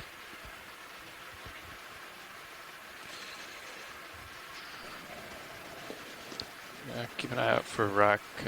Possible cracks at the top and Gravity's pretty undefeated. What's that video? I'm seeing some cracks at the top Oh, and could we just take lower a left. zoom on the coral on the very left-hand side? Left-hand side. Yeah, As on. it's a different morphology. I think this is a different species than we've seen so far. Yep, kind of coming almost dead center now, orange and kind of bent over. Yeah. Doesn't look like Gorgia, so according to Levi. I don't know what that is. It has an interesting bend to it, doesn't it? Yeah, It's like take a peek. Maybe get a toe down here. It's like it got too heavy and it's spinning back on itself. Yeah, it does look okay. How are we looking, co-pilot? Pretty stable over there? Nice and stable. Fired up. I was hoping to get some dark background rolling, but I think we're just going to put a toe in here and try to come in with some nice light. Just stand by 1 more second. Yep. It's got really small polyps. Okay. Tether looks good. Serial sonar, 25 meters out from the wall. Ship looks good. They changed their heading directly into the current. We're looking at a species of black let's coral. come on It in might be video. the first one that we've seen so far on this dive of this kind.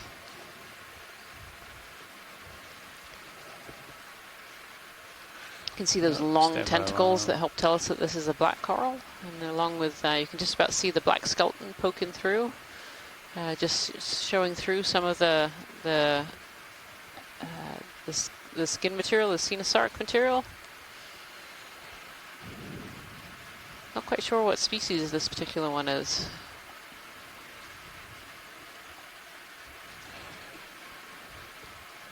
Yeah, from Tina Maltsover, this is a Go ahead. Bathypathes light. Want to take some rolling? Yep. There we go. That's a really great shot of the polyps there. Nice. Copy. Those long tentacles. Yeah, Rian, I'm not sure if this is a valuable data point, but there's pretty significant upwelling here. So Thank you. That's helpful. vehicles are seeing it. Looks like this guy's seeing it. Yeah, you can see the polyps, the tentacles sweeping upwards. It's really interesting. They also seem like they're in groups. Yeah. Tentacle groups. Thank you, pilot. True. It's kind of a flat spot to your starboard, judging by the starboard rail. Maybe there's a, if it's flatter there, might be a rock full there. screen. Ready for full screen, yeah. I'll hold off on tilt. You let me know if you want one. Go ahead, tilt. Tilting.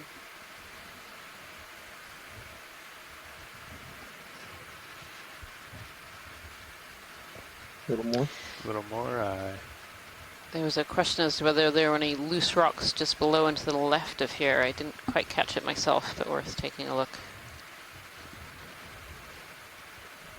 Video's clear. Copy. Copy that. Watch lead, we'll take a look. Thank you. Below and to the left, you said? That's what it says in the chat room. Yep. As you come out, you may tilt your camera. It looks a straight little down steep toward to me, but UH2. Looks like a little debris field right below you. Debris?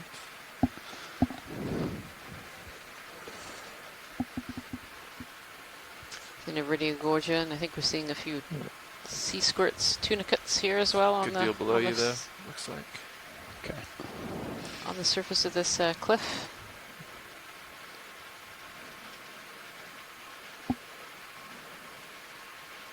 Those fractures keep getting me so excited that they might be broken, but these all look pretty in place to me. Pretty solid, yep. I think the sea squirts were looking a little rock-like there as well. These very large sea squirts. But yeah, this all looks pretty cemented in there, so I think we should continue our transit up and keep an eye on the route. Copy that. Thank you for that little detour, pilots. Sure. Yeah, it looks like a little step, like you said.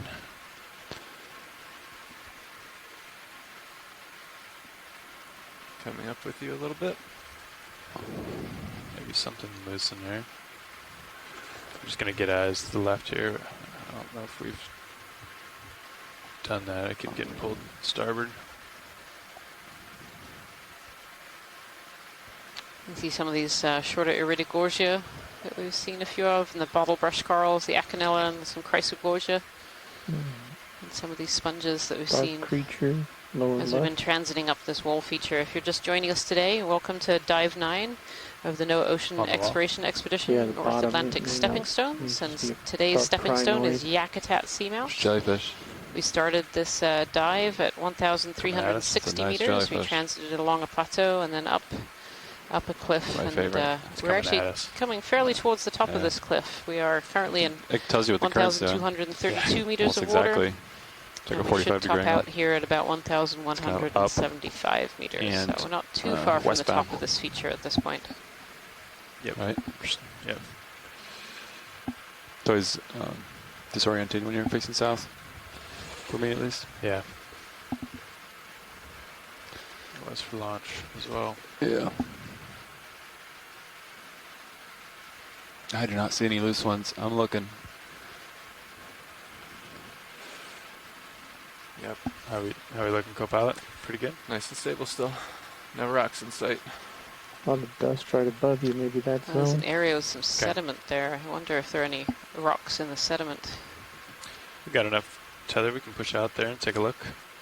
Yep. Yeah, Quite a good few. eye. Maybe at the top of this little chute. What looks to be like possibly a little erosional feature. Yeah, I don't know if any of these look looser. I know there's one kind of top right-hand quadrant that has a good crack in it. I don't know if that means it's loose or not. Yeah, a couple of these might be worth poking if that's possible. Maybe the lower where the lasers are now looks maybe possible. It is carbonate, so it Top might right be there, maybe, I don't know. breakable if it's sticking out enough and Oh, has a maybe small one. enough contact that might be with too the small rock rock, beneath. though. And then This guy. Yeah, little black maybe one. some in Yeah. the upper right with that spongish looking thing on top of it. Yeah, I think there might be a few potential for poking here if we can. What about Kira? There's one right above the lasers about now. You'll be a couple of seconds behind, but it's kind of a smallish piece. Can't reach it from there. What does that one look like to Yeah, you? that could work. Looks like the feature level's off just above there, pilot. Sounds good, It co-pilot. seems, I mean, I don't think it could, even if it's broken, it's probably from nearby. We haven't had too many erratic rocks in this portion. We saw some lower down. So you do have a rock port side The already, so sediment that's what I have to do below, starboard. but I would guess it's probably Okay. part of it. Port forward has a GO. Do we want to try to at least poke this watch lead? That would be great if it's possible, pilot. Yep. Grabbing something. Plenty of time. Okay. Have we move you in 5 or not? I can also come down if you. I think I'll hold off on that. Okay. Yeah. I think the tether's going to pull me that way anyway.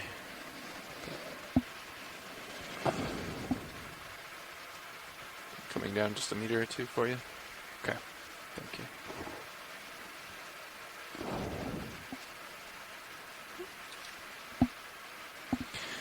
Hydraulics spun up. Stand by. Yep. Ready to go. Copy. And let's go ahead and bring up Mini Zeus if you're comfortable with that. Copy that. I'm watching your Zeus here. Thank you. Sounds good. Thanks, Nav. Keep an eye on you. All right. Let's bring. Let's come on over for the arm. Stand by. Sure. Looks like this is pretty much where the slope gives way. It's kind of the top of the cliff here. I might drop a target.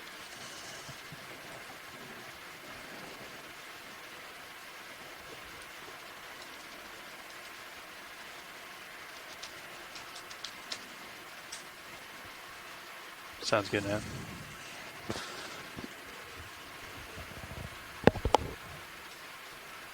Let me know if you need some light adjustment as well. Okay. Yeah, I think it looks okay for right now, but maybe. Copy. Video, can we come in on Zeus, please? Let's hold there.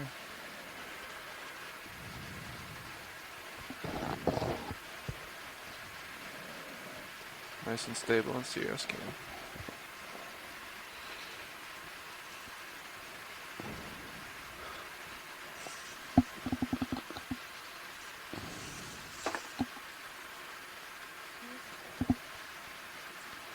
Lost my toes.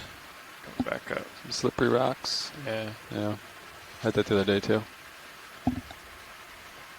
Just put some little spikes on the toes. Little track spikes. Crampons? Yeah. Yes. Deployable.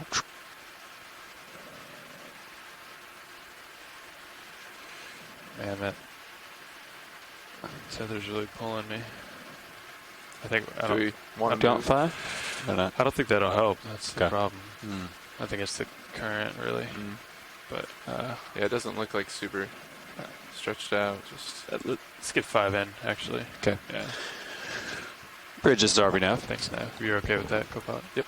Yeah, I'd like a move 5 meters, bearing 180 degrees. Speed decimal 2, please. It's a good copy. Thank you. 1753. might be more, like you said, that upwelling just pushing on everything. Yeah, I think so. And as the current top side changes, Sirius changes distance a little bit. Yeah, agreed.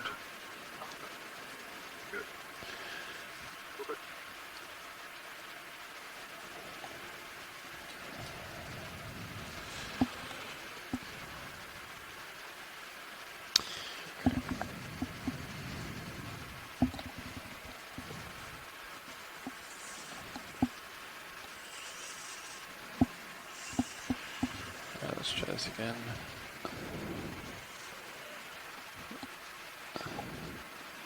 Yeah. It may have been the wrist bumping that other rock over Yeah, too. definitely was. I don't know if it was feedback. No, it definitely was that. Okay.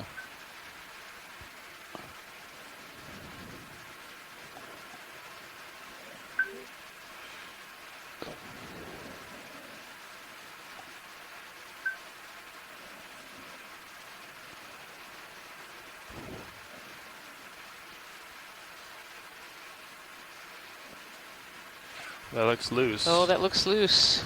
Might be more buried under that sand.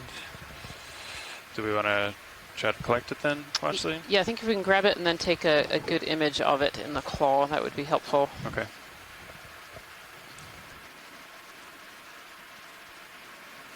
Looking good. You come up on minis just a little. Yeah. Just center up for me. Copy that. Thanks.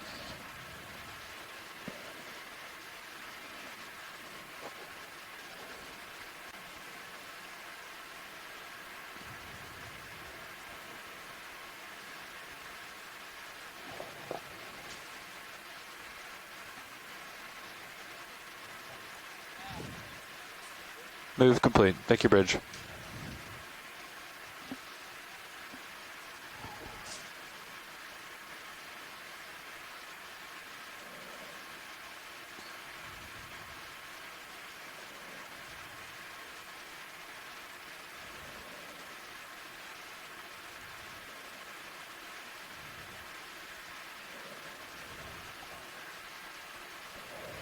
Nice.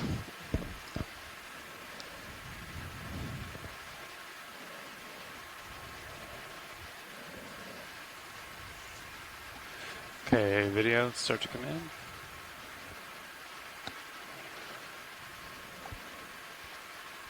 Do we want to...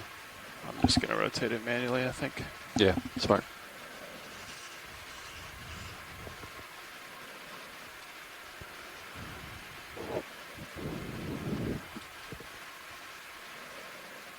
Yeah, that's interesting. Now that it's in the claw, this is a lot more smooth than the material that's around it. Maybe it's from somewhere else. Or if they still want it. Let me confirm with the community if it seems like a good sample. Okay. Seems like no. If there's anything else in the area that's more You don't like it, Chris? similar, They don't like my rock. Not a good one. although it's See the tough, you guys backside did of a the great pin? job grabbing it. We're just going to put it back roll. Okay, Yeah. so we'll place I it. don't think it's in situ. I was going to say place it back in situ, but I guess it never was in situ. Place it back ex situ. Yeah. Okay, let's come wide. I saw it rusty on the bottom. Thank you Okay, so much, pilot. Thanks, Roland. You're full wide. We will keep eyes out. Okay. See you, rock.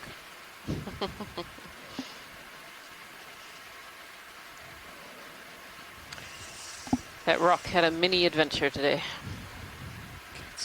It's the most it's moved in a while, probably.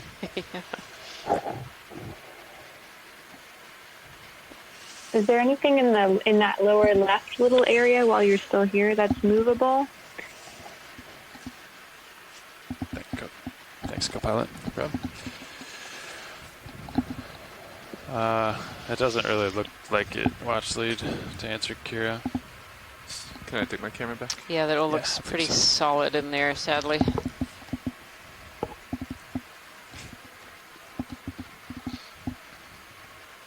That's right, Chris. We'll get a good one. It's okay. Okay, I guess we move on. We will keep our eyes open for a rock that is loose but not dissimilar Heading from the still background. approximately 180. Camera angle about 24 degrees. Yeah, it's funny, looking at that rock now from above in C2, it really doesn't look the same. Yeah, it looks Of really... course, it has the sediment knocked off of it, but Yep, it did look very, very different. probably a drop stone from somewhere else. Let's look up here. Thank you very much to the pilots for attempting that. Slightly more gradual slope here. Yeah, It definitely. actually seems like To we're say the coming least. across potentially more cracks here, so I wonder if we might be able to find something in one of these cracked areas. Yeah, or where the carbonate crust is super thin, You we can might see be pretty able good in, to review there. Yeah, it breaks away. find a Gives loose way. one or easily break it. I'd say we're definitely at the top of the cliff. Now it's going to be a slope. Agreed. That's what it appears, but we'll be cautious. What about, see that piece? Oh, yeah, in the middle of all of them? Yep. Yeah, I can push out there. It's kind of pointed towards you. Yeah. In that, Got a little tether. in that cracked field. Looks like...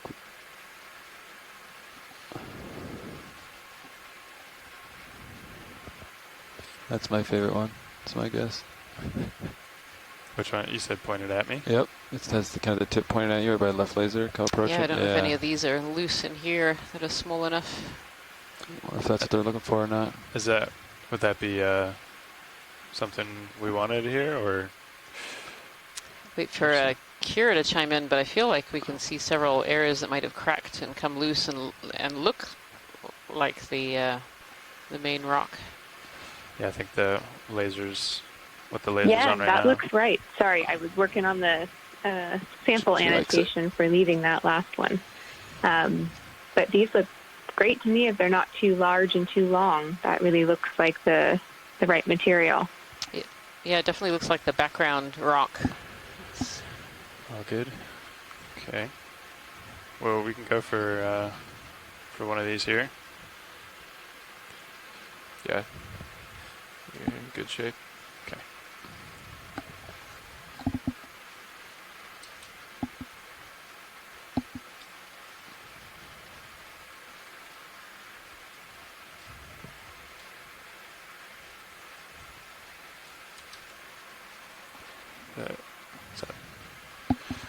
Port Manip seems like it's, I don't know if lights are coming on and off or if it's just like auto irising or something. Oh, I must have missed it. I'll keep an eye. All right.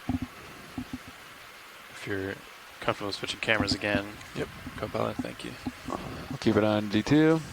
Sounds good. Thank you. We haven't moved for a while, so. Fingers crossed, it's actually movable. There's got to be something here, even the little tiny one. I think we're hopeful. The science chat room is definitely going a bit wild for some of this crazy paving. Nice and centered. Copy.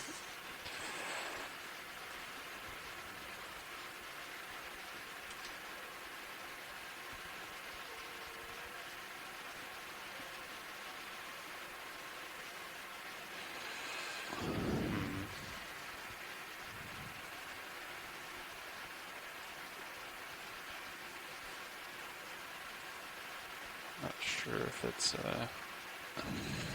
loose. But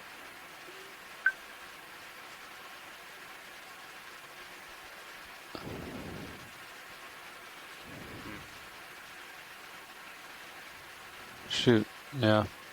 It's scratching and it's not budging. There's a little piece to the right of it in the sandy area.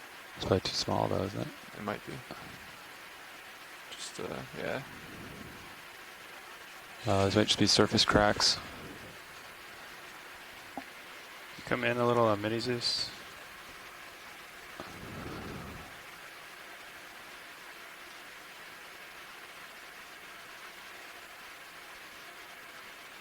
Yeah.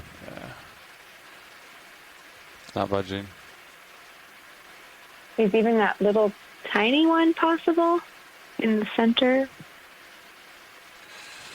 Tiny one. This little guy? The one to the right. Yeah, that was. Yep, that little one there. What they're That's chatting almost about. too small. It's gonna go Might be between an the awkward jaws. grab. Oh, I think it's loose, but Oh, I guess we could try to grab it. Use the fingertips. Seems it might. they seem very excited about the small one. Okay. Is it gonna fall through the holes? they in the might be. rock box. I knew they wanted it. Put in the bio You box. don't need maybe? much I for a guess we can date. put it in the bio box. Wait, if you can get it. It's so small. These jaws Suction sampler. might go through the jaw. Yeah, it's pretty heavy though. So. Yeah, I think it might get stuck in the hose. Well, we'll try to get it in the fingers here. I think. Come in a little bit on Zeus, You still want the zoom on Mini? please. Yeah. Okay. Hold there. It's almost insulting after the rock we had earlier. Yep. Oh no.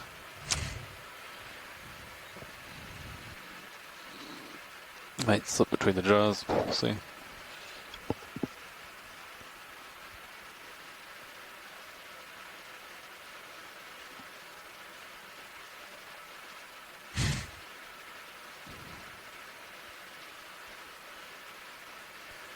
Yeah. Oh, Well, hard to grab when they're that small. Did it fall apart? Oh, it it might did. have cracked. Yeah.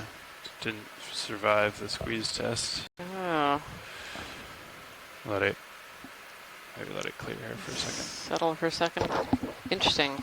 Let's see what the. If we try the large one again. Vehicle's still stable. Copy. Interesting. It would have broken so easily.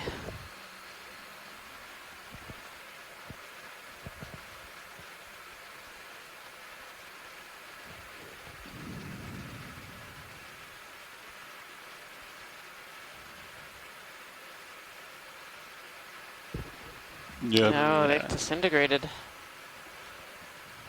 Interesting colors, though. Interesting. Since this one is so weak, it kind of makes it seem like the other ones might break, but I guess we gave it a go. Maybe we could give it a squeeze test what's in there, but it wasn't really budging. It was just kind of scratching. Yeah, it seems like that that particular rock you got may be different than the other stuff. Well, what do we want to do here, Watch Lead? So there's definite interest in this area. I don't know if there are any other contenders to try and lift. Did it seem like the one on the left is not movable? Is that correct? I think so, yeah. Yep. Yeah, that one scratched like twice and I didn't see a budge, but not sure how much energy you're putting into it, but Not like everything, but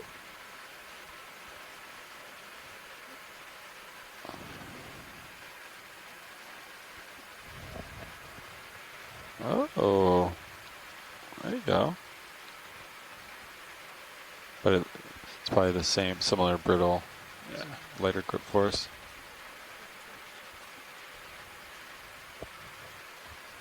He's got a 2 video. Oh my goodness. Nice and light. Wow. Let's throw that in the rock box quick. Got some roots to it. Fantastic. White on mini too, thanks. Yep. can you wing inboard, please? Yeah, roger that. Nice and slow. Are we worried it's going to disintegrate on the way up, or should we put it in the bio That box? is awesome. That is a really great sample. Okay. Thank you for grabbing that. That's going to give us a lot of information about the carbonate platform that we've been traversing today. Here, but do we want to? Are we super worried this is going to disintegrate on the way up? Okay.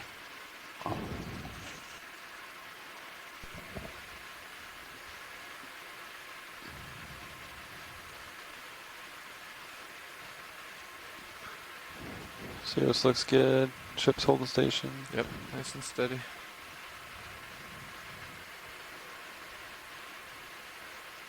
It's pretty flat here. You could probably deploy the upper swing arms if you wanted. Okay, wings clear. Copy. Winging out. Chris, are you going to write this SOP up for how to core? No.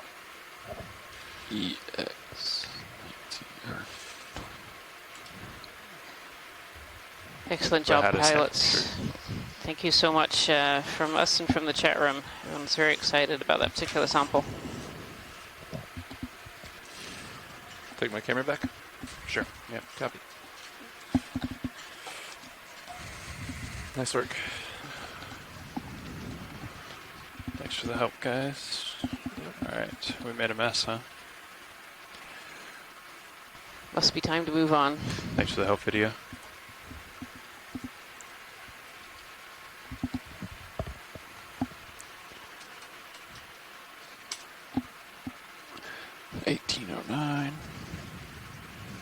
Yeah, if you do decide you want swing arms, let me know. Yeah, let's go ahead and get them out. Copy that.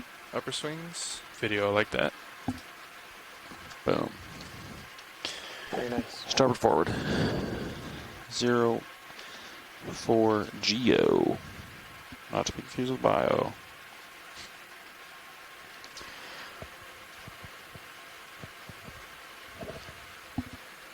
Got uppers coming out. Roland, just let us know if we need to adjust any lighting.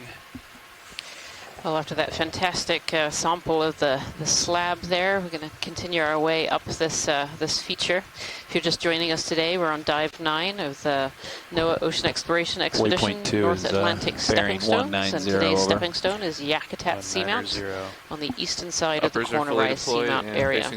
Today we're doing a dive up a platform. We started at 1,360 meters. We're making our way up. An excellent rock. We are currently at 1,229 meters. Redemption. It's perfect. What is that? Sure. We've been making our way up an extremely steep wall feature. You can actually just Video? see it over to the What is left that big there. round object in the distance? This wall feature that we've made our way up. Yeah, let's We're get kind of on the top Does here. not look man-made. Agreed. think it's a... Is that a very large coral in the distance? Yeah, No, sponge. I think so too, Roland. Concur. Cobot, do you concur? I also concur. Go ahead, Bridge.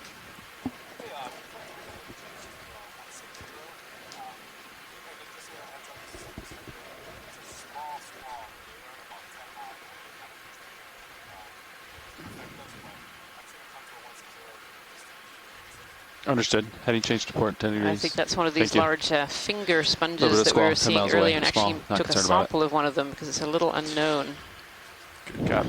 Heading change. what species this might be, or even what kind of sponge it is. What do you think, Cobot? I have enough tether to head over there? Yeah, I think so. You might, might pull on me. We'll see.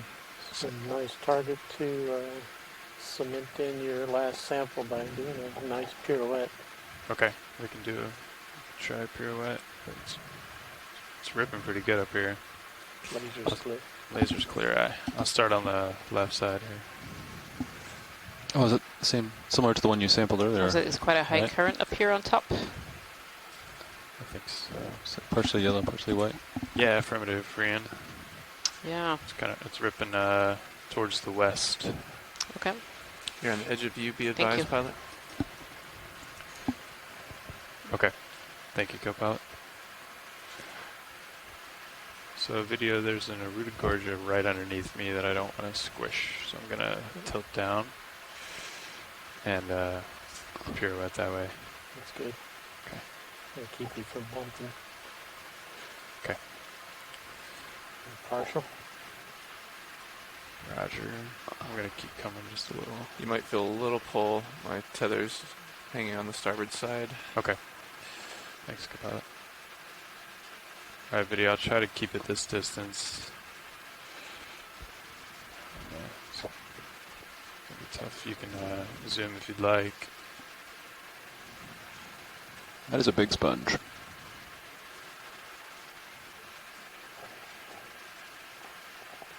Okay. That is a very large sponge. It looks like the one similar to the one that we collected earlier. But it looks like it's actually two sponges. That white one, that more smooth, possibly a glass sponge. And then this more fringy. I'm not sure how to describe it, but definitely interesting. You can see it even has some crinoids on it. Huh. I wonder what the yellow is. Chris Kelly is calling it a bad hair day sponge.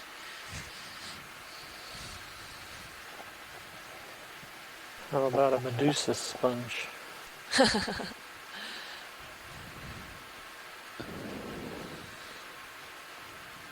Good shot, Chris. Yeah. Worked well. Yeah, it's going to be interesting to see today as we get up into the flatter part of this platform, as we make our transition over the edge, if we'll start to see more sponges like we did yesterday when we got to the top of the platform feature we were diving on. I wonder if there's some, speaking of stepping stones, from one flat top feature to the next, do we see similar, at least kinds of animals, or are we going to see something totally different as we get up over the edge here? Copy for what? Absolutely, that's a great point, huge, Kira. huh? With one of our goals and objectives part of this expedition is to actually look for connectivity studies. So that was what Heading change Kira was complete, alluding to 160. on Thank you, Bridge. these platforms that we're actually going on, essentially hopping our way through these corner rise seamounts, and then on a return the New England seamounts chain. That one of the objectives is to look for potentially specific species if we can collect their DNA and see if there is any connectivity between various seamounts as well as entirely different regions from, say, the northeast Atlantic near the European margins over to this northwestern Atlantic area as well. So, great to see if we can potentially have these different variations, and as we're collecting samples throughout this expedition, part of the use of these samples will be to determine exactly that. Yeah, we start with that. I like that. Gonna come to starboard a little bit, and then I'll kind of go to waypoint 2. All right. Hey, Bridge, this is your RV navigator speaking. Yeah, let's do a ship move. 10 meters, bearing 190 degrees, speed decimal 2.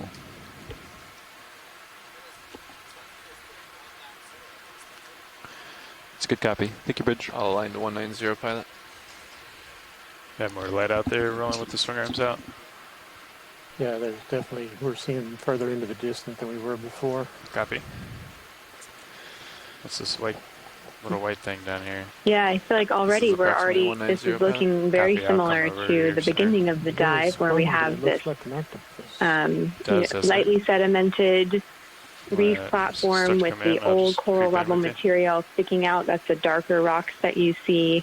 They maybe were once more whitish, but now have a very thin ferromanganese coating on them that we sometimes call a patina, where iron manganese oxides have precipitated on the outside, and now we can zoom in on what's this little guy that's taking refuge in a little dip in this rock morphology here. Thanks, video. That was hopeful.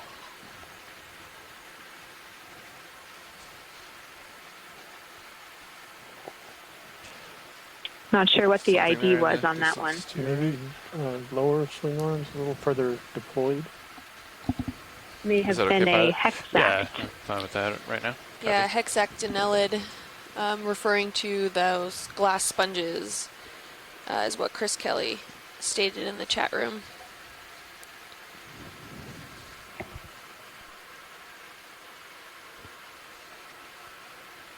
That D2 cam is really good view. You can see it just looks like falls off a cliff.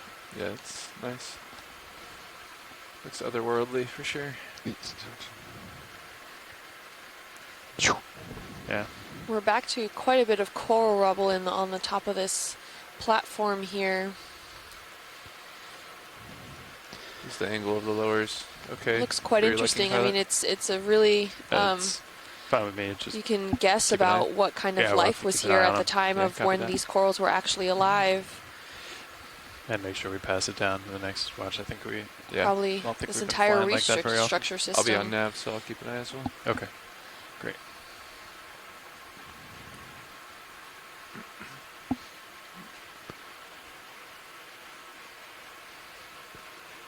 Snap zoom on the right, come to the right of the laser. Snap zoom right of the laser's eye. Let's go ahead in. Oh yeah, good eye, pilot. That was video. I don't want to take credit. Well, thank you, video, then. What is this? Does anyone on the chat room can chime in here? These are almost like rope-like structures. If it was a coral, it looks quite barren of tissue with some crinoids attached on top, but it looks bare skeleton. Doesn't look like it has any kind of encrusting on it. Look at the bottom of it. Okay, I'm pretty far away. I can come in. Come closer if you'd like. Would you like the lowers more inboard? I can raise them up and move them more inboard if that's better. Not sure so what this is. Maybe I couldn't tell you. It looks kind of like a coral structure, maybe a leftover specific kind of sponge.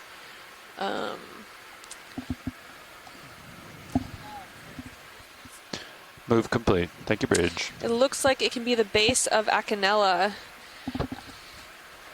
So that's from Tina and Vonda from the chat room. Thanks, video. Megan Putz also stated that maybe it could be the base of a dead bamboo coral. Maybe some of those Iridogorgias or something else that we've been seeing throughout the dive here.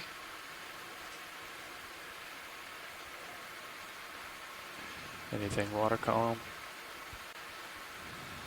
Yeah, we're seeing quite a bit of marine snow at the top here, which is an accumulation of all sediments in the water column as well as any like detrital material or organic material that's within it. Oh, look at that fish. That looks quite different from anything we've seen today. There he goes. Thanks, Ron. I can add 10 meters to that move if you'd like me to. Yeah, let's go ahead. Sounds good. Bridge, this is RV-Nav. Yeah, I'd like to move another 10 meters, bearing 190 degrees, so speed decimal 2. Merton asked in the chat room, are these corals that are encrusted, this coral rubble that's essentially covering that seafloor, Copy. Thank you, Rich. Along with the sediment, are they possibly Lophelium? So, not quite sure right off the bat. We know that these stony corals are also known as scleractinians. Do survive quite a long time, and they are well established within at least the rock record. That's a cool view. More recent rock record than more of the version of the ancient rock record, but this is still very interesting to see. I am not certain if this area is covered in Lophelia or possibly another type of stony coral. Definitely something we can see if it came up with some of the collections that we've taken up today. That's something we can look at to try to identify. We have collected in the previous dive some fossilized corals of Desmophyllum, so those single solitary cup corals that are also scleractinians. I think it's the same one. Okay. Yeah, I think that sponge is that bad hair day sponge. Go for partial on the Sirius scan. Thanks, video. Yeah, it's a great view. You can see the surface here, the step. Every time we zoom in like that, I was like, oh, the tether's over, Sirius. Yeah. The tether's over. Do you feel that way too? Yeah. Sometimes, Pilot, can we have a quick zoom in on some more like sedimenty areas Sure. between the rock rubble? Yeah, let's come around here. It also starts heaving immediately as soon as you zoom in on exactly. It's nice and stable there for a minute. Right on cue. Okay, video. We can start to come in. I'm just going to set down here nice and gentle. I'm going to go foreground or down a little? Down a little. Okay. Try to get the lens closest to it. Okay. You can come wide on Sirius whenever you're ready. I think you're ready. I'm ready. That looks good. Thanks, video. Nice zoom. Here we have some crinoids. Can we scale slightly upwards? Oh, after a good shot of this crinoid. This has 5 arms, quite purplish red here. Great shot of the oral area. Slowly tilt up like this sediment.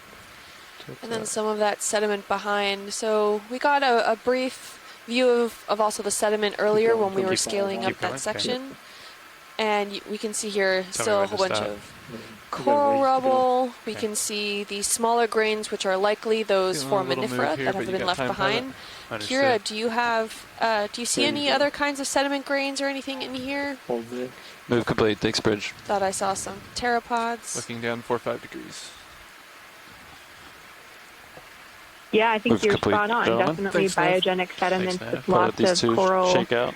stalks and small spines, and also these larger grain carbonate. You can see really fine carbonate sediments in other regions, but I think the currents are strong enough here that we're seeing most of the coarser grain material falling from above. Like Kim, you said, maybe some plankton debris. Going out slightly. Okay. Well, definitely plankton debris. But fun to see that really coarse, rounded texture.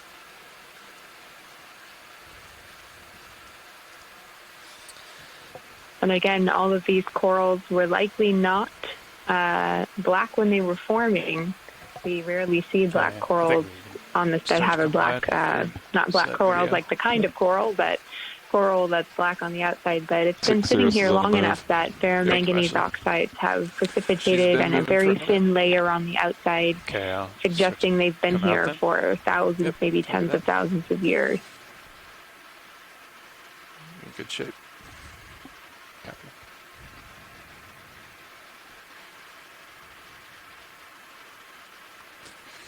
Upward and onward. We're definitely not seeing the sponge density that we saw yesterday, or at least not the larger species.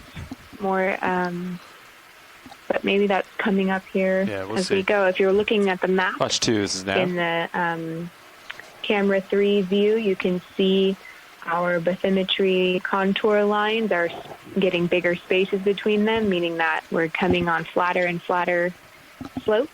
Thank you for that excellent zoom. And that's the main thing on feed 3 here now. You can see where the ship is, and then we're the little tiny vehicle following behind. So we're definitely coming up on flatter terrain and reaching this edge transition onto the top of paleo reef carbonate platform that has been cut by waves and was at one time an atoll, and even before that subburial, when this volcanic seamount was originally formed. Yellow or the one way up? And so we'll be excited to see how the geology and the biology changes as we make that total transition from the vertical face up to this flat surface on the top. Ooh.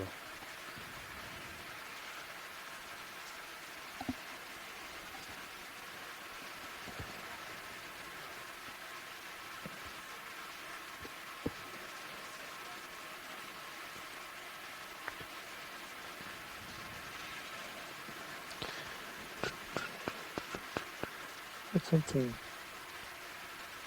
dark. Dark. Left. Yeah. Yeah. Centering up a little. Want to come in on it? Could be the edge of that rock, potentially. Smooth edge. Is that where you put the other one? It does look like the other one. A rock standing up on end there. Huh.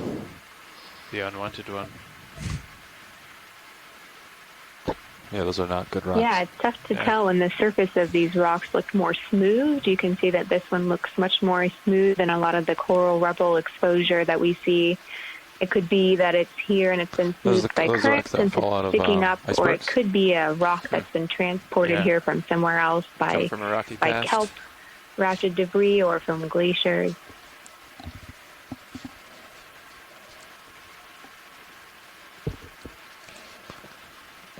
There's your white balance rolling. There you go. One of the first larger sponges we've seen. We've seen a few off in the distance. Tight zoom pirouette. Okay, you want to hold off on the zoom? Or no, wait for the zoom, then we can maybe pirouette around to see what the other side looks like. Okay, sounds good. Whenever you're ready. You clear with lasers? Yes. Man, that is putting off a reflection. Yeah. Isn't it? Yeah, I'm creeping in. Stand by one.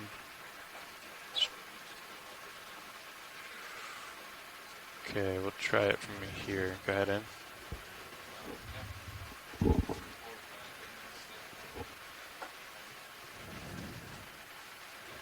Any idea on this interesting sponge we're zooming in on? Yeah, from Christopher Kelly, we have this could be a demo sponge, Poecilastra, potentially. So these sponges are filter feeders. You can see all those little pores in there. And inside each of those pores are specialized cells called choanocytes. And these choanocytes have little flagella that move water from one side to the other. And so the water is moved through these pores, and then other specialized cells in there are sucking out the nutrients and food that they need to be able to survive.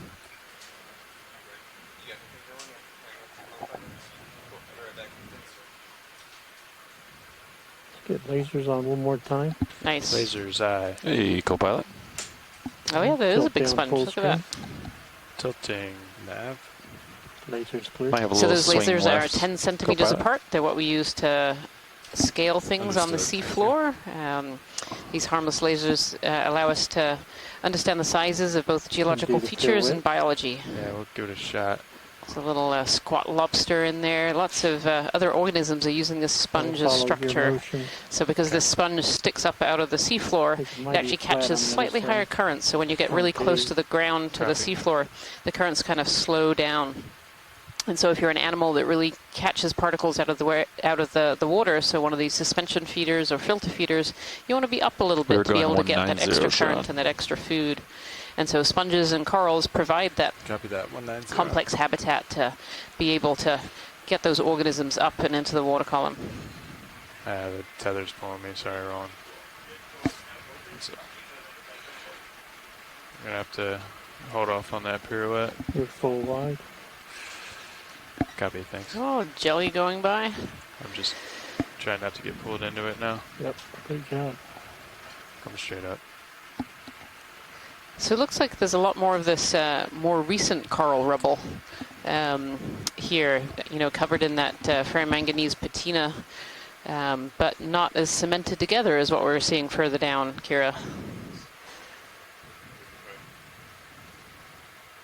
Yeah, absolutely. This is Actually, we're going to do a pilot change. I'm just going to get the vehicle back to center screen in a platform safe feature spot. where we started today at sort of a lower terrace or a lower step, and we went up this very steep carbonate platform wall, and now we're on the top, and we're seeing really similar sites to what we were observing at the base of this feature. We were saying earlier that we hope to find some of the sponge garden that we saw yesterday on top of a flat-topped carbonate reef feature, but so far we're not seeing it yet, although we're still not quite over the edge transition in the super flat upper portion, so we'll see as we continue on. We've definitely left the vertical wall So yeah, Sean, and we are kind starting of get to the to top see of a cliff. this sloped region that was at the foot of we'll keep an eye. the base of this feature. So Yeah. interesting that although the depth has changed, it's really similar. And look at all these, are those little sea stars, all the white?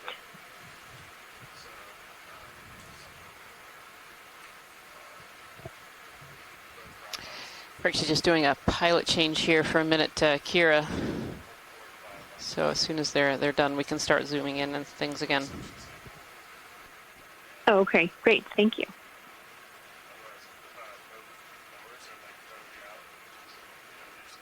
Definitely seems to be a little bit more sediment deposition at this depth, though. I don't think we were seeing quite as much white, finer sediment down below. So maybe at this shallower depth, there's a bit more biogenic debris falling from the sea surface and accumulating.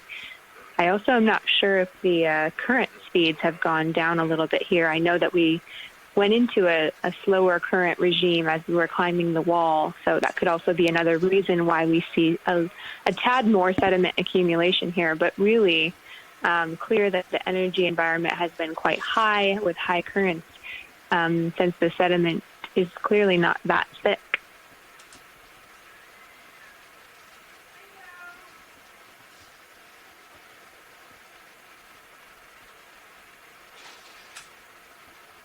Sometimes on the upper portions of Seamount, you can get sediments that are meters or kilometers thick. So the fact that we can still see the coral rubble from the old submerged reef sticking out means that despite some small local piles of sediment, I think that's the white that we see here, we're not getting a fully sedimented upper surface of this seamount like we do to currents. And some of the wave cutting that has happened while this large volcanic feature has been subsiding from the surface into an atoll and now a old reef platform to this current Have we not found any depth. interesting objects? Understood. Pilot direction of travel has been 190. 190. Copy. Headed to waypoint 2. Kind of, we have passed the cliff and now we're on the slope. Copy that. What do we have for samples? Sounds like port's full. Both rock boxes are full. That's correct. And one suction sample. That's correct. I know Chris Ma jumped on before the end of my shift asking for an urchin and a sea star. Did you guys already grab those, or have we not come across them? I'm not sure what's in port. Actually, I got port in there. I got port. No, we there's no only urchins. had one sample before you guys took over. That was the rock. Yep. Yeah, no, we have not collected any urchins that I remember. Just a coral and a. Chris got a sponge, port outer. Got that. And some of the sponge also went in jar 5, so same sample, 2 locations. Copy. And how much time do we have left on bottom? Stand by. Yeah, looks like you're at, let's go 1200. 1 hour, 11 minutes.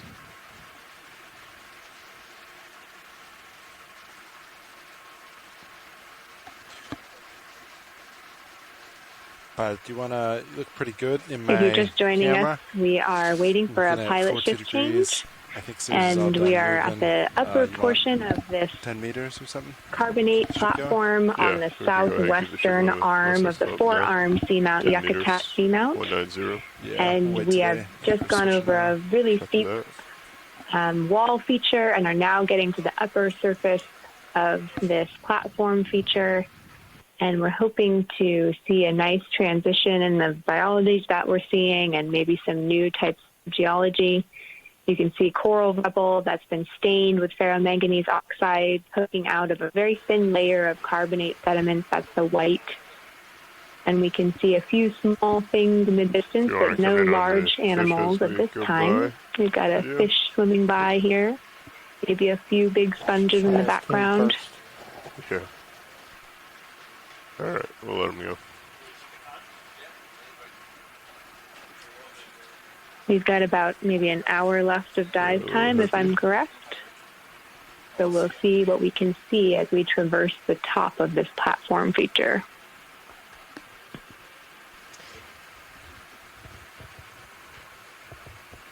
And it definitely looks very different from the wall that we were climbing up just now. We've definitely kind of reached, or at least getting much closer to the top of this feature with all these more recent coral pieces on the seafloor here. In next to the sponge. Over to the left? Is that what you're talking Yep. about, video? Some sponges here and a Bathypathes black coral. I'll, So we've seen a fair number of species of deep sea coral and sponges on this up dive. ahead It's looks been like the, relatively poor compared to other dives that we've had so far on this starfish. expedition. Oh yeah, large sea star in the background there. It's a little far away. I'm gonna get myself centered on you, co-pilot, and then I'll start pushing out. We do have that move underway, correct? You can see many of these broken branches are actually brown, I'll talk to Nav. which suggests they haven't quite been fully Hey, pilot, covered how we over by doing? this ferromanganese patina. Nav, talk with pilot. I think we'd like 10 meters at 190 whenever you're ready. Copy that. 10 meters, 190. Does that work for you, pilot? Yes. Copy. Sounds good. Sounds good. Thank you. No problem. Bridge ROV nav. Yeah, we'd like to request a ship move, please. Range 10 meters, bearing 190 at decimal 2 knots.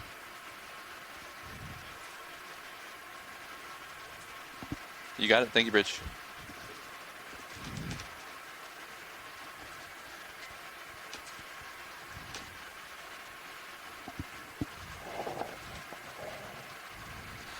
Yes, so what's interesting is that we're seeing either different levels of this coral rubble degradation. I'm seeing some larger clumps, and maybe this was just a more robust coral skeleton that it takes longer to actually break down.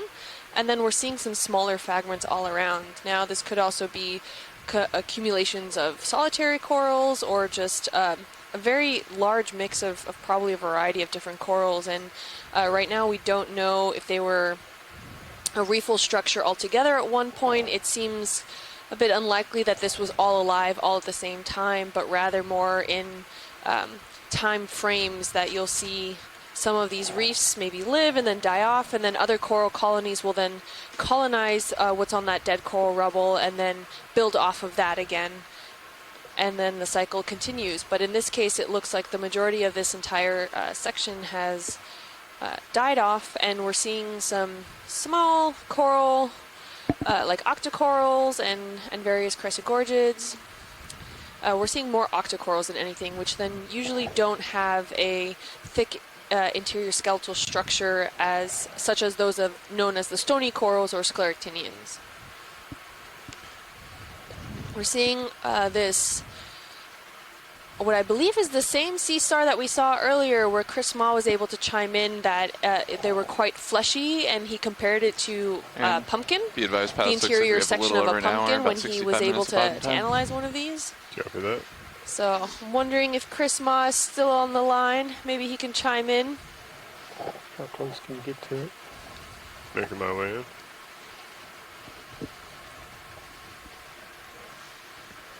Can we get a snap zoom quick on that sea star before we pass it? Yeah, we'll set up for it. Okay, thank you. If I remember correctly, he had mentioned it may be a sample if we did come across another one, if it is the same. I could be mistaken, though. Yes, let me confer with the chat room, and I'll let you know. Thank you, pilot. Sure. Alright, video. If you'd like to, you can go ahead and come in. Can you tilt them down?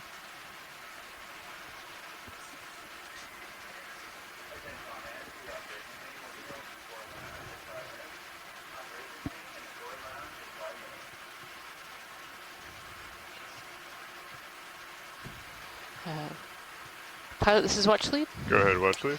Yes, there is interest in collecting this particular sea star. Understood. Thank you. Good imagery before. Of course. Let me know what you want to look at. Start with the lower center leg. Coming down. Copy, bridge. Move complete. Hold on. Thanks. I'll come down a little bit more so we can get the...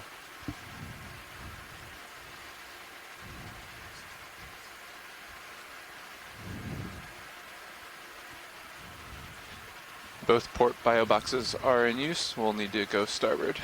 Okay. If I remember correctly, this shouldn't really be squishy like a slime star, correct? Yeah, it should have a little bit more structure to it. Okay, but assuming it's still probably pretty soft. Full screen. Understood. I'll want to feather it. It'll be a little more challenging to get into the starboard. Look at that right leg. It's pointed up at us. Right leg. Lower right. Copy. In the lower right. Understood.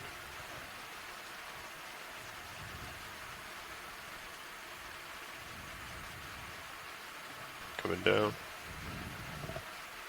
Holding there.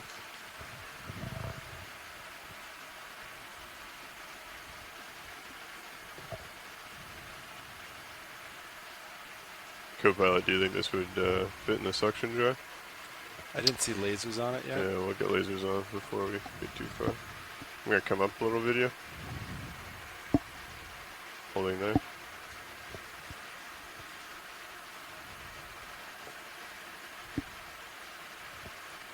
Okay, one more full screen. Copy, I'll spin it back to center. Come up a little bit.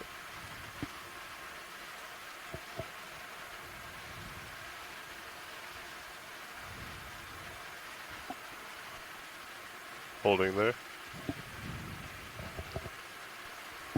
And pull out for lasers. Yeah, I have lasers on now. We could paint it. Okay, yeah, it looks pretty large for suction sample. Yeah, if it's not squishy, I don't think that would fit in the hose. It's been described from the chat room as the texture of a pumpkin, if that's any help. I'm not sure that helps. I'm not sure if that's the inside or the outside. Trying to bring my mind back to October and pumpkin carving. Right. To figure out what that actually means. Yeah, they said it should survive suction if it's small enough to fit in there, but maybe this one is too big. Okay. Well, we can go ahead, pick it up. I think I can feather it in between the jaws. It looks like we'll be able to bring out the drawer pretty quick. Nothing in here that would prevent us from having to take off and bring that out. So I think I'll pick it up straight, feather it, bring it over, get it over the inside starboard. Lasers clear. Then we'll put it in there. Yeah. Do you agree? Co-pilot? I think that sounds like a good plan. Just be careful when you're indexing. Unless you can make it one motion. Because when you index, right? Yeah, that's going to be tough. Okay. Sounds good. Just be aware. I will put the mini Zeus up for you. Thank you. I'll keep an eye over here. Appreciate it, man. You look good. And get your hydraulics up.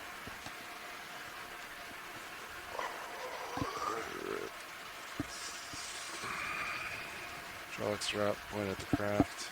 Okay. Arms coming on. Coming live. I'll follow you center.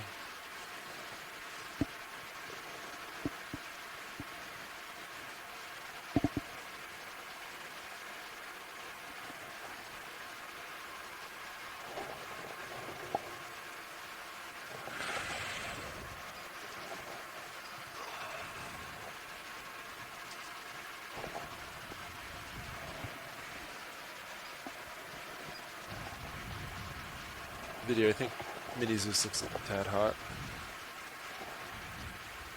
Thank you.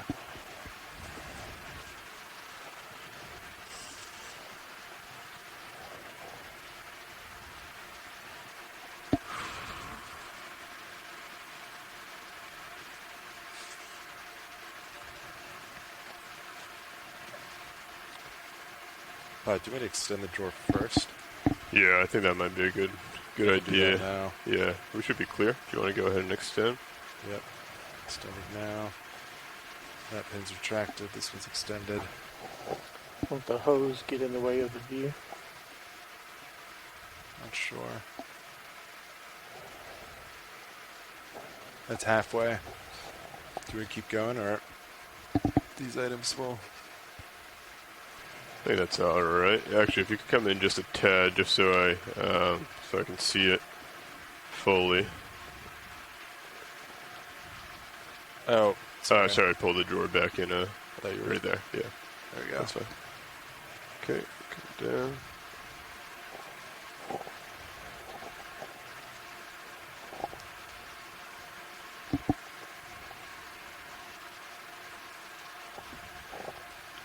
Going partial.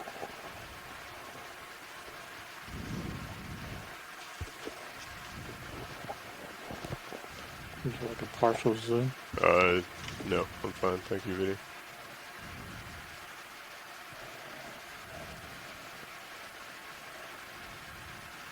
Actually, wait. So if I close... Yeah, that's right. Yeah. That's what I remember. So it's going to have to be a feather. If I close and index, it still closes. Okay.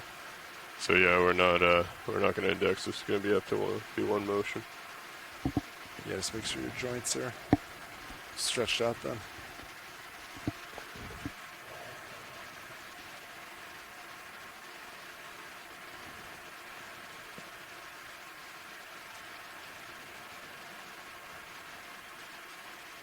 Okay. So we're stretched out. What I'm going to want to do is full shoulder up.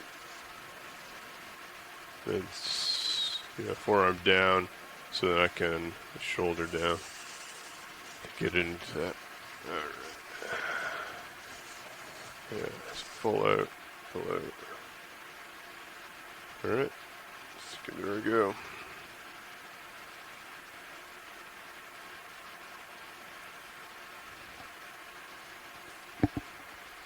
Come in a little bit on main Zeus, please, video.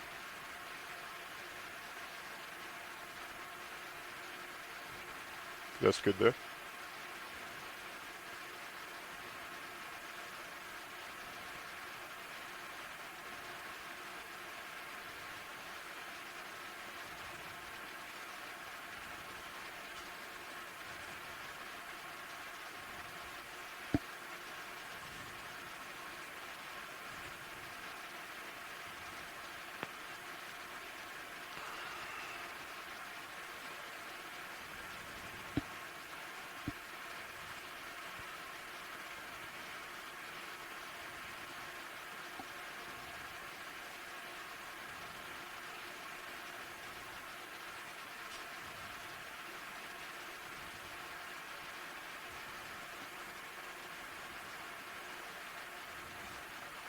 Drawer out. Extending.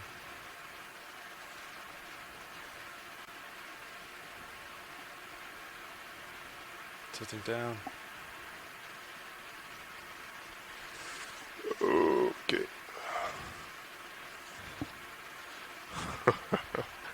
Alright, that's fine.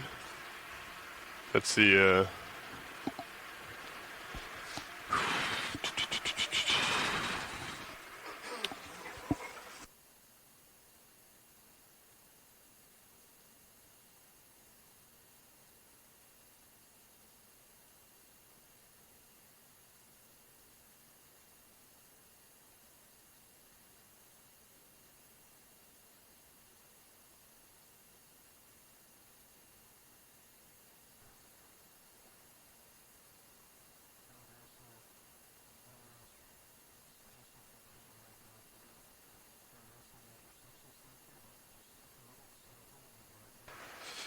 The angle does not work on the starboard box, unfortunately. Oh. He actually fell right through the crack. There you go. You just back up and should be good. Okay, I'll set up so I can leave the box open, I think. Okay, let me know. I think that'll be easier. Does seem pretty hardy.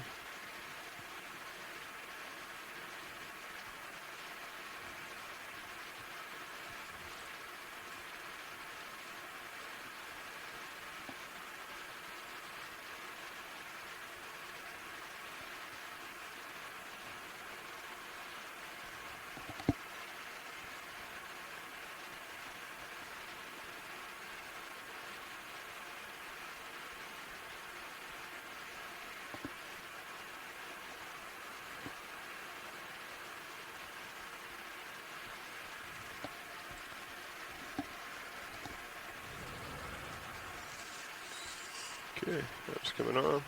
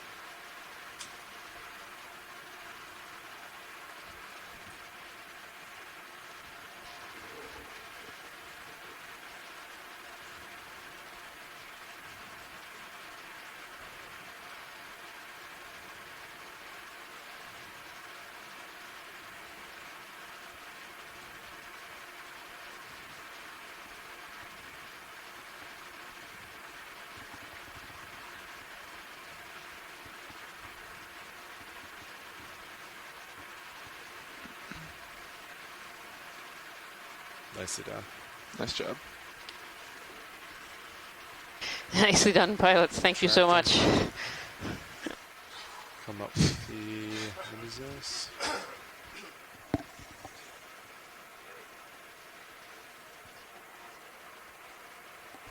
Who would have thought a little sea star would cause so much trouble? Very nicely done, pilots. Thank you so much for that collection.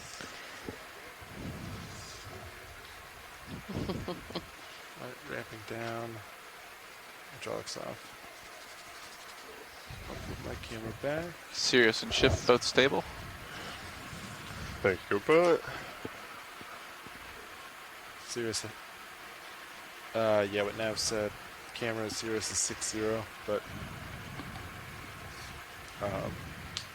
movement's done.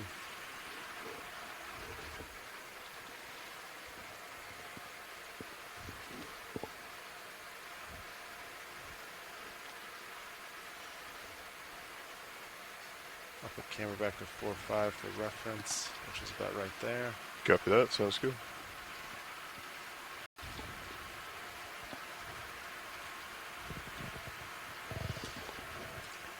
Built just like a pumpkin. The inside or the outside of a pumpkin? That's the question. Or should I say cooked or uncooked?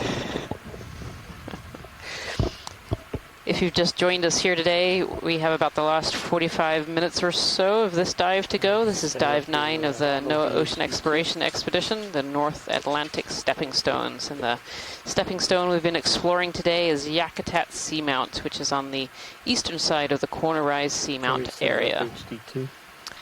So far in this dive, we've Sean, would you mind, traversed up a very steep wall. We've actually, seen could you set it up so it's a good assortment of species of deep-sea corals and sponges, though it's been relatively low density and relatively low diversity compared to here on the wall. other dives that we've had in this region. I can take a snap of it as we go, though. Understood. If you want to do a quick snap, let's... Quick snap of the slime star there. Ooh. Oh, that one's a good color. Alright, we've seen it already, just for identification purposes. Nice. Thank you so much.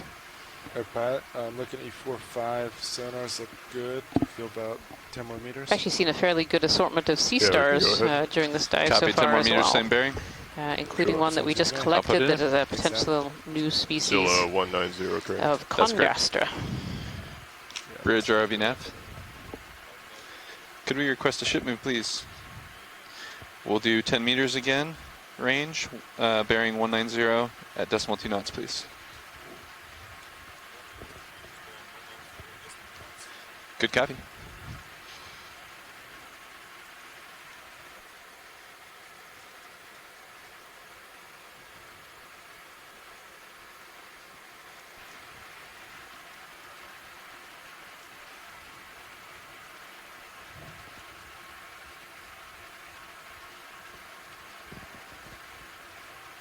So what we're looking at right now is kind of a coral rubble platform, and this is coral that's been dead for quite some time. It's got this ferromanganese patina on top, so where the ferromanganese is precipitated out of the water and onto these hard surfaces, this calcium carbonate surfaces of these corals.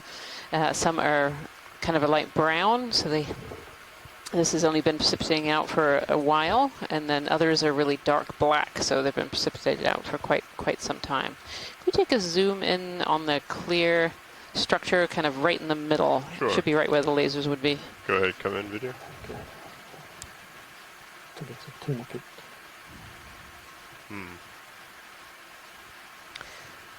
Yeah, we've seen a few of these during this dive today, and I think that this is a tunicate. I think it just closed up on us. It must have sensed us being able to, the current from D2.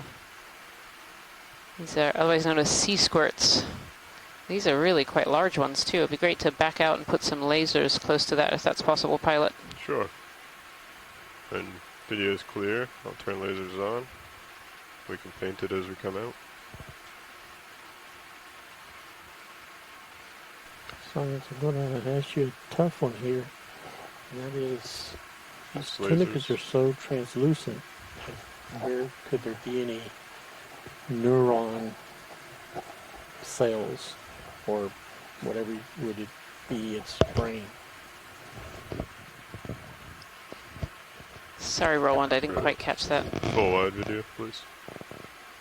So we have a complex question about where is the another one of mind or those the mental, the stars. brain of that creature?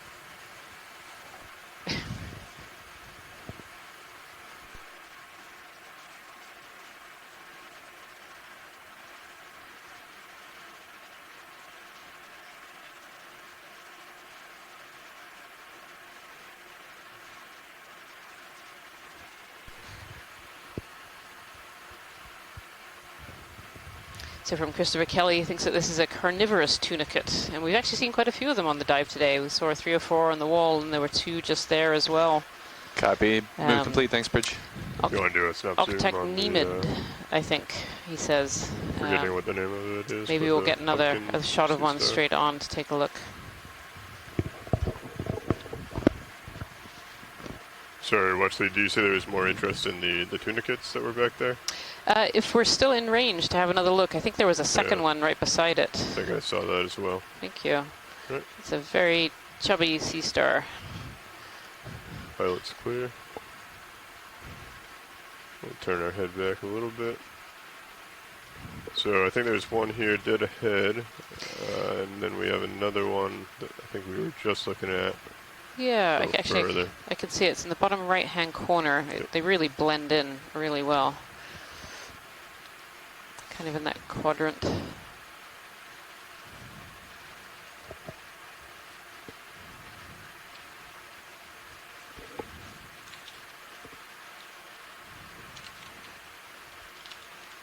There we go, kind of coming up towards where the lasers would be now. Yep.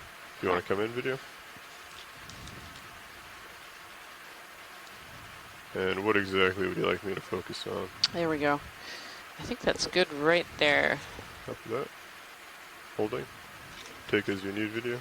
Yeah, so Christopher Kelly has said that this is likely a carnivorous tunicate. So carnivorous tunicates will take in organisms and slowly digest them, usually inside their body cavity.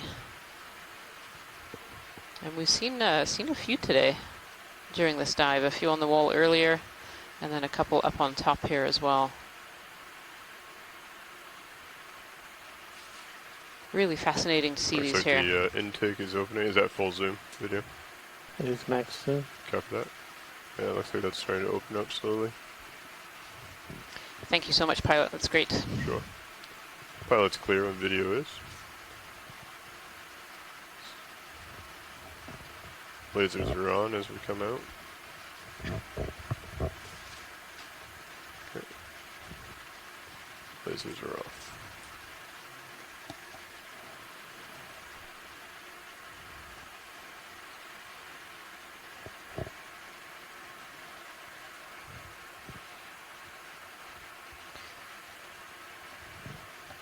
So what we were talking a little bit about yesterday is when these corals would have been alive, and when and how they died out. And some of the corals from Seamount similar to this one have been dated at anything from 10,000 to over 100,000, even 200,000 years ago. And so conditions on these seamounts would have been very, very different than they are today at 10,000 years ago even. And so the conditions at that time were likely great for abundant coral growth, and today those conditions are slightly different. And we don't really understand quite enough of what exact conditions different species of corals require to be able to thrive.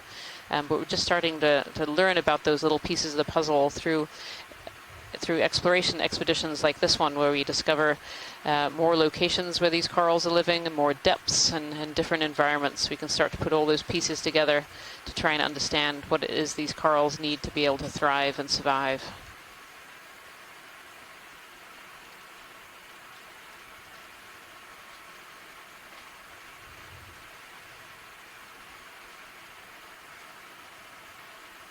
It's important to note, too, that when you think about these big coral platforms, you're not talking about one generation of coral. Oh, I think there's a little cup coral. If we go dead center right at the bottom of the frame, there's a little circle. It's just under that little whip coral.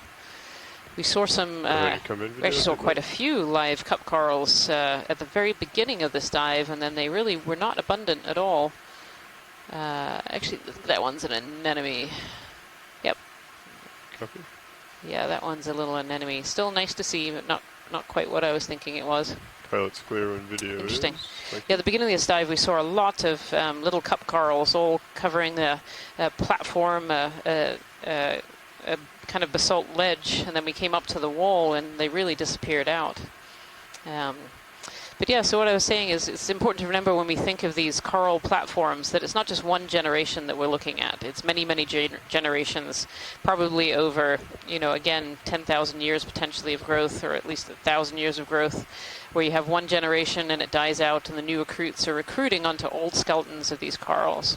And so when we pick up any of these fossil corals, we can go back several generations, because you can see one coral is growing off another, and another one is growing off of that one, and another one is growing off of that one. So we can kind of look back in time at what conditions were like. Looks pretty flat. Had about... It's a really beautiful Iridogorgia coming right up ahead of us. Yeah, sounds good to me. I'm looking at U40. Very, very tight whirl on that one. Still looks pretty good. These Iridogorgia have these beautiful spiral skeletons that when the coral tissue is died off and the skeleton is left behind, it has kind of a pearlescent, iridescent sheen to it, and that's part of where it gets its name from, Iridogorgia. I think if we could keep the zoom stationary, they were trying to do some... Holding. Copy. From Liz Watling, we have this Iridogorgia fontinalis. Yeah, 10 meters. So a slightly different species than we were seeing in yesterday's dive. Bridge RV nav. This one is much tighter whirls. Almost looks like a little umbrella on top of this one. Beautiful. Range 10 meters, bearing 190 at decimal 2 knots.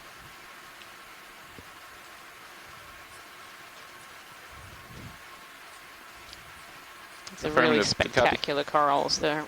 one of my favorites. I know I have a lot of favorites. I'll probably say a lot are my favorite over the course of these 25 dives, but I really do enjoy seeing Iridogorgia. You can just sort of pan away from it and keep going forward.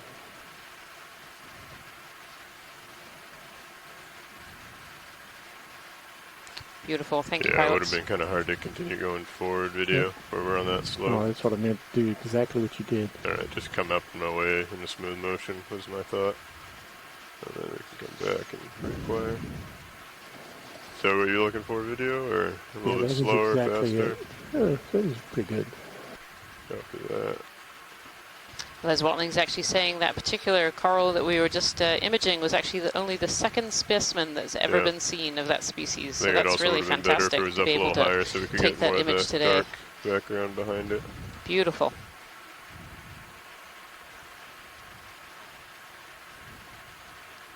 And this is a very different environment than one that we've been in so far on this dive. Maybe a little bit similar to the environment right at the bottom of the cliff, but this area seems to be more sedimented. There's definitely more sediment areas in between this old coral rubble that's been covered over in this ferromanganese patina. Looks like we have some Acanella in front of us, or Acanella. Some sponges. And a really large Brisingid sea star all stretched out on the seafloor there. You want to do a quick snap video? Usually I'm used to seeing these sea stars all, these Brisingids sitting up in the water column. This one's just hanging out. Oh, this one's a crinoid. There you go. This is a crinoid, just a really big crinoid. Well, that's a great shot of the central area there. To identify these crinoids, very often taxonomists need a really good look or at this kind of central area here. So that's a really fantastic shot there.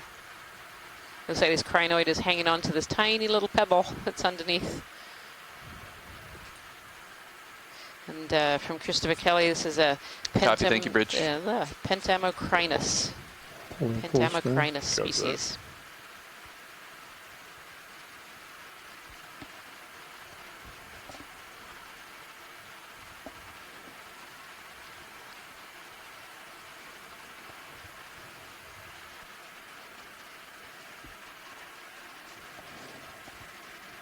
And I'll zoom out as you lift away. Kept that. Go ahead.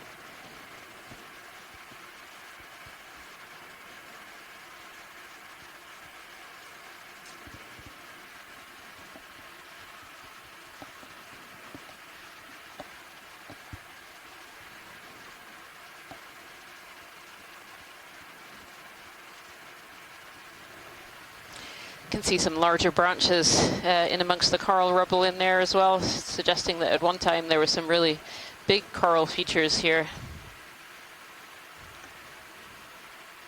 It's potentially quite a large coral reef at one time. It would have been very spectacular to have seen that. And, you know, dating on these corals suggests that might have been, you know, 10,000, 20,000 or even longer ago that these particular corals were thriving here. I'm not exactly sure what species is in this mix. It's probably a mix of different species. Yesterday we saw some potential Lophelia petusa. We also confirmed that some of the rubble last night that came up with some of the sponge collections was actually Rhodrepia oculata as well. So there was some Rhodrepia in here as well. I know also from this region, another coral, we saw Enlapsamia earlier, of course. But we also see Solon Smilia as well. Is that a sponge or is that another big star? Chubby sea star. There we go. It's on top of something. Sea star like plateau. A small sponge. Oh, it's actually up on top of something, that one. Do we know the correct name for those? Other than marshmallow, pumpkin, chubby? Yeah, Chondraster, pilot. Understood, thank you.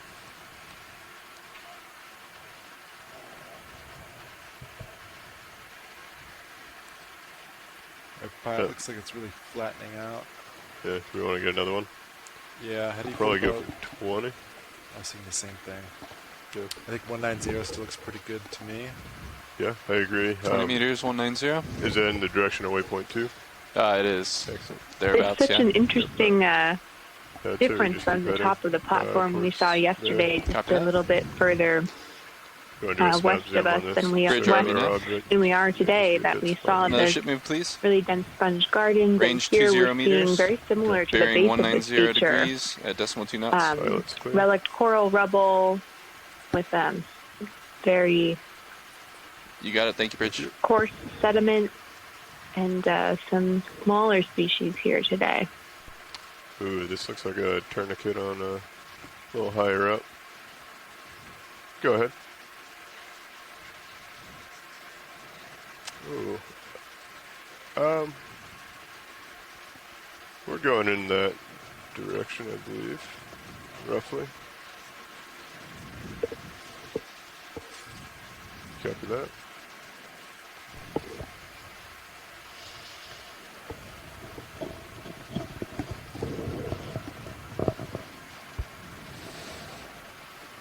Yeah, a lot more sediment up here than we've seen, I think, elsewhere in this dive. I don't think we've seen quite this much sediment so far.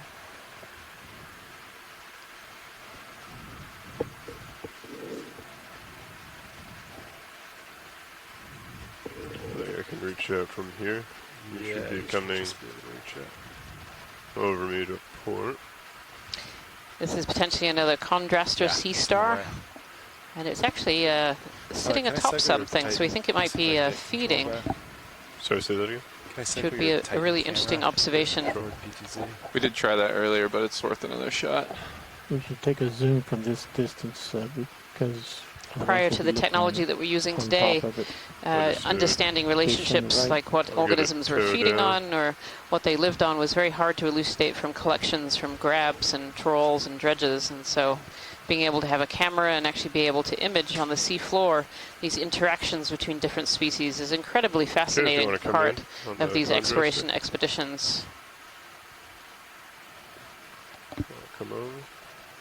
Maybe on a rock. Oh, it's not even on the sponge. Oh, it's not. The sponge is by the side and it's sitting on the rock. Interesting. Actually, this is a beautiful shot of those tube feet. You can see those tube feet actually I'm just steady if you have more video that you want to retracting on the right-hand side there. Okay. These tube feet are We might controlled well by get a in little water bit vascular closer. system. So water comes in and out of specialized tubes within the sea star that allow it to move and create suction on the end of those tube feet to be able to crawl along the seafloor. Interesting. If we could have the lasers on that one, please, pilot, that would be great. Lasers are on currently. Let's be a little over 10 centimeters.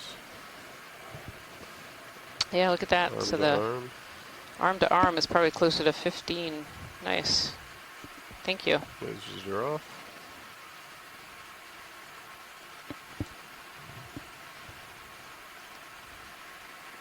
Sneak in here, get a little bit of light on it.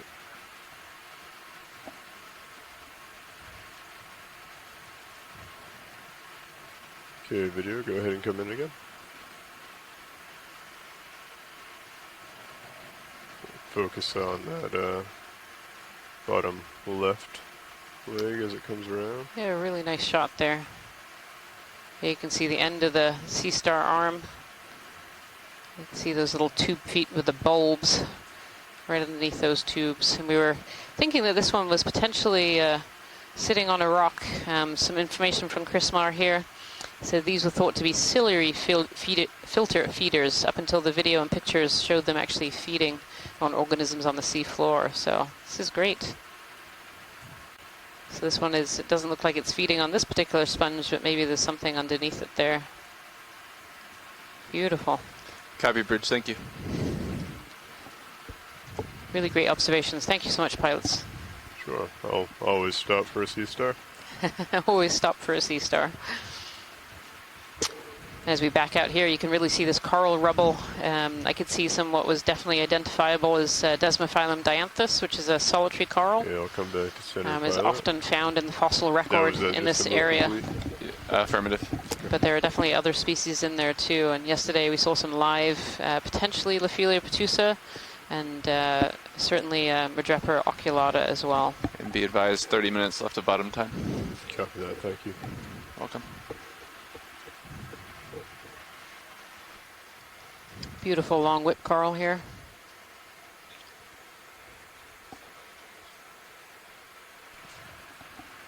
Chris Mara is saying he suspects that there was something on that rock that sea star was busy feeding on.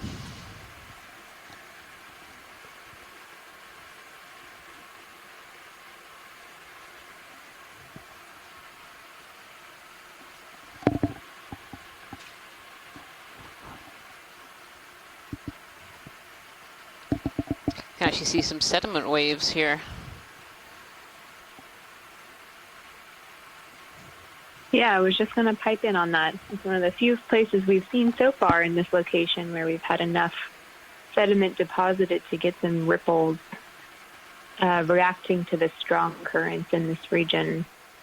Still doesn't seem like a super thick sediment bed, but definitely more than we've seen previously. We've mostly been seeing this thin, coarser-grained carbonate or biogenic sediment with some old reef material popping up that's been coated with a really thin layer of ferromanganese oxide, making it look more black, even though at one time it was likely white, like most coral are whitish.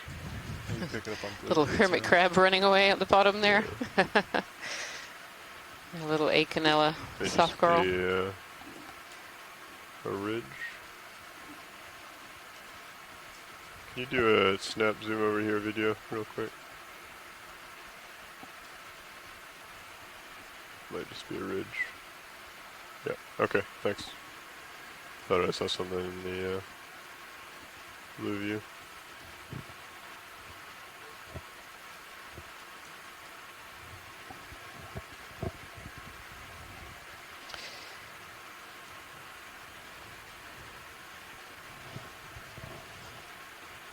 It's an interesting comparison, the top of this feature, or at least we're getting towards the top of this feature compared to the top of the wall system that we saw yesterday. Yesterday's dive number 8, over on McGregor Seamount, we actually found a very abundant and dense sponge garden at the very top of a platform, very similar to this one. And here we are today, and we have a much more sparse fauna. Object in the water column. Yeah, video. what's this fish? Squid? It wasn't Or moving worm. like a squid. No, I think this might be a worm. Or an oikopleura, maybe? Yeah. Don't have a ton of time video. Yeah, I'm trying to, it's following it small. Yeah, an arrow worm from Megan Putz. No, pilot's clear. Thank you. Seems like a very large arrow worm. I'm used to the ones off of the coast of Maine, which are much smaller than that one. So, Keated object coming to the right edge of the screen. Right edge of the screen. What is? It's center. I don't know what to call it. Is it white? It's dark red. Zoom into the lower right corner. Now to the right edge. You just be a crine in the top right. Okay. It's old coral rubble material in here. I think I see it. Right there. Yeah. Oh, a little Serianthid. These are tube anemones. You can actually see the tube at the bottom there of this particular one. Or is it? Trying to look for a second ring of tentacles. Yes, I think there are a second ring of tentacles right in the middle there. Is that Max? Just a really dark red color. These Serianthids can live in tubes that can be 2, 3, even 4 times the length of their tentacles, so they can actually be dug really quite deep into the sediment there. Beautiful shot.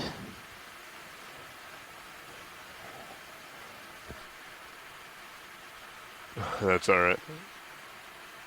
Yeah. There's something moving here. If you want to come in. Oh, beautiful. Polychaete worm. This is a polychaete worm. Yeah, you're absolutely right, Pilot.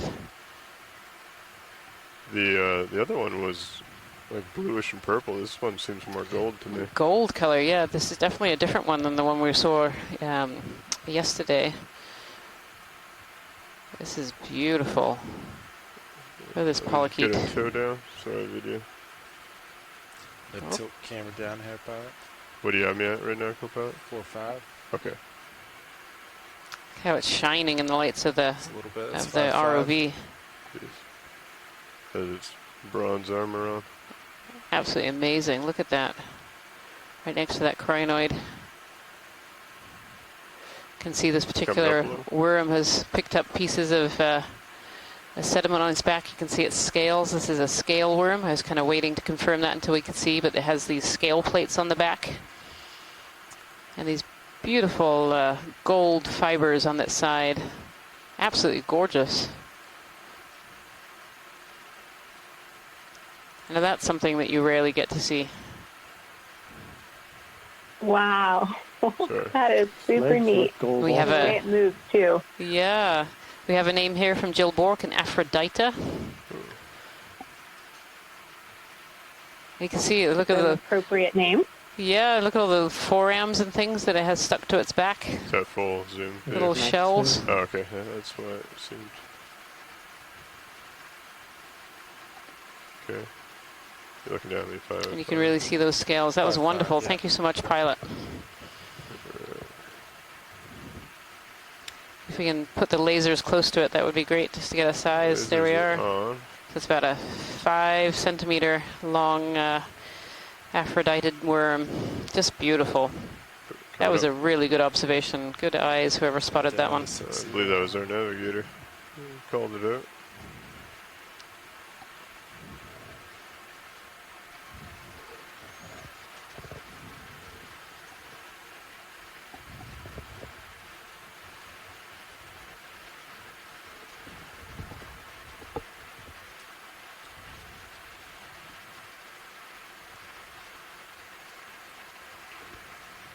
Not exactly the golden treasure I thought I would be finding as a ROV pilot. I'll take it. The golden worm. Yeah, it was really, I know it seems small on the seafloor, but it was really an amazing view. I thought I just saw it swimming. A little sponge in there.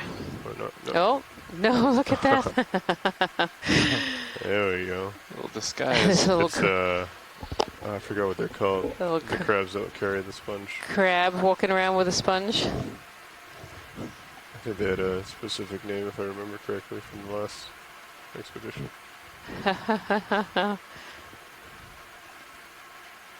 Coming up. Crab is taking a chunk of the sponge. Off for a walk. Spring cleaning. It's a Homolidae carry crab from Megan Putz. That crinoid doesn't seem too happy about it being there.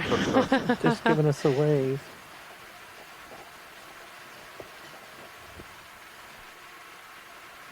Homolidae carry crab. Well, there you go. I don't think I've ever seen one of those before.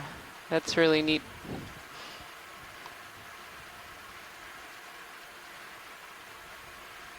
Interesting behavior from this crinoid sitting right next to it as well. Moving its arms. You think it's fishing?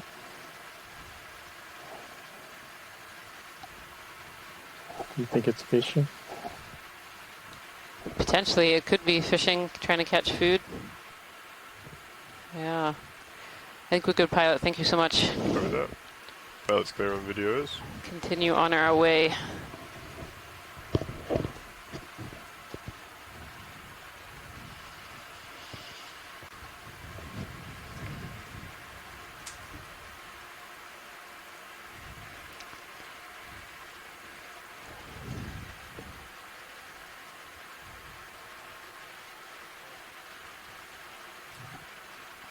We're not quite yet to waypoint 2. I think we...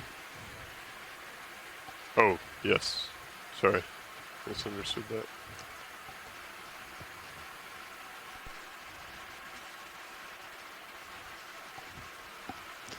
Go ahead, watch lead.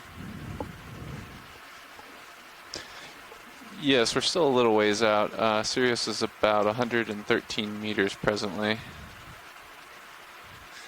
So, yeah, we may not hit it unless we pick up pace, and even then I don't know that we'll get there. Yeah, copy that. We have about 20 minutes of bottom time left, be advised. Not a problem. Yep, if we want to make tracks, we could do can I put your blue view out a little bit? Yeah, of course. Yeah, feel free to take the blue view and scan around if you need to change it. Just So, 60 meters out looks nice and clear. Sirius is all stopped. I think we could do a 30-meter move. I agree. Again, getting into some thicker sediments here. Just a little bit Same thicker. bearing? Because that's a relative term. That's good. Bridge ROV nav. We'd like to request a ship move, please. We'll do 30 meters range this time, bearing 190.2 knots.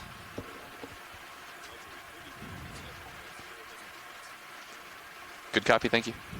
Yeah, it starts to make you wonder if depth is one of the factors here, playing in on why the top of this carbonate feature is a bit different than yesterday's.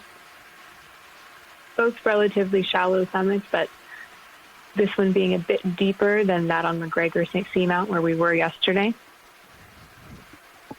Video's swapping out. Copy that. Thank you, video. Yeah, in terms of the biology, depth can really have a big factor. It doesn't seem like we're that much deeper than yesterday's, but we're a few hundred meters, which can make a big difference for different species and the conditions that they're happy living in. Just being that little bit shallower would mean just a little bit more food in the water. Could have been very different current regimes. And of course, larval supply is a very big deal for what species will live where. So it's really curious, though. It's a very, very different landscape than the one that we were looking at yesterday.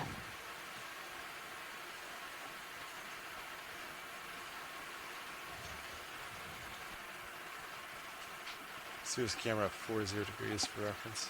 Copy that. Ship is underway, right? Yep. We're That's moving. Sounds good. Sirius isn't yet, but the ship is. Should be just a minute. And that's certainly not to say that it's any less interesting, just definitely a tactic that scientists use when we're down here in these exploration-based cruises. We're looking for any and all comparisons and trying to come up with the reasons why the landscape changes, both in terms of geology and biology. So definitely a fun and important mental exercise to compare it to the regions we've seen on this cruise and on the previous cruises. Try and give some clues as to what oceanographic or geographic parameters are influencing why each seamount, even within a similar seamount chain, is a little bit different. Looks like we may be getting more of that rock up here. Still don't see that right there. Yeah. It's just a little thing. Just poking through a little bit. Minor increase in slope.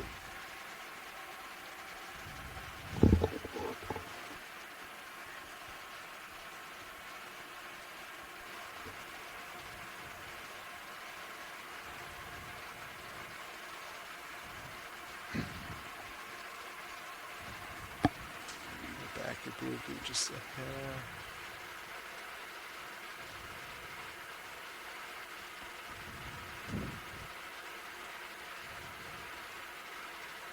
Looks like up ahead we've got some larger rock features, a few large, more smooth boulders. I guess we'll see as we get closer. Yeah, it definitely stands out in this this landscape here. These more bouldery areas, and definitely kind of continuing to go upslope a little bit, though at a much shallower angle than previously on the wall that we had just come up and over.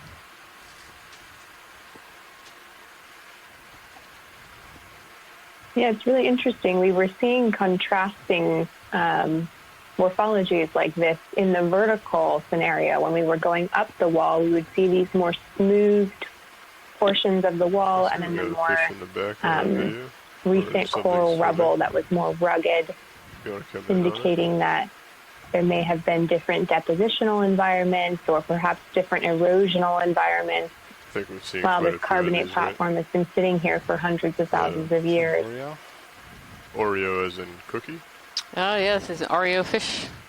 Interesting dark patch on this one on its back. I don't remember seeing that in the others. And yes, it's Oreo as in cookie. Understood. Yeah. Got these big eyes. And Peter Oster was telling us earlier that they can be territorial. And that spine on their top there can be a sign of potential aggression, sticking that upwards. Pilot's clear when video is clear. That's a really interesting dark patch on the back of this fish here. Not quite sure if that's a parasite or something that's growing on it, or some damage that this fish might have had. Interesting.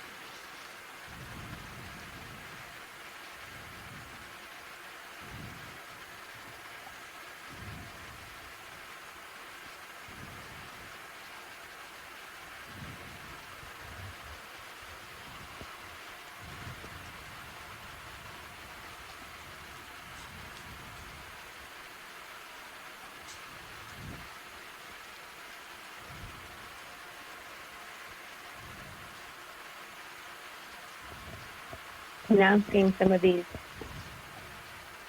smoothed features that are almost looking lobed and rounded, kind of sticking up out of the sediment there.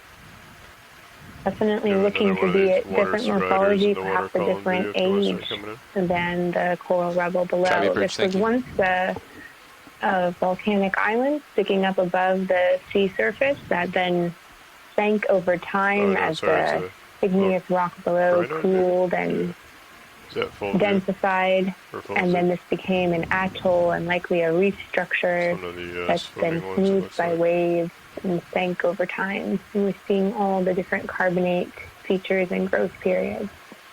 This is really pretty. Is the crinoid floating through?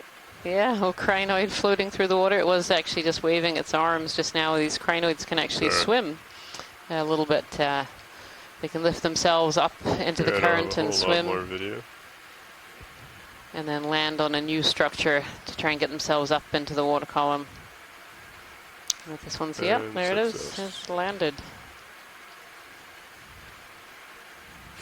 They have these little hooks underneath that help to pilot's clear when video is. Hold them onto whatever structure they've decided to land on and grasp onto. Thank you. You can kind of see the current pushing this one over a little bit. Beautiful.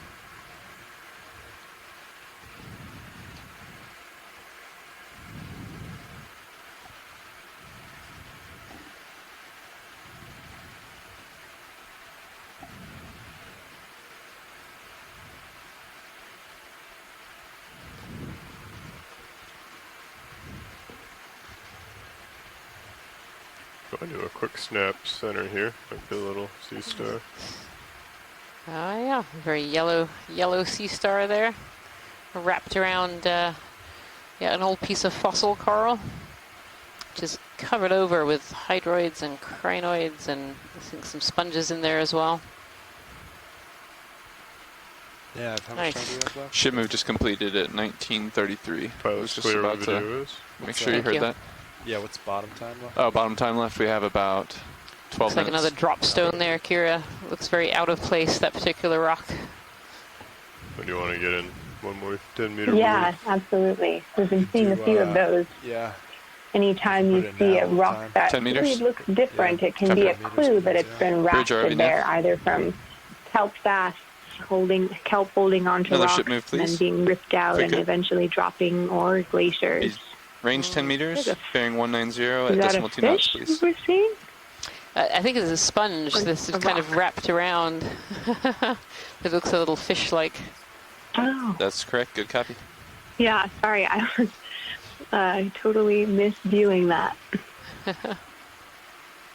pilot. There's some items I'm seeing over them, but I want to peek real quick at those. More of this coral platform here. Put the camera down. There we can see more sponges off in the distance. Maybe it's getting a bit more diverse for sponges as we're climbing near the top. You're a little quiet. I think you're right. How's that? You can definitely see some more of the large. Yeah, I think it's just a steeper increase of slope. Bit more abundant as we're moving further up here. And Pilot's 10-meter moves do take We're now about at 3 minutes to complete, just FYI. 12,006 meters depth. And I believe the summit depth we were expecting was 1,175. So we are getting towards this transition zone onto the upper surface for the last 10 minutes or so of our dive here. We'll see what we see during this transition. Looks like we just one. Should be relatively easy setup. I'll come to port. And I think you're pretty much just coming a little bit to port as well to line up. Yeah. These Acanella buttlebrush corals that are living amongst the fossil coral skeleton. Does look like a little. And we can certainly see more sponges up ahead. Some items on it. Copy that. Make our way up there and. As we come into our last few minutes of this dive here. Yeah, those will probably be the last images. It looks like we are indeed crossing into one of those transition zones where we start seeing a slightly different biology, a different fauna, and a slightly different geology as well. Yeah, look at that. You can really see all those sponges in the distance there. Beautiful. Camera's at 4.5 for your reference. Some really larger forms as well. Should have.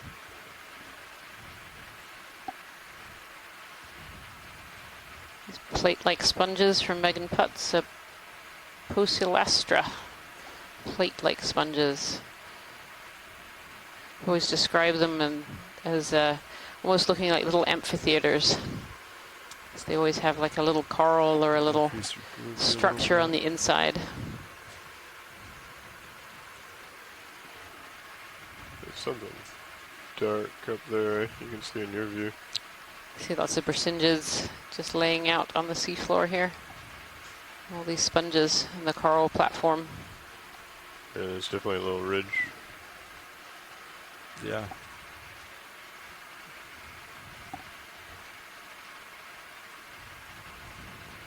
How much time, Nav? When you look out like this and you see a color dominating, like yellow, is it usually the case that it's all similar species or totally coincidental that we have 8 minutes left on bottom species are taking on the same color? Or let's take a look at this little wall feature. And move is complete. So the yellow that we're seeing here is probably what we call an encrusting sponge. So we think that there are these white sponges and then this yellow is encrusting over the top of them. And the yellow can also encrust on the top of the corals as well. We actually collected a little by on one of the rock samples that came in yesterday. It had a lot of this yellow encrusting sponge on it. Now this is really interesting. It's like we've hit another little wall here, little step up. Yeah, you can kind of see it on Sirius's view. Watch the. Oh yeah, and you can see it quite well on the radar on the camera 3 as well. If this was, the main hypothesis for this platform feature is that it was there's a big crab in the distance, if you want to come an in a little atoll, bit video. and so we could be seeing terraces from old wave cuts as the atoll and the seamount subsided. So we could be seeing here a little wave cut terrace. Oh, this big crab. Wow. Okay. Missing a leg. Pilot's clear when video is. If you wouldn't mind just bringing your camera down a little bit. Been in a bit of a battle, that crab. Yep, right there. Oh, Oreo fish.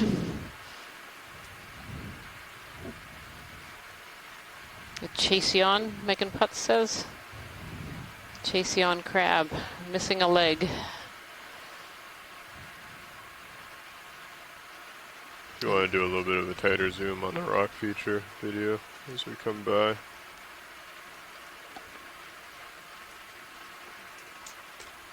Interesting, this is... Is that time of setup time? It looks very like the steep wall that we climbed earlier in texture, and then this drop stone up on top.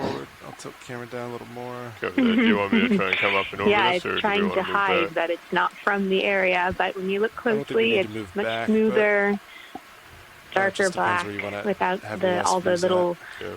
bugs and I think crevices that can on the hold a lower bit end of this wall of would probably sediment be and make the rest of where a this lot of look the a little interest bit would more be. mottled, Yeah, just be advised. dark there's with light, a where lot of stuff sediment up there too. is Okay. filling in Up to those you. little void spaces. Keep an eye on your lower swing arms as well if you do get close to the ridge. Understood. Right, video, full wide. Watch, we only have a few minutes here. Copilot has found some potentially interesting features near the top that you can see from Sirius, or we could stay at the bottom of this little wall feature here if you'd like.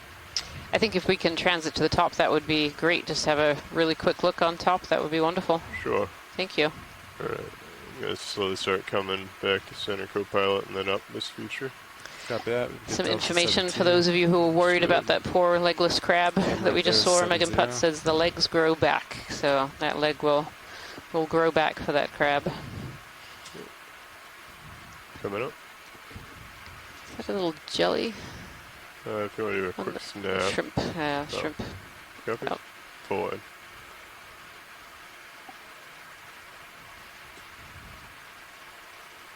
Copy, thank you.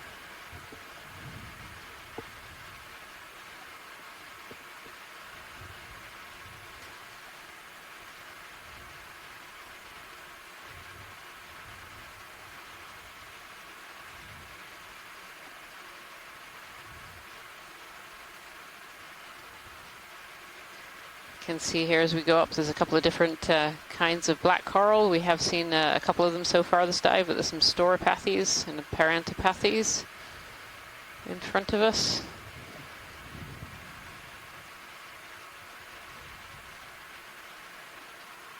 It definitely seems to be a little bit of a higher density community up here than the one that we've just been through for the last little while.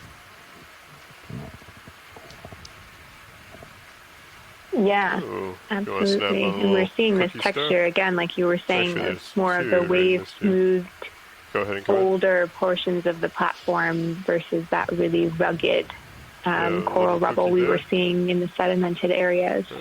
If you want to come out. Tiny cookie star. Full wide. There's also another one to the left that's a little different. If you want to come in here.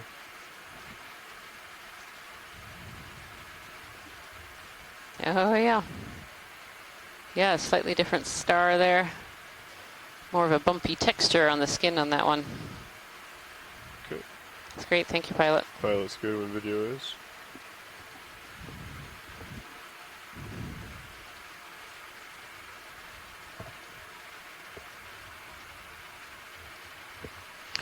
Looked like there was a little high pinnacle up here as we were looking up the top. I don't know if that's true.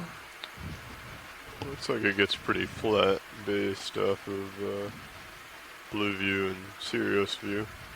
You know what, I think I can see like a sponge sitting dead center up top. I bet that's what I could see. How much time do we have left? About 3 minutes left for you. All right, pilots. Yep. I have enough time to push out and get close to that sponge if you'd like to watch it. Absolutely, thank you. Yeah, the texture of the seafloor has definitely changed to that consolidated carbonate that we've seen for much of this dive.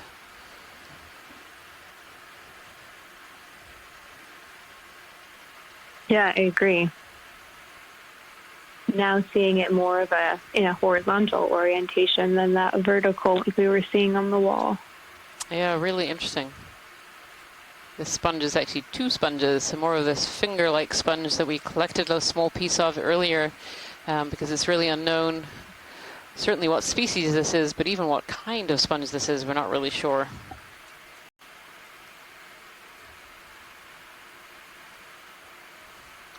This one has one of these large plate-like sponges growing out of it. Or maybe it's growing up around it. We don't really know which of these sponges came first. It looks like we have some more of these corallomorphs around the base, these red small little corallomorph anemones. Can I go ahead and come in video? Looks like there's something. Oh. It does. Brittle star crinoid in the back. Yeah. Bersingid, I think. Yeah.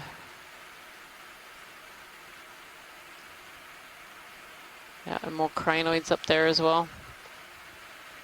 Crinoids. Yeah, that red one's a crinoid. And some little white crinoids.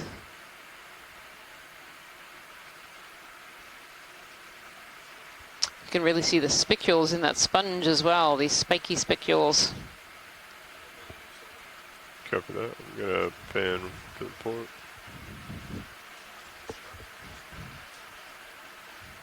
Copy that. Though it may look soft and fuzzy, I think any of us who've ever had to process sponge samples in the lab will tell you that it is not soft and fuzzy. These spikes really stick into your skin and can cause little splinters. They're actually quite sharp.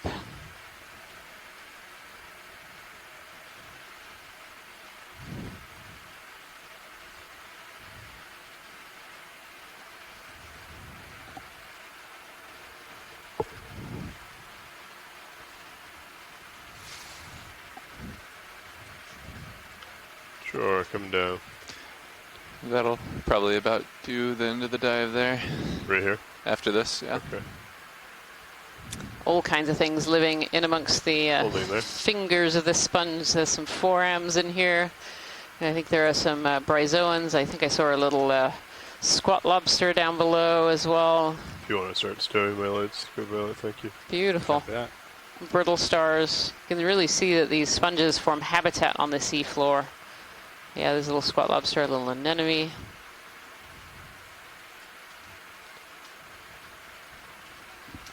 Any kind of organism that can form this complexity really has the potential of being what we call an ecosystem engineer. So engineering an ecosystem on the seafloor for other organisms to come and live around. And you can really see the sponge fits that definition really nicely. Is video clear? Excellent. All right, watch lead. I think that's going to do it for the dive. That's a really great term. I hadn't heard that one before. Going to go ahead and start stowing and preparing to ascend back to the surface. Thank you so much, pilot. Yep. Thank you. All right. So with that, we're going to end our dive today. Today was dive 9 of the NOAA Ocean Exploration Expedition North Atlantic Stepping Stones. I want to thank you for diving with us today on Yakutat Seamount. I want to say a big thank you to the mappers that mapped this area overnight, the ROV team and the video team, and everybody aboard the Okeanos Explorer, as well as the teams onshore as well for helping us with the dive today. Thank you so much. I'm coming up as well. Please join us again tomorrow when we'll be diving again on Yakutat Seamount, but this time at a much deeper location. I think Sirius, the heading's been plus or minus 20 all day. I think that's current up here. Thank you so much, and thank you for everyone in the chat for helping us describe the very cool things we've seen today. I'll go ahead and turn to port, and then I'll back from there, or push out from there. Copy that. That's Delta 17. Camera's at 83. Tether looks good. Okay. That's Delta about 20 there. I'm going to start turning my head to port. Camera's looking 90.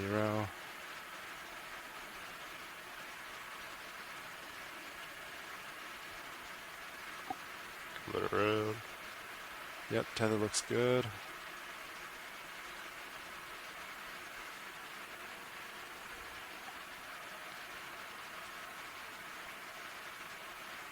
Okay.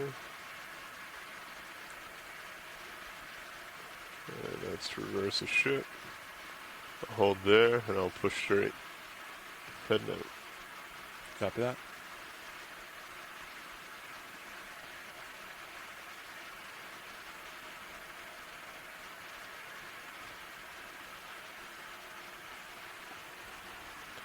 Delta 20.